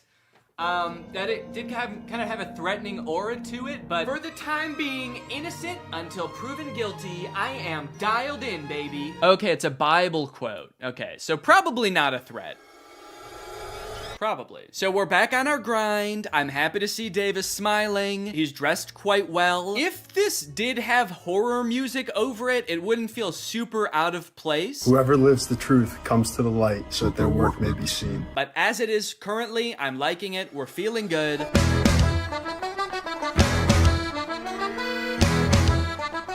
Yo, whoa, this dude just took being the best dressed working from home guy to a new level. The sunglasses and the fedora. My dude is dressed like a financial pilgrim right now. Okay, so his caption is locked in for the exam. So I guess he's taking some kind of exam today. Maybe that's what all of the nerves and things in previous videos have been about. He was nervous about this exam. Maybe he's studying to become some sort of accountant, financial professional. This looks like someone who is about to ace an exam exam. He's about to hammer this exam. I see a guy who's dialed the fuck in. People are playing I Spy in the comments. They're so dialed in, dude. This is crazy. Okay, it looks like we got a post-test video. Let's see how it went, guys. Got after the test this morning and it hit hard, but I like to hit hard right back. Cut to him punching the test. Beat the shit out of the test, absolutely hammered it. We all think it's a metaphor, but he's dead serious. Ripped it to shreds with my mouth like a dog. All I can say is the results won't come out for like another 2 months, so it's gonna be a wait.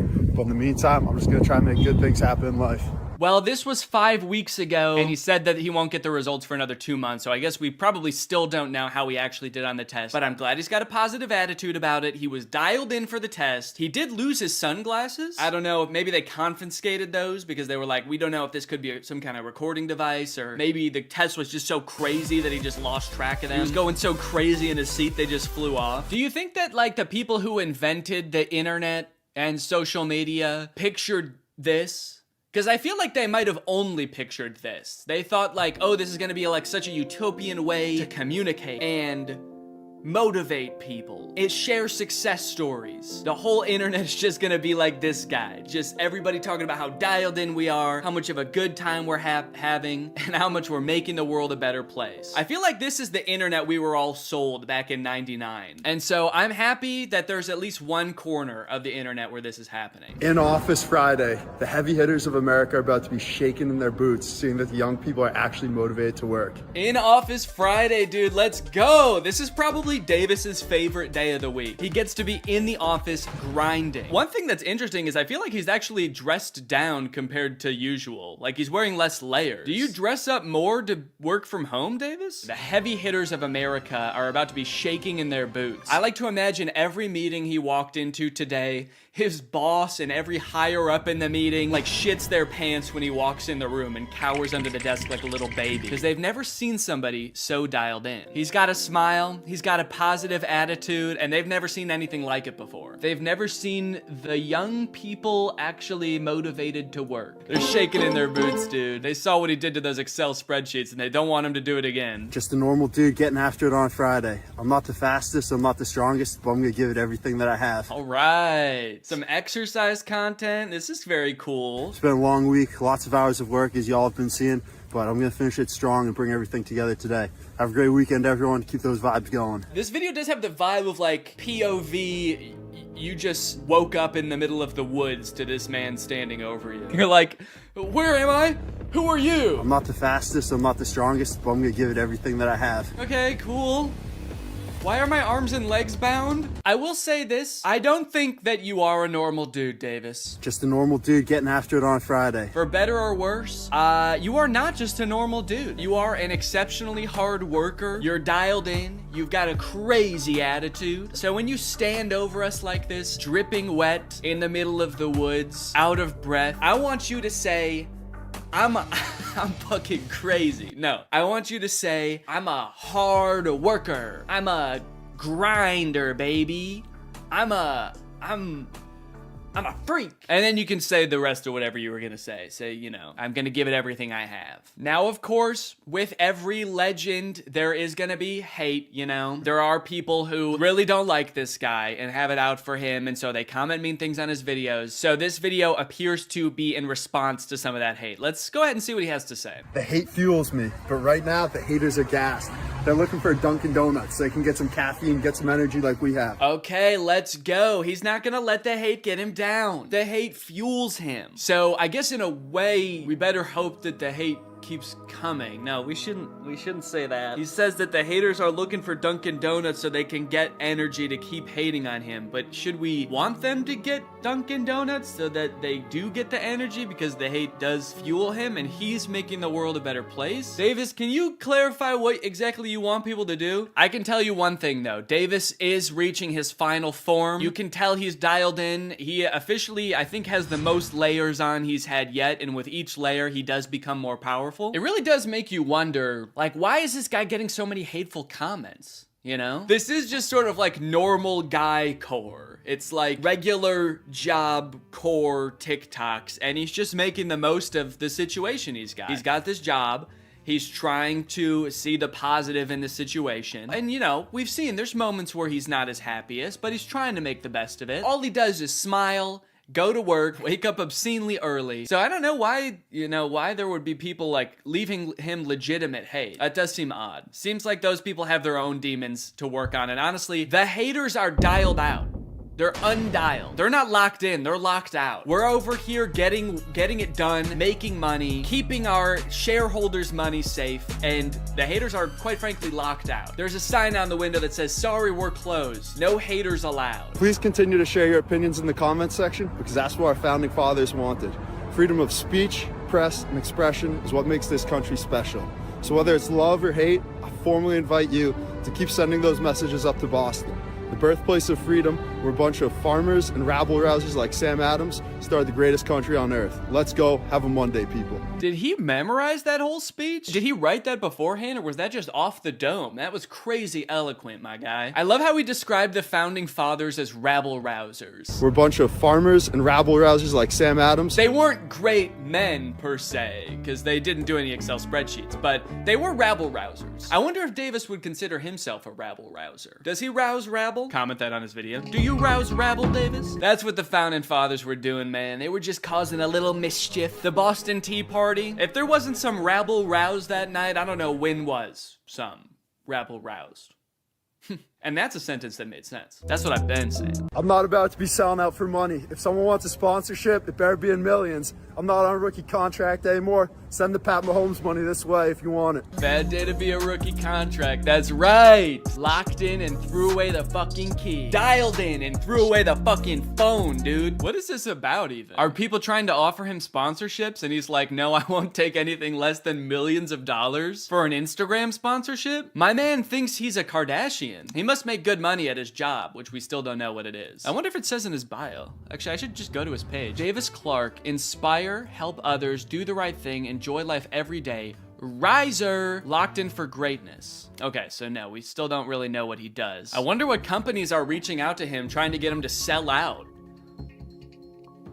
The dragon. And what sponsorships would be good for him? Patagonia, of course. Excel, maybe. A cellular network. AT&T, T-Mobile. He could use a signature slogan and say he's dialed in. The most dialed in network with the most coverage. That would be kind of bomb. At the end of the day, it's not the typical content I usually consume, but I do appreciate Davis for trying to make the world a better place and trying to motivate people, And I'll admit, I feel a little bit pumped up after watching his videos. I'm not sure how to apply a lot of what he said to my own career, but there's something to be said for making the most of your situation, being proud of your work, giving the shareholders the value they deserve, because life's all about those shareholders, baby. All right, well, I hope you guys enjoyed this video. I'll see you guys next time.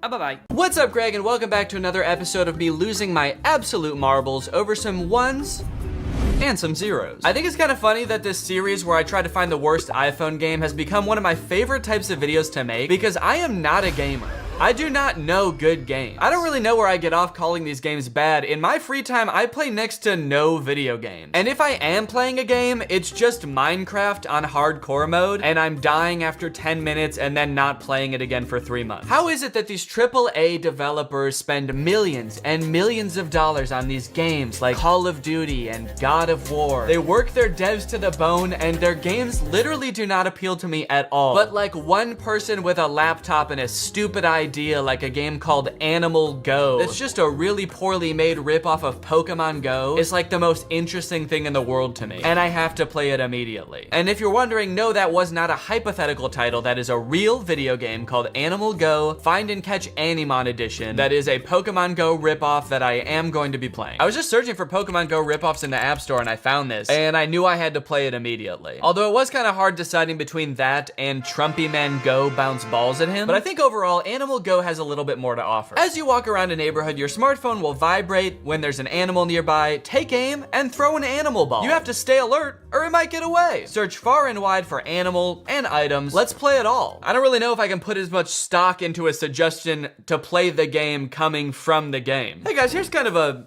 fun idea. Let's Let's play me. Let's play all of me. So it looks a lot like Pokemon Go, where you just walk around in real life and occasionally you'll stumble upon a tiger or a water buffalo, it looks like. You throw the animal's ball to catch it. The animal's ball? Okay, this game's a little bit more fucked up than I thought. And I'll be taking those, and then I'll be throwing them right back at you. I will say that now that I'm looking at all these animals' pictures together, they almost look a little bit too eager to be caught. And now that's kind of creeping me out. Oh no, you found me. You found my little pink elephant self. Don't trap me in my own ball. Please, anything but that. You're like, he's saying he doesn't want me to, but he really looks like he does want me to. No, don't cut my balls off. I would hate that. But overall, I'm excited to see where this game takes me, and I'm downloading Animal Go. Okay, this game looks horrifying. Jesus Christ. It's called Date Master Kissing Booth. Give the best kiss. It looks like some kind of game where you're preparing for a date by picking up different items along the way to your date. So you can either pick up money or bottles of poison, which would obviously make the date go pretty poorly because you'd be dead. You can show up either in a suit top or barefoot, and all of these, it looks like, influences this bar here. I guess once you get to the date, you can engage in some sort of kissing frenzy. And it looks like here that the kiss is going so well that she's crying. And I say that because this bar is filled up to the top, where this emoji is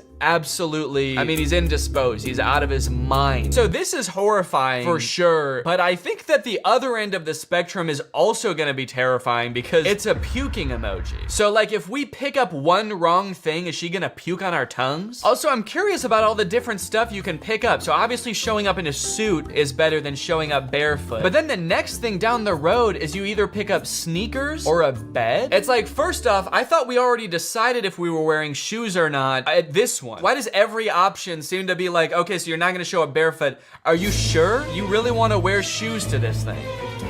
Okay. And then also, like, are you stopping at an IKEA on the way to the restaurant to buy a bed frame? Also, not to harp on the shoe thing, but he is already wearing shoes. He's walking to the date and he already has on shoes. So why the fuck would he take them off before he gets there? Okay. That's enough about the shoes. Oh, it looks like so there's different kissing patterns. So in this one, you're sort of doing a little swirl with your tongue. Not so much of a frenzy as it is sort of like a kissing hypnosis. You are getting very, not sleepy, you are getting very horny. Wait, what the fuck is going on here? What is this? So we walk to the date, which I haven't acknowledged is like 30 stories up off the ground. And I guess that's where the date is taking place. And then it looks like after we're done kissing her, her like satisfaction meter is off the charts. It sort of appears that she's just been like discarded as she's drunk with love. And then we're just kind of like, all right, and off you go. Okay, I gotta figure out what's going on there. So I am downloading Date Master Kissing Booth. Okay, here's another interesting knockoff. This one's called My Goat Life Simulator. Crashy adventure of cute goats. This is not the actual goat simulator game, the very popular goat simulator game that a lot of people have played before. This is My Goat Life Simulator. Don't get it twisted. A short fun game where you will take charge as a virtual goat and explore the beautiful green land for your progress. How long will you enjoy yourself as a goat? I don't know, man, that's sort of up to you. You design the game. They're sort of making it sound like a challenge. How long can you last enjoying this game? That's the challenge. Try to do it as long as possible. Let's play the whole game. Let's all play. Join the mate of your dreams, have kids, build a dream house for your family. So it seems kind of like a fun little just like life building game. I am curious to see what a goat's dream house looks like. Explore the green town and find all the secrets of your success. Fight for the queen's crown and win the queen title? Wait. What? Where the hell did that come from? The description took such a drastic turn. This is not what I was led to believe the game was about at all. It was like, live a simple life on the farm, grow your family, find the mate of your dreams, kill the queen, stage a coup and become emperor, take charge as a pro fighter, and knock down other goats to rescue your family. Our family was kidnapped by other goats? The simple life of a goat, you know? Trying to dethrone the queen like a Shakespearean play. Hamlet was actually based off goats. Enjoy the story of a real goat with a map to hang out in the town, a full-fledged feeding mode. What does that mean? A full-fledged feeding mode where you have to eat plants every 5 to 10 minutes for survival. Yeah, just like a real goat. You know how goats have to eat plants every 5 minutes or they'll die? I'm glad it's a full-fledged feeding mode though. Game developers, if you're watching this, I will let you skimp on any part of a game except feeding mode, okay? I need a full-fledged, no compromises feeding mode. Let me look at these pictures to try to figure out what the hell you do in this game. Escape from thief, okay. At least he's following COVID guidelines, that's good to see. Kick and pot the ball in hole. Okay, so there is a castle in the background I'm noticing, so I guess that's where the queen lives. I guess where we're gonna live pretty soon, actually. Jump over the wooden boxes in the yard. Hell yeah. Okay, now I'm in. I wasn't in before, but now that I know you can jump over the wooden boxes, I like whatever this goat's up to. This is how I'm gonna be in the game. Completely checked out. My goat wife is gonna be like, honey, please, you're so behind on bringing home food for the children and building our dream home and overthrowing the queen. What do you do all day? And this is gonna be me. Just fucking...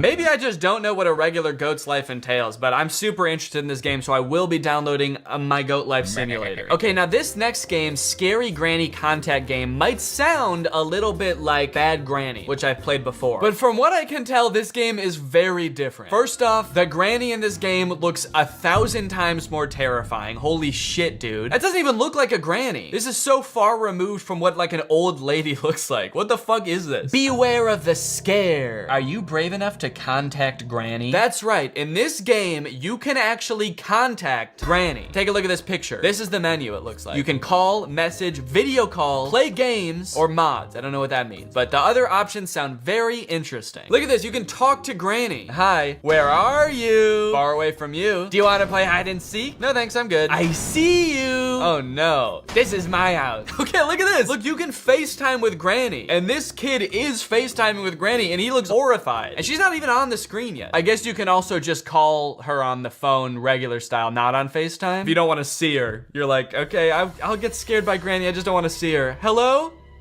Oh fuck, it's Granny! That's scary! Disclaimer, don't play this game if you are easily scared. Calls, video calls, and chats inside the app are fake. Granny must say some fucked up shit, dude. If they have to be like, it's not real, okay? We swear. She's like calling in bomb threats. Hello?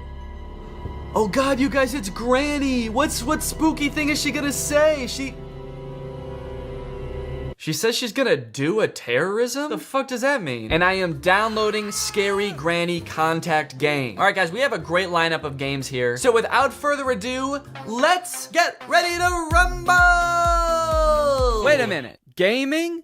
On an empty stomach? I don't think so. You know, I might not know too much about gaming, but I do know that trying to game without a delicious and nutritious meal in your stomach is a big mistake. But luckily, today's video is sponsored by Factor. Factor delivers fresh, never frozen, dietitian approved meals right to your doorstep. You guys know I'm not a huge fan of the hassle of grocery shopping, which is why I like HelloFresh so much. And Factor is actually owned by HelloFresh. And I think where Factor really comes in handy, for me personally anyway, are those times where I want a meal at home, I want to eat healthy, but I also don't want to whip up a meal from scratch. Factor takes the guesswork out of everything, they take the prep work out of everything by giving you the meal in its entirety, ready to go. All you have to do is heat it up and you've got a delicious and nutritious meal. Factor offers keto meals. They offer calorie smart meals, chef's choice, vegan, veggie, pretty much any type of meal to fit any type of everything. Just, oh, fuck this again. You can have a pony ride anytime, day or night.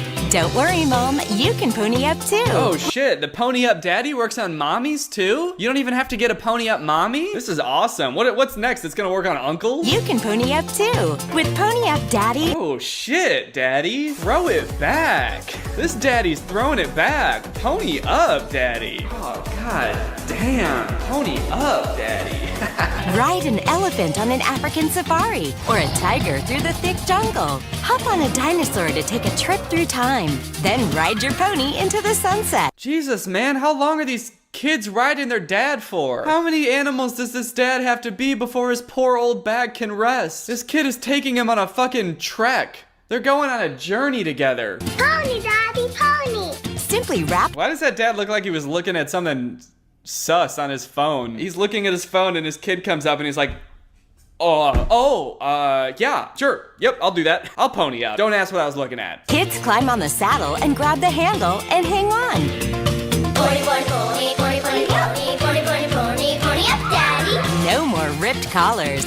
No more stretched shirts and no more broken jewelry. God damn, these kids are brutal, just fucking choking their dads. You don't need to worry about jewelry getting pulled out or your collar getting stretched, because the Pony Up Daddy comes with a bit to put in your dad's fucking mouth so you can pull that shit when he's getting out of line. It's time to play with your kids again. Oh shit, it's time to play with my kids again. I gotta go play with my kids again. Okay, I'm starting to like it. I like the idea of getting off the couch and getting off your electronics and playing with your parents, but I feel like we could go even bigger. Just writing one dad, that's lame. And kids these days, they're resourceful. I think it'd be really cool if they started making like daddy carriages. So you could have like a carriage that you and all your friends sit in. It's got big wheels. And then there's like a group of 6 harnesses in the front that you strap a bunch of daddies into. So now you've got like 6 daddies pulling this little daddy carriage around. Now that would be cool. Taking your daddies out on a dirt road and just like, yeah, daddy, pony up, yeah! So if the makers of Pony Up Daddy or the Daddle Saddle are watching this, feel free to use my idea. Just cut me like a 30% royalty check and we've got a deal. You could call it the Giddy Up Daddy or the Daddy Drawn Carriage. Well, I feel like it's gotten significantly darker in this room since I started filming, and you know what that means. I've been filming for too long, so it's time to stop. Thank you guys for watching this video. If you want to support my channel, head on over to my merch store and check out some of my cool new merch. I've got hoodies that say Greg. I've got t-shirts that have a little picture of me and that guy on them. We got Nutcracker hats. We even have little Greg necklaces now. So if you want any of those cool things, head on over to DannyGonzalez.store. If you're new here and you're not subscribed yet, make sure you subscribe and turn on my notifications to join Greg. We're the fastest growing army on all of YouTube. No cap, son. There's not a cap involved in this entire equation. Nary a cap to be found. Thank you, Melly, for turning on my notifications. You are truly Greg. I'll see you guys next time with a really interesting video where hopefully I'm not in a totally undecorated room. Bye. She call me daddy. Yeah, I ain't got no kids, but the way she talking to me, you would probably think I did. She call me daddy. Yeah, I ain't got no kids, but the way she talk to me, you'd think I'm her guardian. She call me daddy. Bitch, I got those long socks underneath my brown Crocs, drinking. So I think the title of this article pretty much sums up what we're going to be talking about today. Pastor accused of $3 million crypto scam says he may have misheard God. Oh, no, man, what makes you say that? What makes you think God wouldn't want you to do a rug pull on your congregation? That's crazy. This story's been in the news the past couple weeks. I'm only a little bit familiar with the details, so I had my elite team of content supervisors, which is just one guy, his name is Robert, go through and find me all of the necessary information so I can fully understand this story and relay it to you. Everybody say thank you, Robert. Now everybody say thank you, Danny. Now everybody say love you, Danny. And now let's get into it. An online pastor was charged with civil fraud for selling a cryptocurrency that regulators described as practically worthless. His explanation? God told him to do it. Although it's possible he misheard. It's interesting that he's only saying that he might have misheard now that he's being called out for it. He got caught and now he's like, well, yeah, I might have misheard. Something tells me in the initial stages of this scheme, he wasn't going around telling people like, now I might have misheard God, but I'm pretty sure he wants you to buy this cryptocurrency. God's been really into the blockchain lately. He thinks it's the future. I like that the regulators described it as practically worthless. It's not completely worthless, but it's pretty much worthless. Well, it's kind of fun to buy, I guess. You know, it's fun to get involved in a little project, setting up your crypto wallet and everything, but for all intents and purposes, this will make you broke. This is a horrible decision to buy. Little fun though. Colorado Securities Commissioner filed a legal complaint against Eligio Regaldo, who goes by Eli, I think, and his wife Caitlin Regaldo last week. The couple raised nearly $3.2 million by targeting Denver's Christian community with the cryptocurrency marked as Index Coin. The complaint said. Sorry, you're not even gonna like give it a Christian name? Index? You put these crypto coins in dicks? You should have called it God Coin or something. Something creative. Tithe Coin, maybe? I don't know. Investigators accused the couple of violating Colorado's anti-fraud licensing and registration laws. They alleged the cryptocurrency was promoted as low-risk, high-profit investment, while it was actually illiquid and practically useless. Well, hold on now. Maybe he didn't say who it was high profit for. It was high profit. It was just for him. Wait, high profit? Are you sure he didn't mean high profit? And Jake on the screen, can you spell profit with a PH, like the biblical type of profit? And then you can also keep me explaining this part of the joke in. That way, if anyone's listening to this and not watching, they can still get the joke that I made. Thank you. Look, I said it was a low-risk investment, and I am a high profit. I was high when I heard this from God. That's why I might have misheard it. Cryptocurrency is usually able to be converted into cash or other currencies through a digital platform or trading exchange. The Lord said, I want you to build this. Regaldo said, we took God at his word and sold the cryptocurrency with no clear exit. From this quote, like, if this is an exact quote, I'm having trouble seeing how you might have misheard him. He seems completely clear. He either said, I want you to build this cryptocurrency, or love thy neighbor. I can't remember exactly which one it was. It was one of those two, though. Again, I'm super high. Then he says, we took God at his word and sold the cryptocurrency with no clear exit. Now it sounds like he's calling God a liar. Look, I'll say it, guys. It's our fault.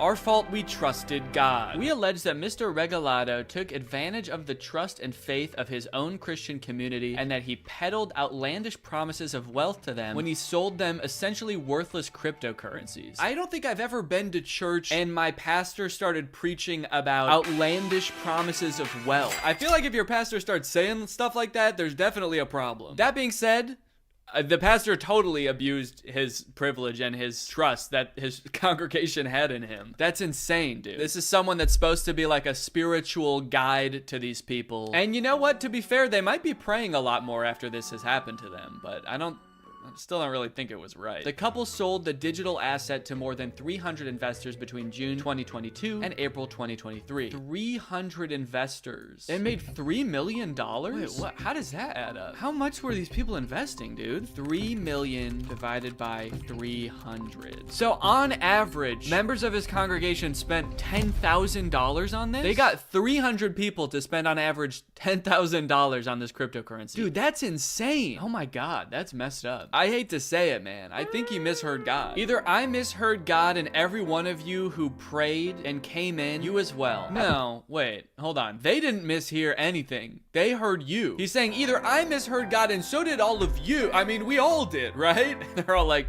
no, you said it. We heard you. You were supposed to be telling us what he said. Or two, God is still not done with this project. I unfortunately am. I have already sold all my cryptocurrency and yours is now worthless. But you know, you guys might still have something going on. I don't really know.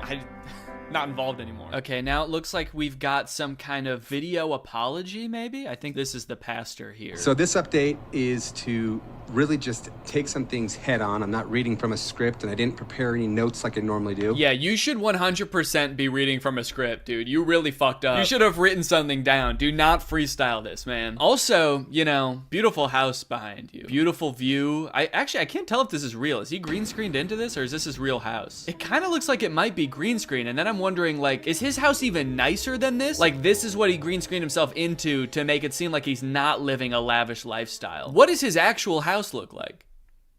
It's just heaven.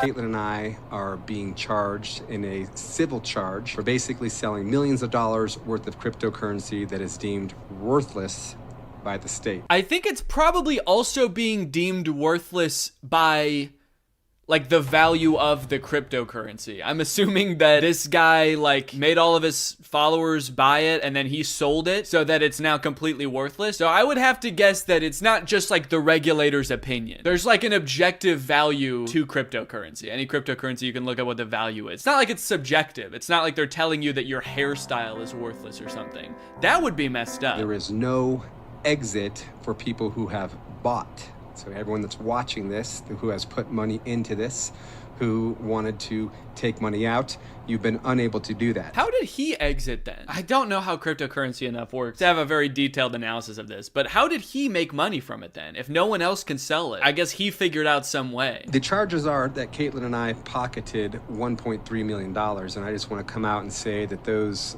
charges are true. So there's been $1.3 million that's been taken out of, I think it was a total of $3.4 million. So you exited. So what is all this about no exit? There is no exit. You just said you sold it. You exited. Tell everyone else how to do that. I hope that in this video, I'm not coming across as like bashing Christianity or anything. I think that his congregation was totally swindled by this guy. This could have happened in any religion, probably. This guy is just a con artist. So how this whole thing started is the Lord told us in 21 to walk away from our marketing company. And then he took us into this cryptocurrency. Well, that cryptocurrency turned out to be a scam. That's so crazy to describe something that you made turning out to be a scam. Like, we had no idea. He's describing the cryptocurrency as having like a mind of its own. It double-crossed us, this dirty coin. It's like, you made it. It's like painting a picture of the moon and then being like, oh, the picture turned out to be a moon. We didn't realize it until we were done. I was looking at the moon, I was painting it, and then all of a sudden the picture turned out to be a moon. And so the people who bought this, they were already basically 4x'd, leveraged on this.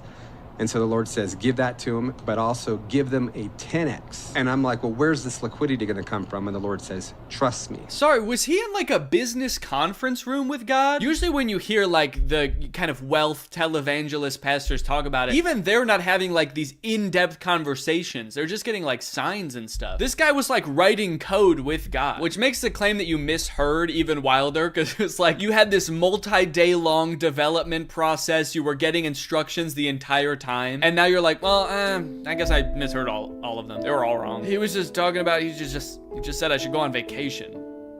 Damn it. And we have records to prove all this. And then as we're sowing all this money. Why is he saying he sowed all of the money? We're sowing all this money. Is that to avoid using the word stole? Yeah, you know, your actions have consequences, man. You reap what you sow. You walk into a jewelry store, you hold up a gun, you sort of sow chaos in the store, and then you reap the diamonds. And so we sowed 100,000 of that. And then from that point forward, things really started escalating and we just continued. Basically, all I'm getting from this video is he's like completely admitting to everything. And his excuse, of course, is that God made him do it or told him to do it. But at the end of the day, he is just like, guys, I've been accused of a crime. So let me just defend myself by saying, here's how I committed the crime. I did do it. There was a little old lady walking down the street, so I did walk up to her, and in my defense, I did push her down and take her bed. Now, that seems ugly, but let me be clear that I did also shoot her in the knees. Okay, so now we've got a LinkedIn profile for this company, Index Coin. The best of crypto with just one coin. Index Coin empowers you to participate in the best of crypto technology, being losing a ton of money, including Bitcoin, altcoins, NFTs, the metaverse, DeFi, and ETFs without becoming an overnight crypto expert. Okay, but to be clear, we're not participating in any of these, right? It's just Index Coin. You get to participate in Bitcoin, NFTs, the metaverse without having to participate in all of that Bitcoin, NFTs, the metaverse. Damn, there are no jobs available at Index Coin right now. That sucks. I was gonna apply. I heard the salary is really good. And then here are the two scammers listed as the two only employees here. The wife, her bio is Jesus, family, and business, and the husband's is Jesus, people, and business. Dude, if I was his wife, I'd be so pissed off about that bio. Who's people? Am I people? You just love everybody the same, huh? Everybody's people? Where am I on the list?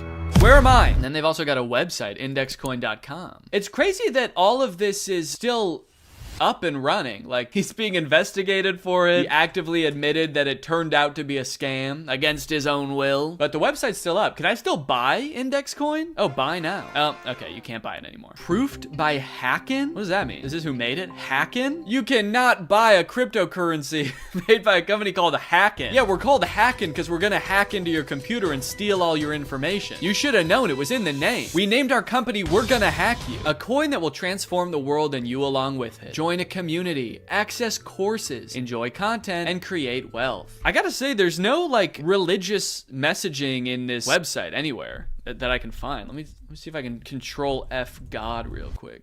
No God or Jesus anywhere on this website. You could at least credit the guy that came up with it, dude. Dang. Okay, this video is called Index Update from June of 2023. So this seems to be while the scam was going on. He's giving a little update. Let's see. Good morning, Index Coin. Good evening, Index Coin. Wherever you guys are calling in from. Where are you calling in from? Just out of curiosity. You're in front of a green screen again. Does he have like an actual church, or is it like an online only church and he's always in front of a green screen? Because I know those do exist too. Show us your house, man. Maybe this is before he stole all the money. He really did have to use the green screen back then because his house was small. Now he has to use it to make his house seem small. Is he using the green screen because he's like already on the run from something else? Some previous con? Don't mind the green screen behind me, guys. I actually am in the witness protection program. A lot of people want to find me and a lot of people want to hurt me. I have torn multiple families apart. Wherever you guys are calling in from. Good morning, good afternoon.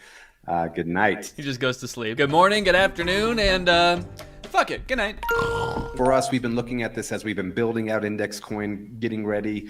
We got our license, which everyone thought was impossible. They got their cryptocurrency selling license, which nobody thought they could do. Why do I not believe that? I feel like that's super easy to do. Countless influencers have started cryptocurrencies, dude. I don't think it's that hard. We're waiting for liquidity. We're waiting for people to basically come in and buy so that people can kind of come out and sell. Everyone's gonna get rich, right? That's what he's saying. And right now he's saying all these people that bought in, we're just waiting for more people to buy. That way you guys can all sell, and me too. We're all gonna sell once more people buy. So it's kind of sounding like he might not have even anticipated this being a rug pull that only benefited him. He might have been trying to make a Ponzi scheme, you know, where the first people make profit because you give them the next people's money, and it just keeps going like that. And of course, eventually you're gonna run out of people and money. But for a while it works. But it sounds like the coin was so fucked up that he couldn't even do like one round of Ponzi. He just like took everybody's money and then nobody could get out, and then he was like, shit, I gotta get out of here. So maybe he did intend for some people to make money off of this. I don't know. This is John 6 verses 1 through 5, and it says, after these things, Jesus went away to the other side of the Sea of Galilee,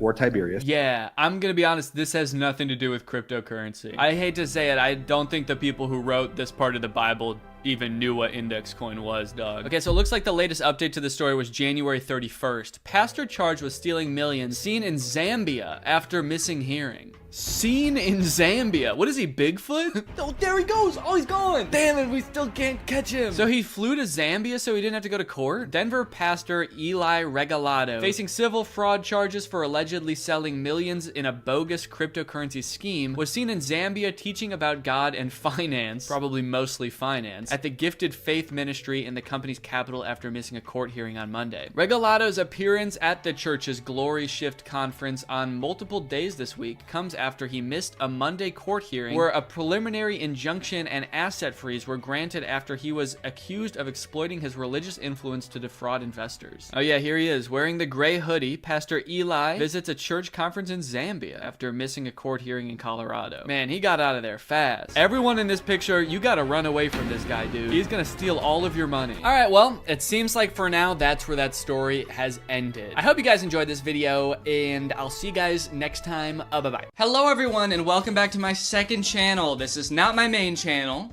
If you thought it was, get your sorry little butt out of here, because this is my second channel, and here we don't do things like we do it on the main channel. We're not so serious and scripted on this channel, okay? We like to get goofy and wacky and silly, and we also like to drink LaCroix. So that's why I've got one here, and I've been biting my nails a lot recently, so I'm having some trouble opening this. Today we got a nice hibiscus LaCroix. Hi, hibiscus. Today, I thought of kind of an interesting idea for a video. I'm not sure how this is gonna work out, but I've seen Cody do a couple videos where he makes songs on his second channel, and I was thinking that would be really fun to do. And then I thought, what if instead of just like making songs, I put myself in other people's songs? That's what I'm gonna be doing. So I'm totally taking this idea from Cody, but instead of making my own song, I'm going to be taking the copying one step further, because I'm going to be inserting myself into somebody else's song. You guys might remember Steven Scherer. I've made a couple videos on him in the past. I didn't realize he's actually dropped a couple songs in the past year, and I have not listened to them. I just took a listen to this song, Slushy. It is about slushies, and I think it would be pretty fun to drop a verse on it, honestly. What I'm kind of thinking is in between two of his choruses, I can just make my own little verse section, and then I can just spit some bars and maybe take his song to the next level. So let's go ahead and listen to the song, and you guys can see what it's all about. This thing has 8 million views. I'm just, holy shit. 8 million? I guess he's got 8 million subscribers, but damn, he's really out here. All right, let's listen to Slushy. Down for a good time, who's with me? Tired of the inside, so let's be lit in the sunshine.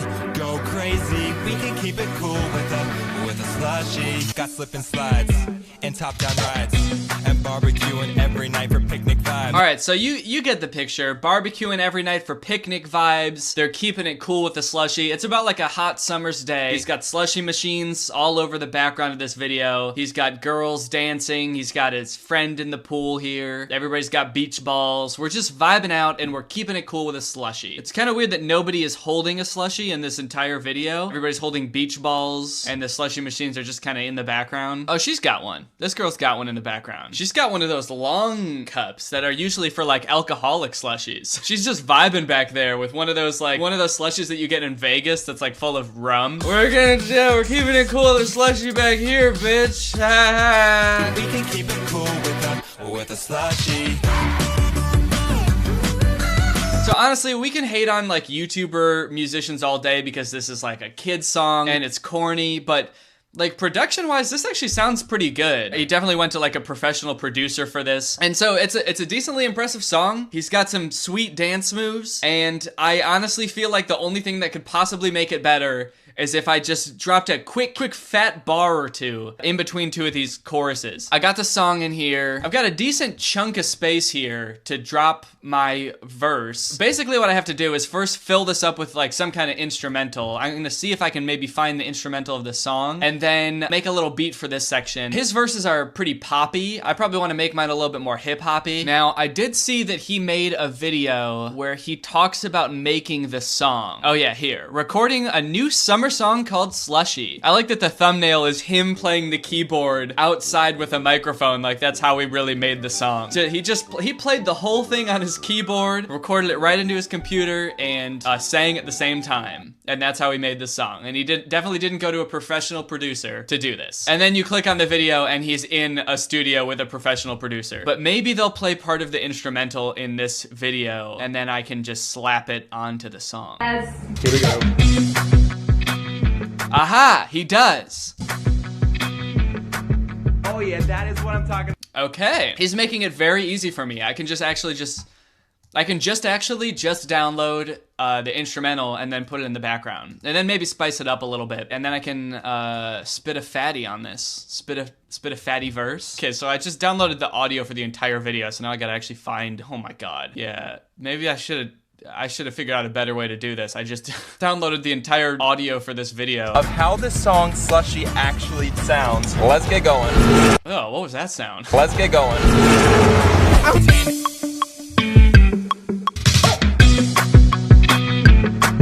Oh yeah, that is... Okay, one thing I'm noticing is I almost have a perfect loop of this beat, except at the very end he says, oh yeah, because in the video where he's playing it, he says that out loud. Oh yeah, that is what I'm talking about. But honestly, that might be kind of hard. I might just keep that in.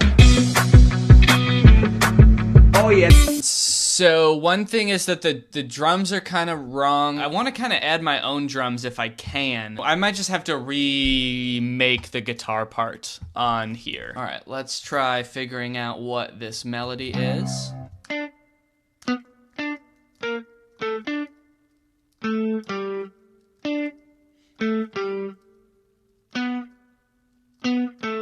Aha! Well, that was pretty easy. Sweet, well, Steven Scherer, guess what? I figured out how you made your song in like 3 seconds. Hire me to make your next song. I'm about to make this shit fire, dude. Okay, I'm gonna try to play this and record it in. I don't have very good rhythm, especially with a Bluetooth keyboard, because there's some lag. Oh, fuck. Try again. Alright, kind of feeling like a big shot producer now that I got this guitar loop here. Oh yeah. Should I keep the oh yeah in and just cut everything else out? Where does the oh yeah? Oh yeah. Oh yeah. Yeah, I'm gonna leave the oh yeah in. Alright, I'm gonna add in a drum kit here. And now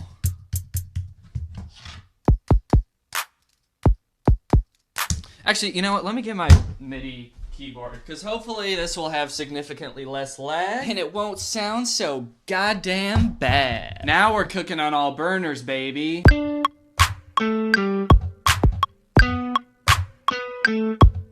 Alright, well, that might be good. Bitch, I got slushies in my ass, I got slushies in my mouth, I got slushies on my... I got ice on my wrist, I got lots of stuff that you want. I was just trying to visualize how it would sound when I'm spitting on it. My life is a movie, I got slushies and smoothies. My life is a movie, I got slushies and smoothies. The girls are in the background because they all got cooties. Could work. I do feel like it's just a little bit lame sounding right now. We can add in some hi-hats here. Yeah, let's do that. And let's just duplicate that to make the most generic sounding hi-hat pattern known to man. Definitely needs an 808, so I will find an 808.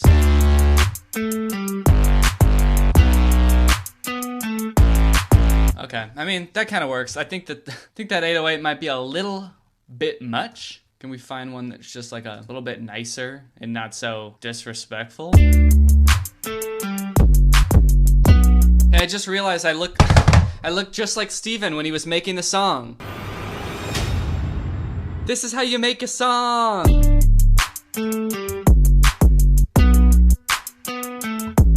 This drum pattern, the hi-hats could use a little more flavor, so I might add a little bit of like, whoa. I might add a little bit of, ho! I don't know about that. Like, some of that.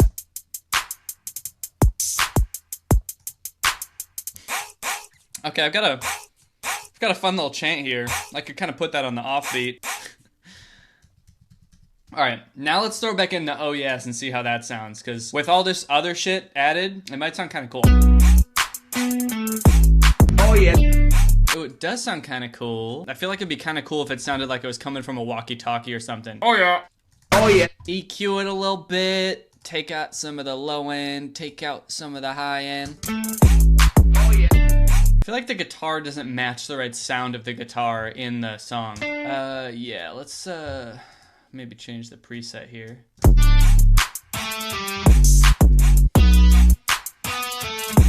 Ooh, that's kind of cool actually. It's a little bit more aggressive. Sounds a little bit more rock and roll. I feel like it's got to kind of evolve as the verse goes on. So maybe in the second half of the verse, I can throw in some more like chord guitars, whatever that would be called. Guitars playing chords instead of single notes. Let me see if I can get that poppin'.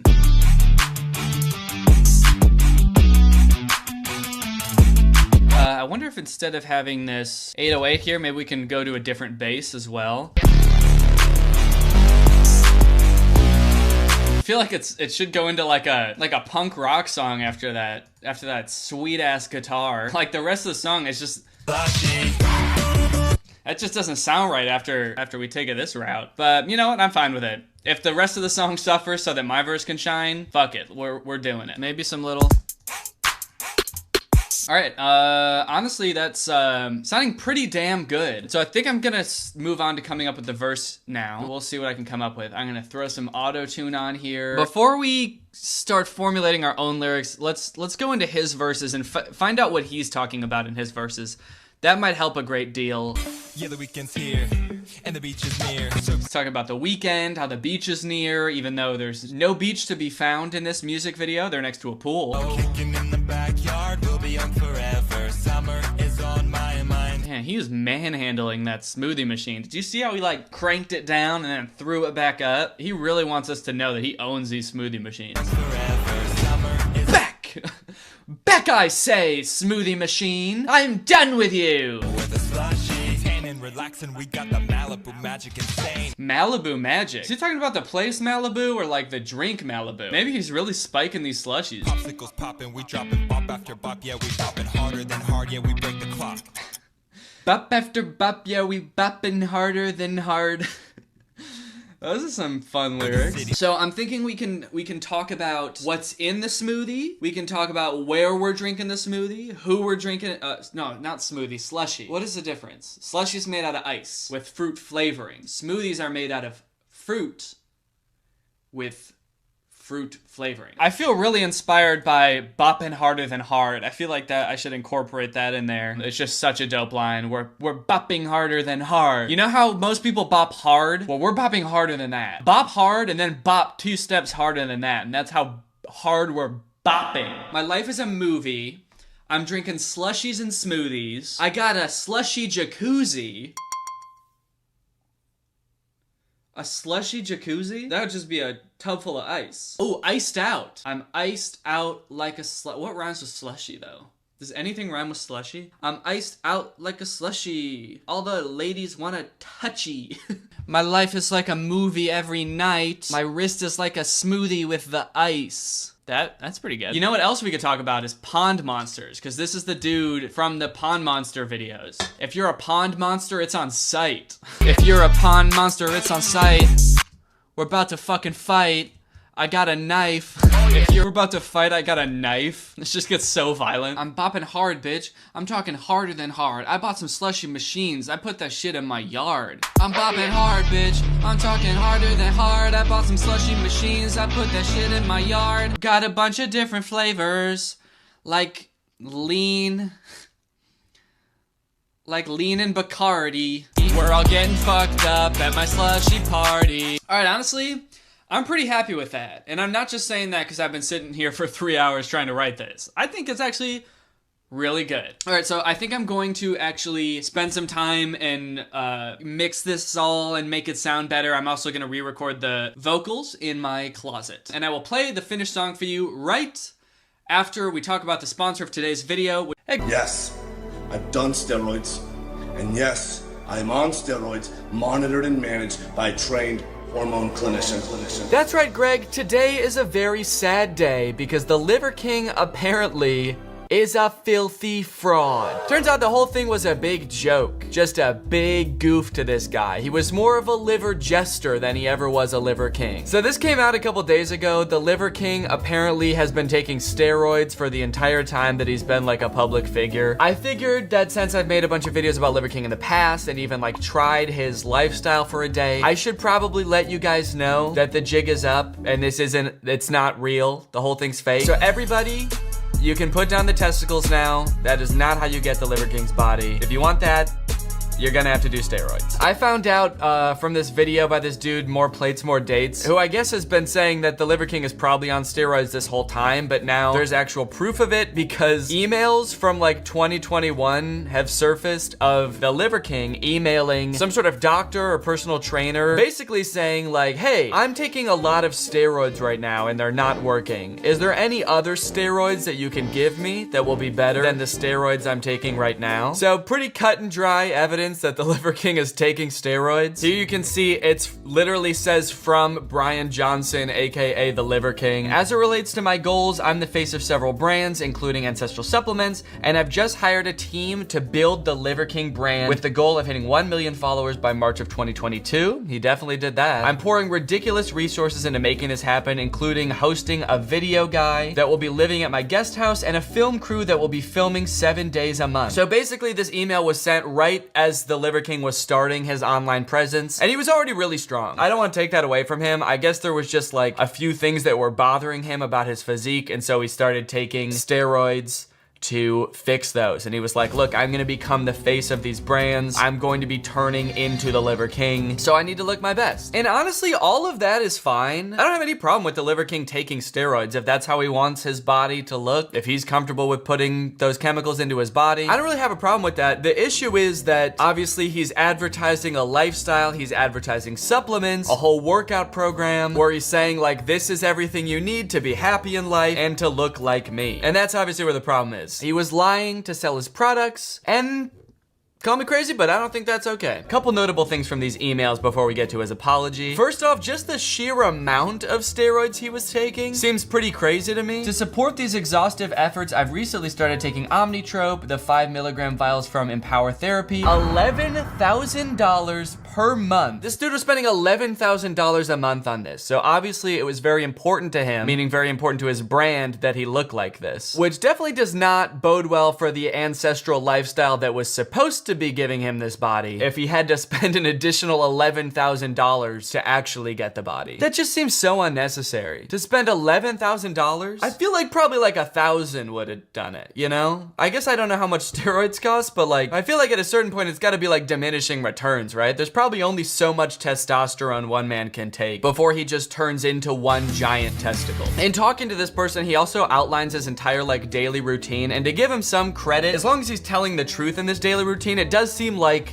aside from the whole steroids thing, he was taking the ancestral life very seriously. He does wake up and walk barefoot to the lake, sun gaze, and have a morning coffee, review the books for his companies. I don't think that the guy who's prescribing you steroids needs to know all this. I don't think he'd email back being like, wait, hold up, just to make sure you are walking barefoot to the lake every morning, right? Otherwise, these steroids aren't gonna work. One thing I thought that was kind of funny is that the person he's talking to asked, do you have more energy at the beginning of the workout or strong all the way through? And he responded, fuck no, I'm dead at the end. Fucking dead. Sometimes I even have to take a nap from 12 to 1 p.m., which is right after he works out. I feel like I've often heard the Liver King say things like, working out gives me so much energy. I get in there, I kick ass, and then I'm energized for the rest of the day. Come to find out he takes a nap after he works out. Liver King, if you're watching, I think you might have been getting the extra energy from the nap that you take in the middle of the day. That might sort of like give you that reset you were looking for. A lot of this video gets into like the nitty gritty of exactly which steroids he's taking, which I thought was kind of interesting because I personally don't know anything about steroids, to the point where I feel like he could have been honest with me the entire time and I wouldn't have even known what he was talking about. I would have been like, guys, the Liver King is not taking steroids. He's on Omnitrope, okay? That's a different word than steroids. That's probably like some part of a bull carcass that I've never heard of before. Oh yeah, I take Wednesday and Sunday off. On those days, I do hard shell H-bot in my house, 10-minute cold plunge at the house, massage at the house, and walk 6 to 9 miles and do Tabata push-ups. Or else I don't feel right in the head. I understand like the feeling of having clarity after you work out, you get the blood flowing and you feel empowered for the rest of the day and you got your mind in the right place. But saying I don't feel right in the head makes him sound like a supervillain. Uh-oh, the Liver King didn't get his Tabata push-ups in. He's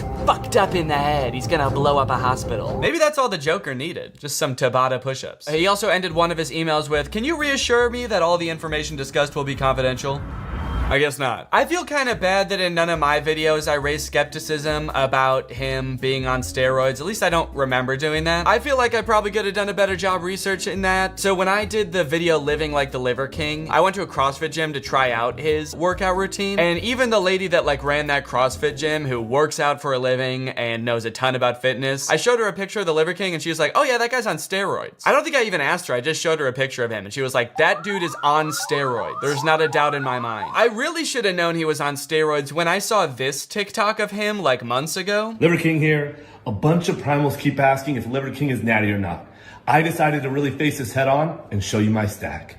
I stack liver and bone marrow every day. By the way, this was my cameraman idea, so tip of the hat to him. I don't even know where to get this stuff. See, yeah, I definitely should have been a little suspicious when I saw this TikTok, because those look like steroid needles, like the type of needles that you would put in your butt. And sure, he says it's a joke, and he says he doesn't know where to get the stuff, and yet he has steroid needles. I don't know where to get steroid needles, which I think you could probably tell by looking at me, but how does he know where to get them? I guess he says the video was the cameraman's idea, so maybe the cameraman got them? This was my cameraman idea, so tip of the hat to him. I don't even know where to get this stuff. Guys, the Liver King does not take steroids, all right? Get off my back. I've never touched this stuff. I don't know where to get it.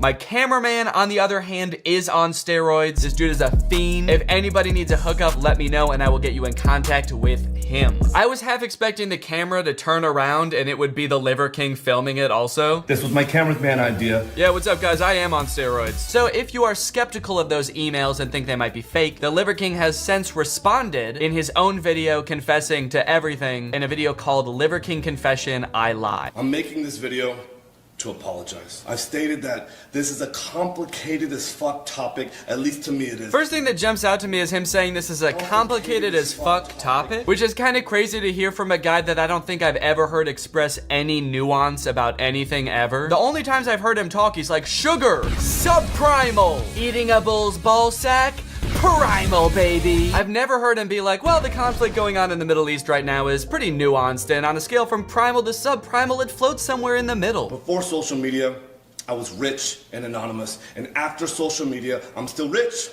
but no longer anonymous, and I never expected this kind of exposure in the public eye. It's been tricky as fuck to navigate. Yeah, but that's probably because you lied, though. Being in the public eye probably wouldn't have been so tricky if you were just telling the truth the entire time. Clearly, I did it wrong.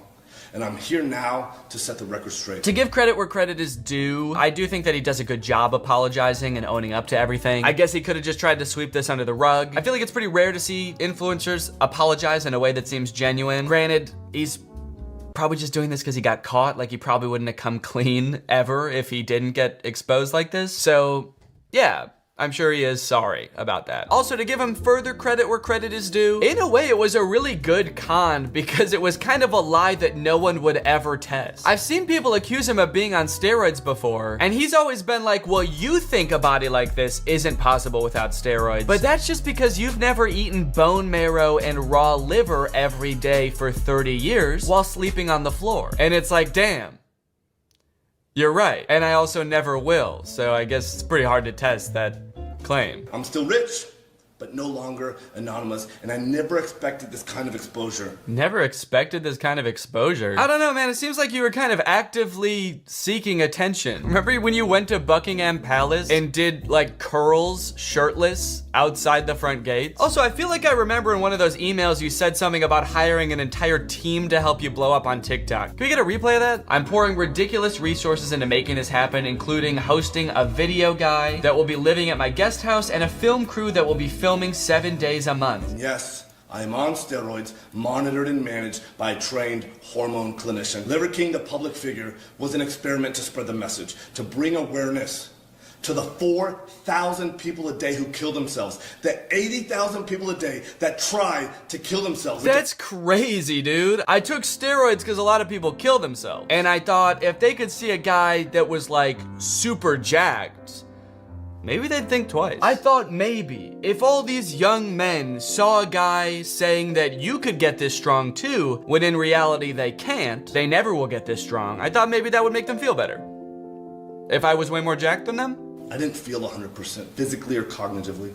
So I went to get monitored and managed by a trained hormone clinician to see what the fuck was going on with my life. I feel like that is probably not high praise for the ancestral lifestyle that he had already been living for like 20 years. I thought raw liver and bone marrow was all you needed to be happy and healthy. Turns out you need steroids too. I'm honestly only mad because you didn't tell the rest of us that. I wish I had known that I was also supposed to be taking steroids this whole time. You can't just make that like an unspoken rule. So this whole time you got to take like $12,000 worth of steroids and none of us did? You know we would have done it. Seriously though, I do think that a lot of this video is kind of, it seems like it's like missing something huge. For how genuine this apology seems to be and like how much it seems like he wants to do better in the future, he kind of seems to be missing something huge. And that he's not like actually addressing the underlying issue of the things that he's feeling. He says later on in this video that even outside of like making this good for the brand, he is like insecure about the way that he looks. And so that's why he spends so much time in the gym every day. He spends hours and hours, I think he literally says like putting himself through hell or torturing himself in the gym. Don't get me wrong, I like working out. I work out a lot. I run, I lift weights in the gym, but like I think there is a level where it becomes unhealthy. If you're working out to the point where you look like him, and Liver King, you are like jacked, dude. I don't think you have to worry about stubborn back fat or fat on your love handles. Like you are it's one of the most impressive bodies anyone's ever seen in person. Like if I saw you in person, you'd probably be the strongest person I've ever seen. I have a feeling that steroids are probably not actually fixing this issue for you. And it's an issue that a lot of people have where kind of no matter what they do to their body, they still feel insecure. And I feel like the shit that you're kind of pushing people to do, like all of the ancestral tenets, which to me seem pretty outlandish. Maybe your ancestral tenets all really work for you and they really do make you happier, but I feel like they're not addressing the root cause because someday you are going to get older and no matter how many steroids you take, you're gonna start losing muscle. You'll probably gain a little bit of fat because that just happens to everybody. And more testosterone and steroids aren't gonna help you then. So you should probably be spending time trying to get to a place where you don't need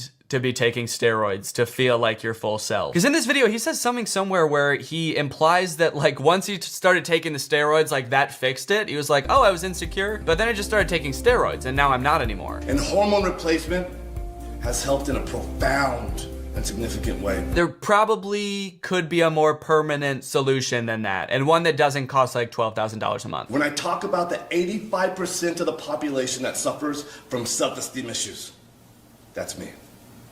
I'm part of that statistic This is why I fucking work myself to death in the gym. It's good that working out is helping the Liver King feel less insecure. If that's really an issue that he deals with, that sucks. Feeling insecure and like you're not good enough's like the worst feeling in the world. But I know, at least personally, making any sort of change to yourself exterior is not gonna change what's in your brain and the feelings that you feel about yourself. I don't want to sound like I'm being too preachy and I'm trying to give you advice if you don't want it, but it just kind of resonated with me. I don't know. I feel like this apology, it makes sense. Like, I get it. I get why you're taking steroids. I think really the issue is just transparency. If you want to take steroids, continue on doing it. I hope it makes you happy. But that does bring me to the biggest issue that I had with this video, and that is that Brian Liver King Johnson, you DM'd me your entire daily routine. How you sleep, how you eat, how you work out. You sent me beef liver and bone marrow to let me test your lifestyle, and nowhere in there did you mention $12,000 worth of pharmaceutical grade steroids. How the hell was I supposed to accurately assess your lifestyle if I wasn't taking needles in my butt, Brian? I could have been so jacked by now, you have no idea. So I would like to extend this offer to you, Liver King, if that is your real name. Or I guess if it's really not your real name, because your real name's Brian Johnson. Man, I don't know what to believe anymore. Maybe Liver King is your real name. If you are watching this, I will give your lifestyle another shot. Just please give me the appropriate materials this time. Also, you know, if you ever want to try out influencer boxing and you want to get in the ring with me, let me know. I'd be down to do that too. As long as we are both allowed to do whatever drugs we want and we don't have to tell the other person which drugs we're doing. All right, guys, well, I just wanted to talk about this whole situation. Hope you enjoyed it and have a great day. What's up, Greg? I hope you're all having a great day. Welcome back to my channel. This, of course, is another episode of Now You See Me. Now you see me. Still. Because I never left. Today we're going to be talking about my favorite Instagram magician, Luca G. Galone. Or maybe it's Lucug Galone? Or maybe it's Luca Galone? I'm just gonna call him Luca. I found this guy's profile recently. He almost has 1 million followers on Instagram, and he sort of hangs out with other UK-based Instagram comedians, but he himself is a magician slash comedian, and I thought, that's kind of a refreshing thing to see on Instagram, you know, with everybody trying to be funny with these relatable jokes all the time. It's kind of nice to see somebody switching it up and employing a little bit of magic comedy. As many children do, I did go through a magic tricks phase when I was a kid. Actually, it was when I was in high school, and it lasted for longer than I'd like to admit. It was actually pretty fun learning the tricks. It was a good way to pass the time and annoy my friends. But I never got anywhere near as good at magic tricks as Luca. Also, quick note, if you didn't see the last video, I'm going on tour. Drew Gooden and I have written a live comedy show that we're gonna be taking around the country. It's gonna be me and him and Curtis Connor traveling around the nation, giving a good laugh to everybody who wants one. And we just added more cities, so if you live near one of these cities, or any of the other cities we've announced so far, click the link in the description to get your tickets. Okay, now let's get into the video. Watch this. Oh my God! Oh, holy shit, he's flying. He's done it. He's figured it out. He's the first person to learn how to fly. Wait a second. Don't tell me this. Do not tell me this. You are a liar. Oh, wait. Oh, it was just a trick. Damn. But it looked so real, and he looked so natural doing it. Floating 3 inches off the ground and using a jacket to cover up his legs. I think I've seen the same version of like a floating person magic trick before, and it's always confused me because it looks so weird and unnatural. Like, why is he holding his jacket over his legs? It looks like he has something to hide. Imagine if this dude really could levitate, like if he was the first person to ever learn how to fly, and everyone's amazed, but then it turns out that he can only float like 3 inches off the ground, and he has to hold his jacket over his legs to do it for some reason. Everyone would be like, holy shit, you're doing it, you're floating! Why are you holding your jacket like that? I don't understand. You have to do that? And you can only float that high? Oh. You know what? It's actually not as cool as I thought. I mean, this is still like a monumental historic moment, but it's not very cool. Now, being that Luca is part Instagram magician and part Instagram comedian, he often finds himself in these wacky, zany situations that he uses magic to get himself out of. Like in this video, he's such a smooth and slick magician that he uses his magic abilities to get himself out of getting a parking ticket. Is that a parking ticket? What for? Parking, mate. I've literally been here for 5 minutes. It's private property, mate. You can't just come and park your car here. Let me show you something. So I'm actually a magician. I know we've got off to a bad start, but let's try this little trick. Take your parking ticket. Watch. One little blow, it turns into a £50. No, you keep the 50. We call it quits. Yeah, all right, just get in the car and go. All right. See you later.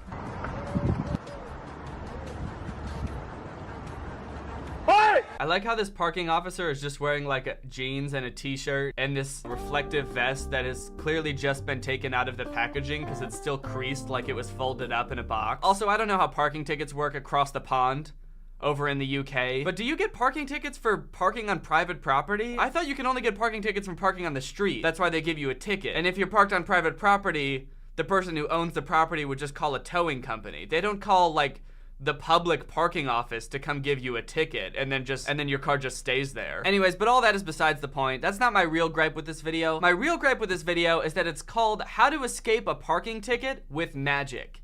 And they never explain how to escape a parking ticket with magic. I mean, for God's sakes, I don't feel like I learned anything from this video. The steps were like, walk up to the parking attendant, tell him you don't want the ticket, do a magic trick, and then drive away. I just kind of feel like they skipped over the most important step because I don't know how to do the magic trick. Overall, bad tutorial, 0 out of 10. Also, if I was the parking attendant, I think I'd just be like, why did you need to do the magic trick? I would have taken the bribe. Why did you have to tell me all about your magic tricks and do a magic trick when you clearly just had 50 pounds that you could have given me from the start? I actually feel less inclined to take the bribe now that you've wasted my time with your weird magic. That's the weird thing about magicians, and I feel like especially this guy, they're like so eager. They're just like chomping at the bit to do a magic trick. So if you mention anything even remotely related to any of the tricks they know, they'll just be like, it's funny that you should bring up playing cards actually, because I didn't. I said I need to get a card from my aunt. She's in the hospital. Well, if you need a card, why don't you just look in your pocket? What the fuck are you talking about? Oh my God, really? The 5 of hearts? How's that for cards? Thank you, everybody. Have a good night. My aunt is really sick. Funny you should bring up being sick. Okay, no more, please. Pen and my eye. Watch this. 2 together and... Ooh, what's he gonna do? Oh, no. No. Oh, no, why the fuck would he do that? Oh, he stabbed himself in the eye with a pen. Now look at him. He's got milk pouring out of his eye. Just like a real eye. Full of milk. That's why your parents always tell you to drink milk, because your eye is made out of milk and full of milk and is milk.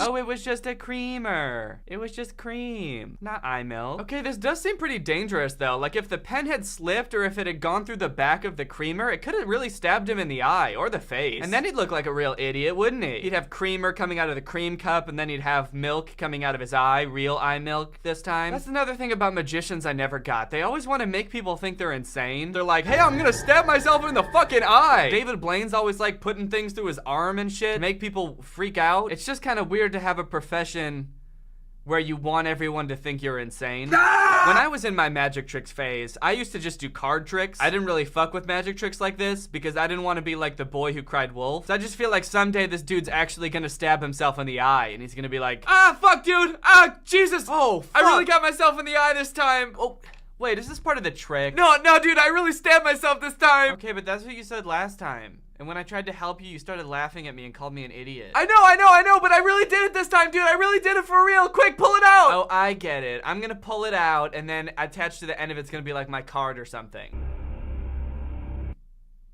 You're not fooling me this time. Mixed up Rubik's Cube. Guys, I'm gonna solve this cube behind my back. Watch closely. Here we go. Just takes me a few seconds and solved! Oh, that's it! How'd you do that? God, that's some serious skills, guys. Luca, you sneaky little rat. You sneaky little devil, you. Okay, this one I might have actually believed was real, and he really fooled them, except for a few key details. First off, everybody's acting in this video is terrible. Just takes me a few seconds! Just takes a few seconds! Like the way they all react when he holds up the Rubik's Cube. Solved! Oh, that's it! How'd you do that? Whoa, sick! Everybody's like trying to touch the Rubik's Cube like they don't think it's real, like that's the fake part of it. Wait a minute, it's probably just a hologram, let me touch it. But the thing that really clued me into the fact that this is fake right away is that the cameraman isn't filming the dude's hands when he's supposed to be doing the Rubik's Cube. He's like filming the guy under the table. And like maybe the people wouldn't notice that, although I feel like they would. They'd be like, wait, why is the cameraman filming over there? But after he does the trick, the cameraman's like, oh, we fooled them, and then pans back over to the guy under the table who's just like smiling and giving a thumbs up. Wouldn't everybody be like, wait, what is he filming over there? What's going on over there? I mean, maybe not. They all seem so infatuated with the Rubik's Cube and Luca that maybe they wouldn't notice. 2 cups of water. We're gonna make all the water from both cups disappear. Wow. Okay, in this trick, he tells his friend, this is another Instagram comedian. His name is GoobTube, or maybe it's JubeTube. I've heard his name pronounced both ways, I think. So I'm just gonna call him JubeTube. So he tells Jube to hold the cup over his head, and he's gonna make the water in both cups disappear. Close your eyes. We're gonna turn around. Ah, the mark of all good magic tricks, telling the audience to close their eyes. Isn't that like the biggest cop-out a magician could do? All right, everybody, for my last trick, I'm going to make myself disappear on the count of 3. Ready? 1, 2, and close your eyes. And 3.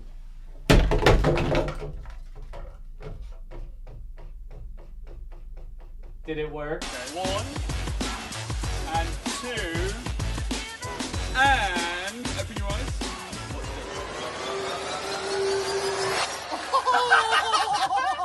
Go on, go on.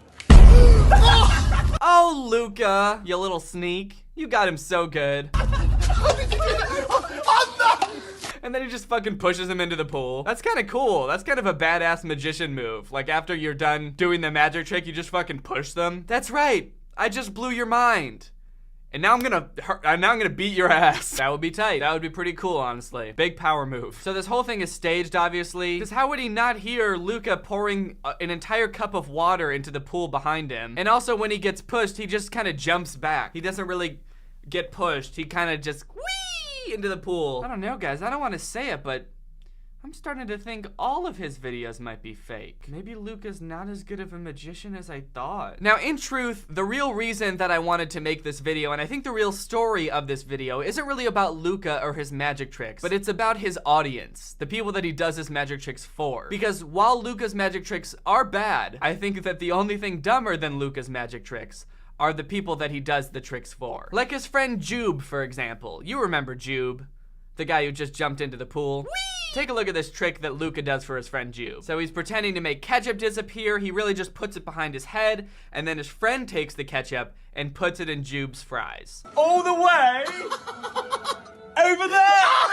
Jube is amazed. He's astounded. It seems as though he's actually having a deeply spiritual and enlightening moment. He's laughing hysterically. He's never seen anything like this before. Kind of a really strong reaction for a pretty simple trick. One that I've actually done for my 4-year-old niece before, and she figured out how I did it right away. I can't blame him too much for not getting it at first. Everybody has different comprehension levels, I understand that, and Luca is a really good magician, so that's fair. But then there's another video of Luca doing the exact same trick to Jube, just with sunglasses, and he still doesn't get it, and this time he's like even more excited about it.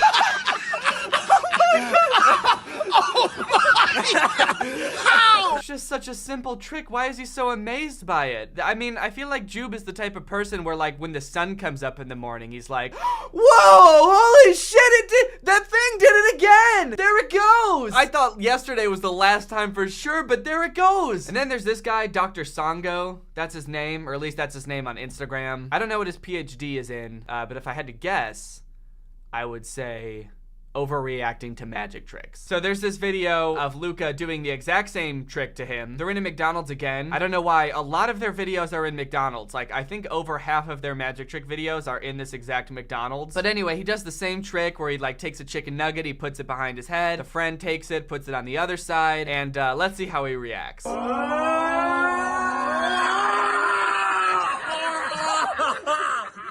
of Jesus! Blood of Jesus! No. I'm going home. Yep, that's right.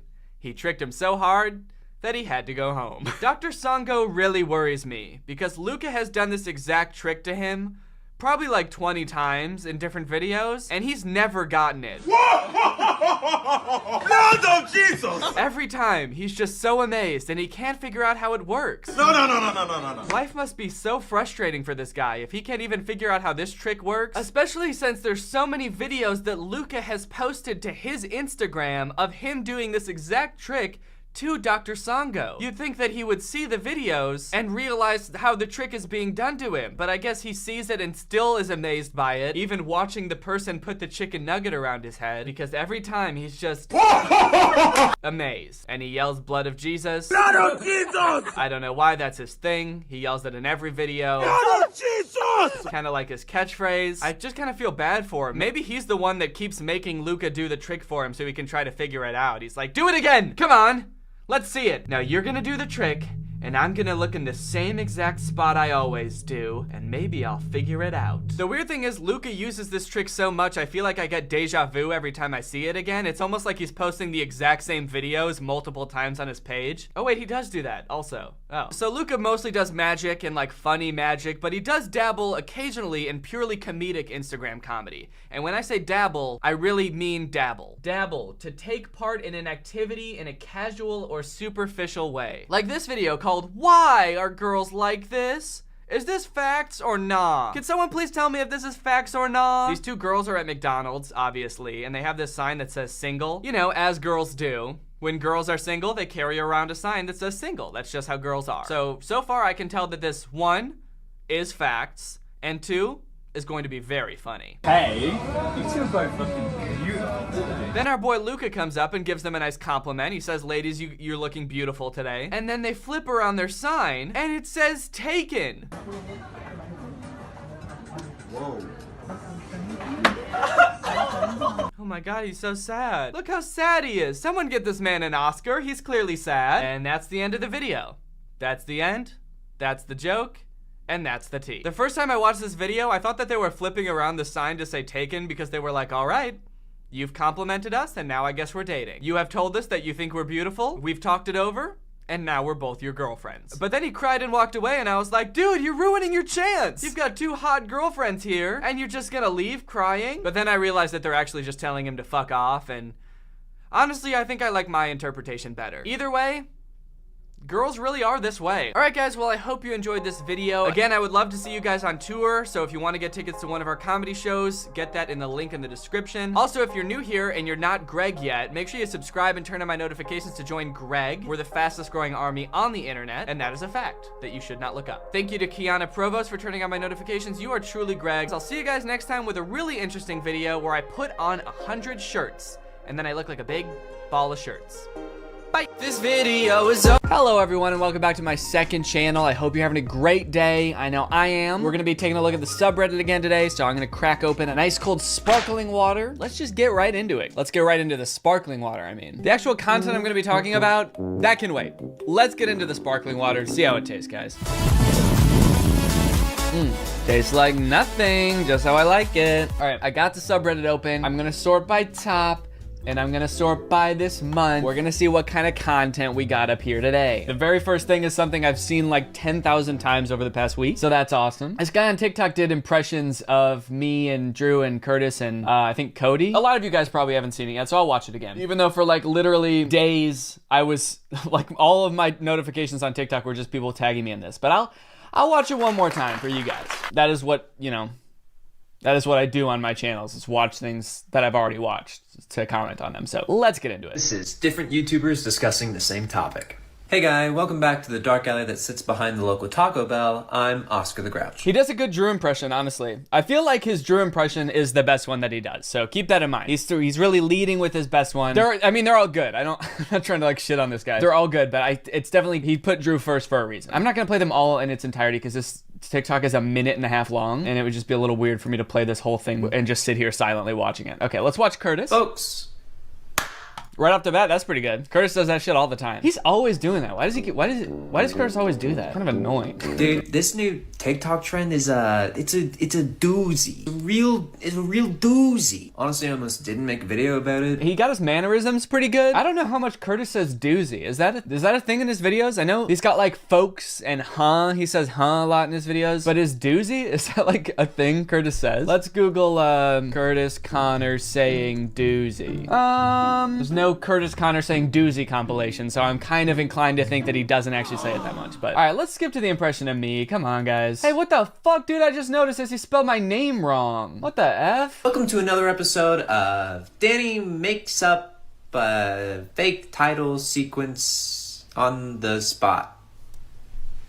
That's long. I do that a lot. Basically, it's just like the grossest thing I've ever seen. So now I'm gonna make you guys watch it, so I can make money. Yeah, I mean, he pretty much got everything down. My mannerisms, the fact that I only do this shit for the money and I don't like this or you guys at all. Pretty much killed it, honestly. No, I mean, I feel like the mannerisms were pretty good, especially like how he says money. You know, I kind of talk like that sometimes. Good job, dude. You did it. Yeah, it's a good Cody impression. I don't need to see any more. That's pretty much him. Okay, dude, this next post is insane, all right? You guys remember last time I did a subreddit video, there was a guy that looked very similar to me. He was like, I feel like I look like Danny. And I was like, you do look like Danny. So apparently this kid doesn't actually look like that, dude. I bamboozled Danny like he does to us in the new vid. This is fake. This is what the kid really looks like, dude. Holy shit. He looks nothing like me. You scoundrel. Holy cow. I actually commented on this post. I swear to God, if my comment isn't the top comment on this post, I'm gonna be pissed off. We have had discussions before about when I comment on things on my own subreddit, you guys better upvote it, all right? So let's check out my comment.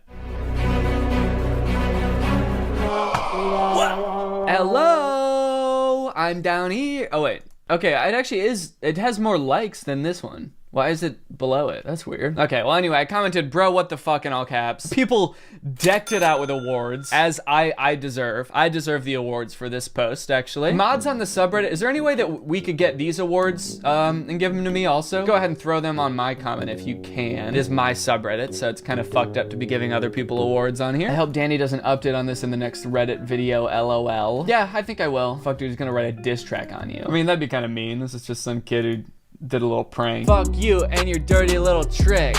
You thought it was funny. It's actually sick. You're a sicko. An absolute monster. You're ugly and evil. You don't look anything like me. I thought you looked like me and you were cool looking. And now you just look like some kid. I hate you. Can we get this kid banned from the subreddit, actually? Mods, get this kid out of here. Yeah, this is insane. People in the subreddit were going absolutely berserk when this happened. Oh my God, legend. Haha, for real, nice work. Yo, what? You fooled the whole ass community? Yeah, I gotta say, I mean, I don't think I'm alone in saying that I think this fooled every single person. It's like flawless. Look at that. You even changed it from a toothy smile to a non-tooth smile. That's crazy, man. Good work to you. Please don't be taking the awards that are rightfully mine anymore. But other than that, nice job. Also, I just noticed the subreddit almost has 50,000 Gregs. That's kind of crazy. 300 more Gregs and we'll be at 50K. So let's get up there, guys. We need more people to join. I found this on Google and I am concerned. Okay, you know what? I clicked on this post before and I saw some people commenting on it and I feel like it's pretty clear this is a Halloween costume. I'm the Emperor from The Emperor's New Groove. We got Laura as Yzma and my friend Tim as Kronk. There's a pumpkin right here. Decorations in the background, like it might be Halloween time. I feel like it's pretty freaking clear what's going on here. This is also around the time that I had an autoimmune disorder and my knee was swollen as heck. So if that's what you're concerned about, I understand that. You know, my knee does look pretty swollen. But I saw some comments that are like, everyone please upvote this so Danny has to answer to us in the next Reddit video. What is there to answer for? Why did you wear a weird costume? You're not allowed to do that. Take that off and put on normal clothes, mister. I need to know the context. I don't get it. It's just Halloween, guys. Can we get a little bit more critical thinking in the subreddit, please? I want to see some more, some more thoughtful posts. It's okay to post this picture. I don't mind. It's kind of a throwback. That's allowed. Throwbacks. But maybe change the caption to like, I found this on Google and now I also want to dress up as Cusco, Yzma, and Kronk for Halloween. I guess the faces we're making doesn't really help. I don't know why we decided to pose like this, like we're all like scared. I don't remember why we were scared, but it was Halloween. So maybe there was someone standing behind the camera that was dressed up as a ghost or a Slendy Man. Yo, okay, we got more fan art in the subreddit. Try my best, LOL. Dude, this is awesome. Is this kind of like Animal Crossing style? I feel like my head looks very Animal Crossing-esque. There's a nutcracker popping out of my butt. I mean, really? What could be better than that? I'm wearing my favorite shirt, my frog shirt. This is Pog. I love it. I actually don't own black shoes. So that's the only inaccurate thing I see here. Pretty much everything else, I think you nailed my whole look, my hair, and my pants. Everything's great. Super cute art style. Well done. This is so adorable. Well done. Wow, this is amazing. What the fuck? Well done. Mods, let's go ahead and wipe these awards off here and just give them to me. And other than that, this is great. Danny Gonzalez is so cool. I wish he was real. I do too, man. I wish I was a real boy. But unfortunately, I am a puppet made out of wood.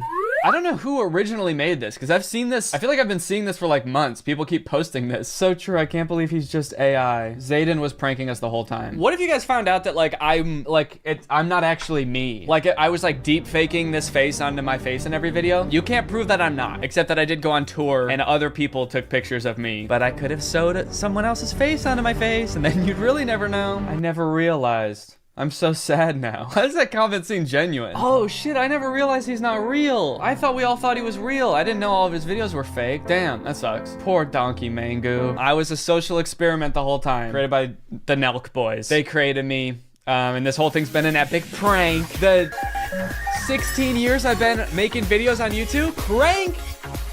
Bitches! You guys got pranked by the Nelk boys. I rip off my face and I'm one of the Nelk boys. I don't know any of their names. They do pranks, right? Nelk boys. What is these guys' names? I pull off my mask and I'm Steve Nelk. Oh shit, we finally have a room redesign contestant. If you guys don't remember, in the last video I asked you to help me redesign my office. This one is a little bit out there. Here's my proposal for Danny's new room design. I think it would add a lot to his videos. Very subtle. Okay, let's take a look at here. This is very detailed. Every surface has been defiled with my likeness. I'm on every face of the lampshade and all the picture frames on the walls, every panel of the doors, even this desk. Looks like they replaced the Nutcracker's face with mine as well. Yeah, I gotta be honest, I don't think I'm gonna do this. I don't think I'm gonna do this at all. Kudos to you for making this. I mean, this definitely seems like it took a long time. With every design, maybe I'll take bits and pieces as inspiration going forward. So you might not see me, you know, take this whole ass thing. I'll take, you know, maybe some inspiration from it, and you'll, you know, just general vibes and stuff like that. I'm noticing little hidden things as I keep looking. Like, there's a little face right here. Look at this. There I am. I'm also noticing it looks like there's like a binary code on the frame of the door. Is this person gonna make me type this whole thing out? Oh, damn it. All right. Okay, let's figure it out. I feel like this is gonna be a little hidden Easter egg. Binary translator. Okay. Oh my god, this is gonna take forever, dude. 0, 1, 1, 1, 0. Holy cow, dude. This is so weird. Why did this person do this? We've got Dan. 1, 1, 0, 0, 1. Danny. Did I miss an N? 1, 0, 0, 1, 1, 0, 1. Danny room. It just says Danny room. Why'd you waste my time with that? I thought it was gonna be some cool ass secret message that was gonna like send me on a scavenger hunt or like some type of national treasure type plot. It just says Danny room. And you forgot an N, by the way. Let's see if anyone else in the comments deciphered this, the binary. What if Danny had the Nutcracker with his face on in the next video? Would be pretty dope. Probably not gonna do that. Oh my god, this is actually so well made. And the creator of this said, thank you. I actually have each part of his room as an individual asset now. So in the furniture, I could make so many things. Why just a Danny room? Why not a meat room? I should make a meat room. I think that would be neat and definitely not disturbing. Yeah, I don't know about that. I don't know if you should do that. Add a Danny doorknob, then it's perfect. That'd be a nice little place to have my face. 2 little doorknobs. I see you all asking for more Danny. I'm nothing but a man of the people, so here you go. This dude's about to add more pictures of me? Ah, okay, now I'm on the tripod. I'm up in the corner as well. Down here. Dude, this is scary, man. This is weird. Dude, I think I might be the only person that saw the binary. I'm the only one who cracked the code. That's kind of crazy. Can we get some more critical thinking in the subreddit, please? Everyone should have deciphered that code, all right? We need to have a keen eye and some critical thinking skills in the subreddit. All right, any day now, someone could come along and post like a treasure map in my subreddit. Are you guys telling me I'm the only one that's gonna decipher it? I'm gonna need help, okay? Let's all think a little harder, okay? Watching YouTube alone, just me normal. YouTube when your parents walk in, and it's me humping the ground. That's awesome. That's very true. I should make a YouTube video just called "Play This When Your Parents Walk In," and it's me just absolutely the ground, absolutely going the out of the ground. Danny doing his little dancey dance. Ah, it's a video from tour. Let's see.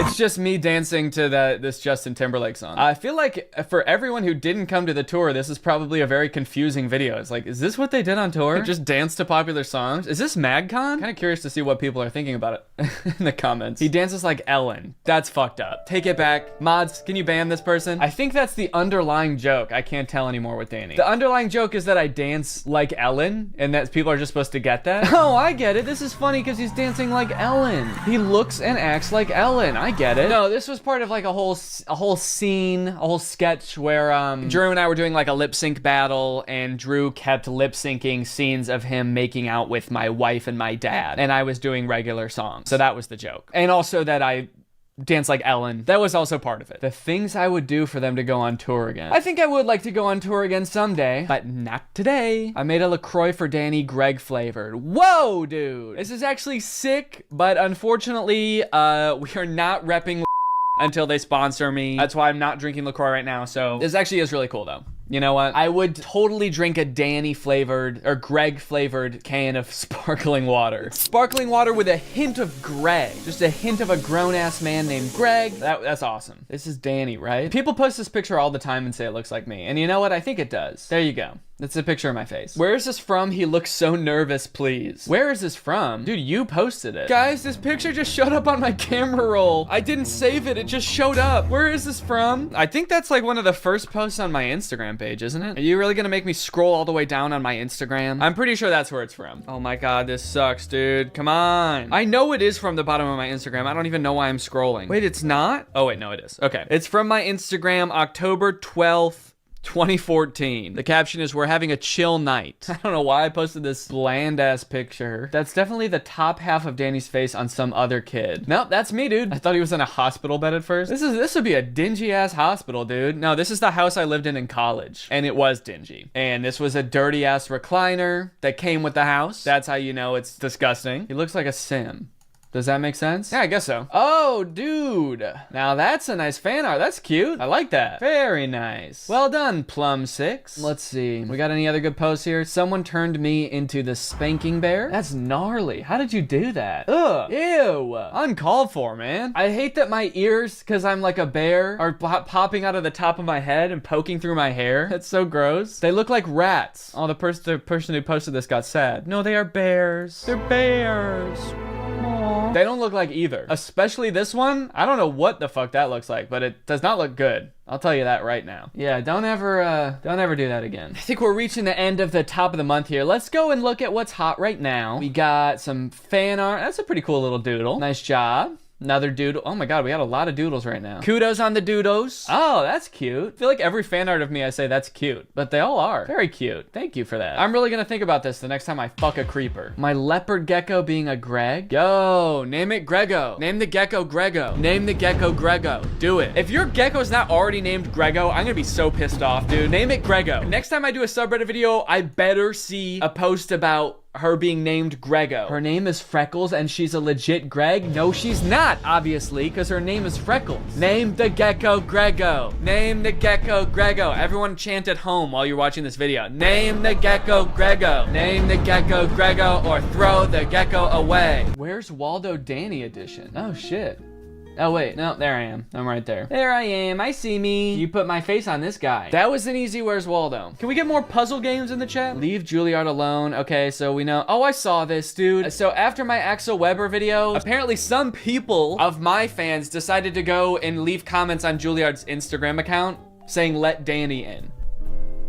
Don't do that. Do not do that. That was kind of the whole point of the video. It's like, hey, don't go harass colleges, right? That was like the whole point of the video. It does not make us look good. Do not do that. In general, as a general rule of thumb, if I make a video about someone, you don't need to comment on their posts. You don't need to do any of that, because I already made the whole video. All the points are in the video. Everything's contained in there. You don't need to go, you don't need to put in any footwork of your own. The video's already made. Everything's said in the video. It's clean, neat, and simple. I'm not trying to start anything with anybody, so we don't need to go and harass anybody. It doesn't make our community really look good when I make a video and then it causes like I said, like the marketing intern at Juilliard to have to sort through all these comments. Granted, there were like 40 when I checked. There weren't like 18,000 comments like with Axel. So luckily it wasn't like that bad, but just don't do that. How many upvotes will it take for Danny to grow a mullet? I already did. So I guess 50. I don't think I'm gonna do a mullet, guys. I honestly don't think I could pull it off. Fancy words. How come Danny uses fancy words? Who the fuck says cumbersome? I know what you mean, but out of all the fancy words you could have picked from, you chose cumbersome. That's a pretty normal word. I can't even think of a synonym for cumbersome that's not like many syllable. Like I said hogwash in a recent video. You're not gonna pick that? You're gonna harp on cumbersome, dude? What am I supposed to say besides cumbersome? Cumbersome synonym. Cumbersome. Oh, should I have said unwieldy? I guess awkward. Okay, I guess I could have said awkward, huh? Should I have said incommodious? Feeling absolutely incommodious right now, dude. I feel like that's a pretty normal word. Danny Gonzalez addresses the Kyle Sheely scandal, but it's mostly just cum. Butt wipes it. Balls, goddamn cum. Holy shit, dude. There has to be duplicates in here, right? I didn't really spend 30 seconds just saying cum, did I? This is so funny. Balls, goddamn. Why did I point at myself when I said balls? Balls. Cum and balls. Cum shit, butt wipes, come, swallow and everything, come. Dude, there aren't duplicates in here. This is really how many times I said cum. That's awesome. Cum, dog shit, fucked up shit, peeing in a bottle. Dog shit, fucked up shit, peeing in a bottle. Dude, really, this is awesome. I like that. That's funny. Good job. Danny has reached nearly 1 billion views. Yo, 994 million views. Holy crap. I wonder how long it'll take me to get to 1 billion. 1 billion Eilish. Now I'm at 995, dude. Let's go. Probably a couple days. Maybe like 4 or 5 days. 1 billion views. That's crazy. That's like 1/8 of everyone in the world. I want to know how long has been spent watching my videos. I'm gonna look that up. 18,000 years have been spent watching my videos. That's crazy. Some of y'all need to get a life, dude. Which one of you watched my videos for 18,000 years? Oh, this one's kind of cute. Danny's office makeover. We got some plants in the background. Changed the color of this sold thing. I could see a plant vibe being kind of cool. Yeah, I've thought about getting like some kind of potted plant in the background. I feel like that would spice things up a little bit for sure. All right, well, I think that's enough for today. Thank you to everyone for submitting to the subreddit. Let's get to 50,000 members, dude. 50,000 members, and we're gonna throw a party. How about that? We're gonna throw a party for 50,000. Thank you for watching this video. Bye. Well, guys, I think we've finally done it. After years of searching, wondering if he even existed, we have found him. The world's most dialed in man. And in case you're not even dialed in enough to know what that means, let me show you this Instagram video that should explain everything. I'm about to be absolutely dialed in going into this monthly meeting. I've been up since 4:30 a.m. Energy's through the roof. Someone's got to drive the innovation and creativity to keep everyone's money safe. Hey, let's get after it today. A couple things I appreciate about this video. One, this guy speaks in like LinkedIn motivational quotes, but honestly, I believe every single word of it. Two, I kind of feel like I'm on a FaceTime with him. I'm in the middle of some kind of private personal call with him where he's both motivating me and himself to crush this midday meeting. And three, this man has somehow been up since 4:30 in the morning and his energy is through the roof. I've been up since 4:30 a.m. Energy's through the roof. What have you been doing since 4:30 in the morning, dude? There's nothing to even do that early. I feel like these dudes who are obsessed with productivity and stuff are just making their morning routine start earlier and earlier, but like there's nothing to do at 4:30 in the morning. Like it feels wrong to even eat breakfast that early. Did you invent a new meal that's like pre-breakfast? I feel like eventually guys like this are gonna start waking up for their day the previous day. This next video is gonna be like, I actually woke up yesterday at 9 p.m. to start my day. Regardless, I'm very impressed that even given how early you woke up, your energy is still through the roof, and you are going to be dialed in for today's meeting. So I don't know what this guy's job is. His name is Davis Clark. He appears to have some kind of financial job, and I feel like we've seen other financial guys, motivational bros, business-brained bros on social media before, but none have quite struck a nerve with me like this guy. I feel like he's built different. I've seen a few of his videos before, but I had Robert go and source some more so I could blind react to a bunch of them. And by the end of it, let's see if we can get ourselves dialed in as well. I am curious like what his actual job is though, because in this video it's very vague and he just says he has to like stay creative, creativity, and drive innovation. Drive the innovation to keep everyone's money safe. Keep everyone's money safe. So it's something in finance, but it also involves creative ways of keeping money safe. I don't know why, but my mind immediately goes to he owns a bank, and in that bank there's like a giant vault of gold. And of course, who loves gold? Dragons. They love to sit on big piles of gold. So they keep having to come up with new and creative ways to keep the dragon away from their gold. And if that is his job, honestly, you need to be dialed in for that. Dragons are cunning, dragons are tricksters, so you better be waking up early to get the grind started before the dragon does. Well, let's see if he can keep that energy level up for this next video. Locked in for greatness today because it's time to absolutely hammer some Excel spreadsheets. Whoa, okay. Dude is ready to hammer some Excel spreadsheets. spreadsheets. Did he say locked in for greatness? Locked in for greatness today. Nothing says greatness to me like hammering some Excel spreadsheets. When we look back in history at the greatest men of yore, my mind immediately jumps to the brave men and women of this country who have been hammering Excel spreadsheets since this country was founded. Also, did you have to use the word hammer? Hammer some Excel spreadsheets. I feel like that has like an overly sexual connotation to it. I'm about to input some data into these Excel spreadsheets, if you know what I mean. No wonder his energy levels are at an all-time high in this video. Dude is horny. Again, still not sure what this guy does. This video does have a lot of likes though, 300,000 likes. So clearly this is resonating with a lot of people, and a lot of people are getting pumped up by this. Maybe he's keeping his videos vague enough to appeal to a wide number of people. Lots of jobs use Excel, so there's probably a lot of people out there who are dreading having to go into their spreadsheets today. But this dude is encouraging us to just hammer them. I don't even use Excel for my line of work, but I feel like I want to open up Excel and just fuck my computer, honestly. Imagine we find out this dude actually has like a really dark, sinister job, like keeping the death toll for the CIA or something, and he uses Excel spreadsheets to do that. It would be a little bit weird to find out he's that pumped up for something like that. Just found out about a new foreign coup gone right thanks to the CIA. Excited to get into these spreadsheets, absolutely drill into them, pound them, make them squeal with delight. Bad day to be an Excel spreadsheet, or a good day, depending on how you look at it. So fucking tired of this dude. The hell? I mean, look, sure, it's kind of like basic content, and we've all seen this type of motivational stuff before, but he's not hurting anybody. He's honestly pumping me up. He's locked in for greatness. He's ready for glory to go into battle with some Excel spreadsheets. What's so bad about that? What, you don't want your money kept safe? This dude is such an L. Okay, Milo chap. What do you do for work? What is your job? What time did you wake up this morning? And most importantly, what is your energy level currently? Because I'm pretty sure it's nowhere near this dude's.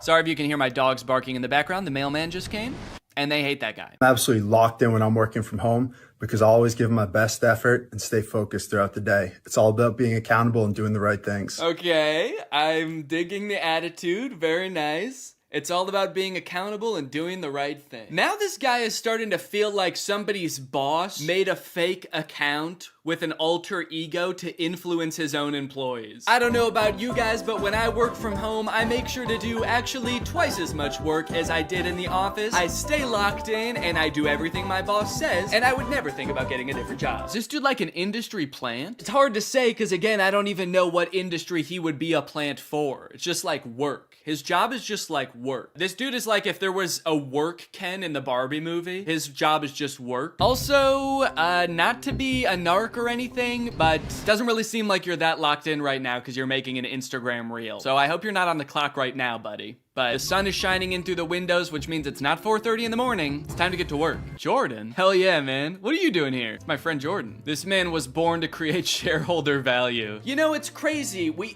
hear the expression a lot, get a job you love and you'll never work a day in your life. And I feel like a lot of people always assume it's some kind of glamorous or creative job where you're your own boss or you're pursuing some sort of passion, but we never think of it as just like a guy in a cubicle crunching numbers in Excel. But I guess that type of guy does exist, and he's right here. And his name is Davis Clark. Maybe we should alter the expression to be something like, pick a job where you hammer Excel spreadsheets and you'll never not be locked in a day in your life. Now that's the kind of slogan that would make Gary Vee do a High School Musical jump. You know what I'm talking about? Where they're like up in the air like this. It's a very specific kind of jump they did in that movie. I don't know how they all knew to do it, but it just, I guess that movie just sort of had that vibe. They didn't even have to tell him to jump like that. They all knew the vibe right away. I might be the best dressed person working from home in America today because I care about what I'm doing. I'm feeling such a mix of emotions watching this video because on one hand, I'm impressed and I'm happy for him that he likes his job so much and he takes pride in what he does. On the other hand,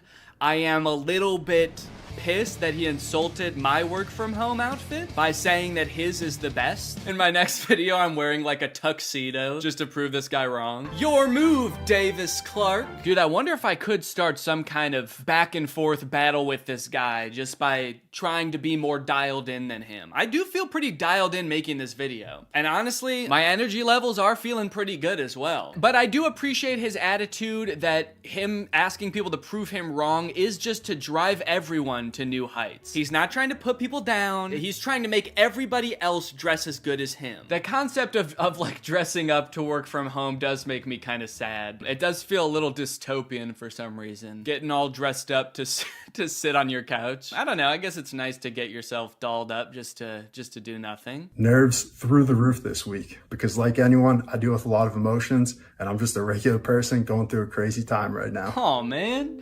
Wait.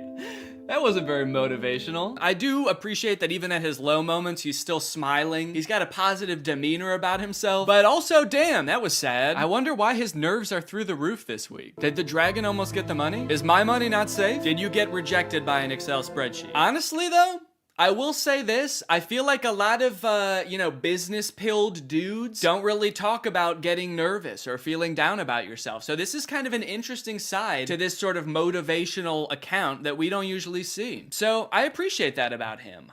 Whoever left this top comment, you are a sicko though, so get help immediately. We got some positive comments though, just, trying to get him back in the zone. Lock the fuck in and push that shit down, Davis. You got this, bro. Lock in. Just kick the can down the road a bit and go on a massive 3 to 7 day bender. Wait, I don't know about that. You need some milk. Okay, that's not bad advice. Listen, Davis, I appreciate your transparency. Even if you have your dream job and you're crushing it and you feel motivated most of the time, it's okay to have days where you're just not feeling in it or where the stress of things can get you down. I appreciate that. And honestly, it just makes me that much more pumped up for when you get back on your bullshit. Let's get dialed in, baby. Whoever lives the truth comes to the light so that their work may be seen. It's on tomorrow, people. Let's go, dude. That's what I'm talking about. See, now I'm dialed back in. I'm not 100% sure if that was motivational or a threat.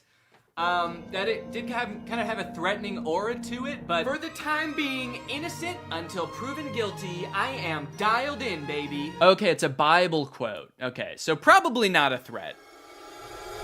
Probably. So we're back on our grind. I'm happy to see Davis smiling. He's dressed quite well. If this did have horror music over it, it wouldn't feel super out of place. Whoever lives the truth comes to the light so that their work may be seen. But as it is currently, I'm liking it. We're feeling good.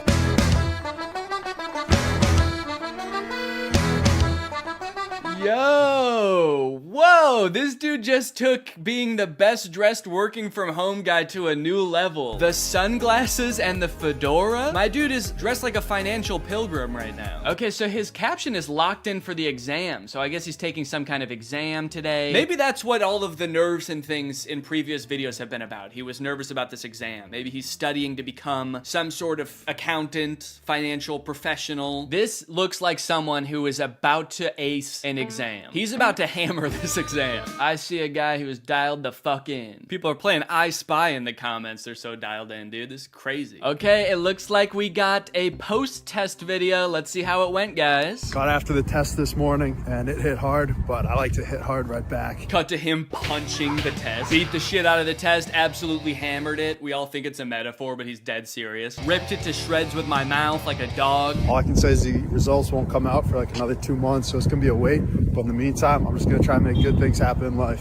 Well, this was 5 weeks ago, and he said that he won't get the results for another 2 months, so I guess we probably still don't know how he actually did on the test, but I'm glad he's got a positive attitude about it. He was dialed in for the test. He did lose his sunglasses. I don't know, maybe they confiscated those because they were like, we don't know if this could be some kind of recording device, or maybe the test was just so crazy that he just lost track of them. He was going so crazy in his seat, they just flew off. Do you think that, like, the people who invented the internet and social media pictured this? Because I feel like they might have only pictured this. They thought like, oh, this is gonna be like such a utopian way to communicate and motivate people. It shares success stories. The whole internet is just gonna be like this guy. Just everybody talking about how dialed in we are, how much of a good time we're having, and how much we're making the world a better place. I feel like this is the internet we were all sold back in '99. And so I'm happy that there's at least one corner of the internet where this is happening. In Office Friday, the heavy hitters of America are about to be shaken in their boots, seeing that the young people are actually motivated to work. In Office Friday, dude, let's go. This is probably literally Davis's favorite day of the week. He gets to be in the office grinding. One thing that's interesting is I feel like he's actually dressed down compared to usual. Like he's wearing less layers. Do you dress up more to work from home, Davis? The heavy hitters of America are about to be shaking in their boots. I like to imagine every meeting he walked into today, his boss and every higher up in the meeting like shits their pants when he walks in the room and cowers under the desk like a little baby because they've never seen somebody so dialed in. He's got a smile, he's got a positive attitude, and they've never seen anything like it before. They've never seen the young people actually motivated to work. They're shaking in their boots, dude. They saw what he did to those Excel spreadsheets and they don't want him to do it again. Just a normal dude getting after it on Friday. I'm not the fastest, I'm not the strongest, but I'm gonna give it everything that I have. All right, some exercise content. This is very cool. It's been a long week, lots of hours of work as y'all have been seeing, but I'm gonna finish it strong and bring everything together today. Have a great weekend, everyone. Keep those vibes going. This video does have the vibe of like POV, you just woke up in the middle of the woods to this man standing over you. You're like, where am I? Who are you? I'm not the fastest, I'm not the strongest, but I'm gonna give it everything that I have. Okay, cool. Why are my arms and legs bound? I will say this, I don't think that you are a normal dude, Davis. Just a normal dude getting after it on Friday. For better or worse, you are not just a normal dude. You are an exceptionally hard worker. You're dialed in. You've got a crazy attitude. So when you stand over us like this, dripping wet in the middle of the woods, out of breath, I want you to say, I'm fucking crazy. No, I want you to say, I'm a hard worker. I'm a grinder, baby. I'm a freak. And then you can say the rest of whatever you were gonna say. Say, you know, I'm gonna give it everything I have. Now, of course, with every legend, there is gonna be hate, you know? There are people who really don't like this guy and have it out for him, and so they comment mean things on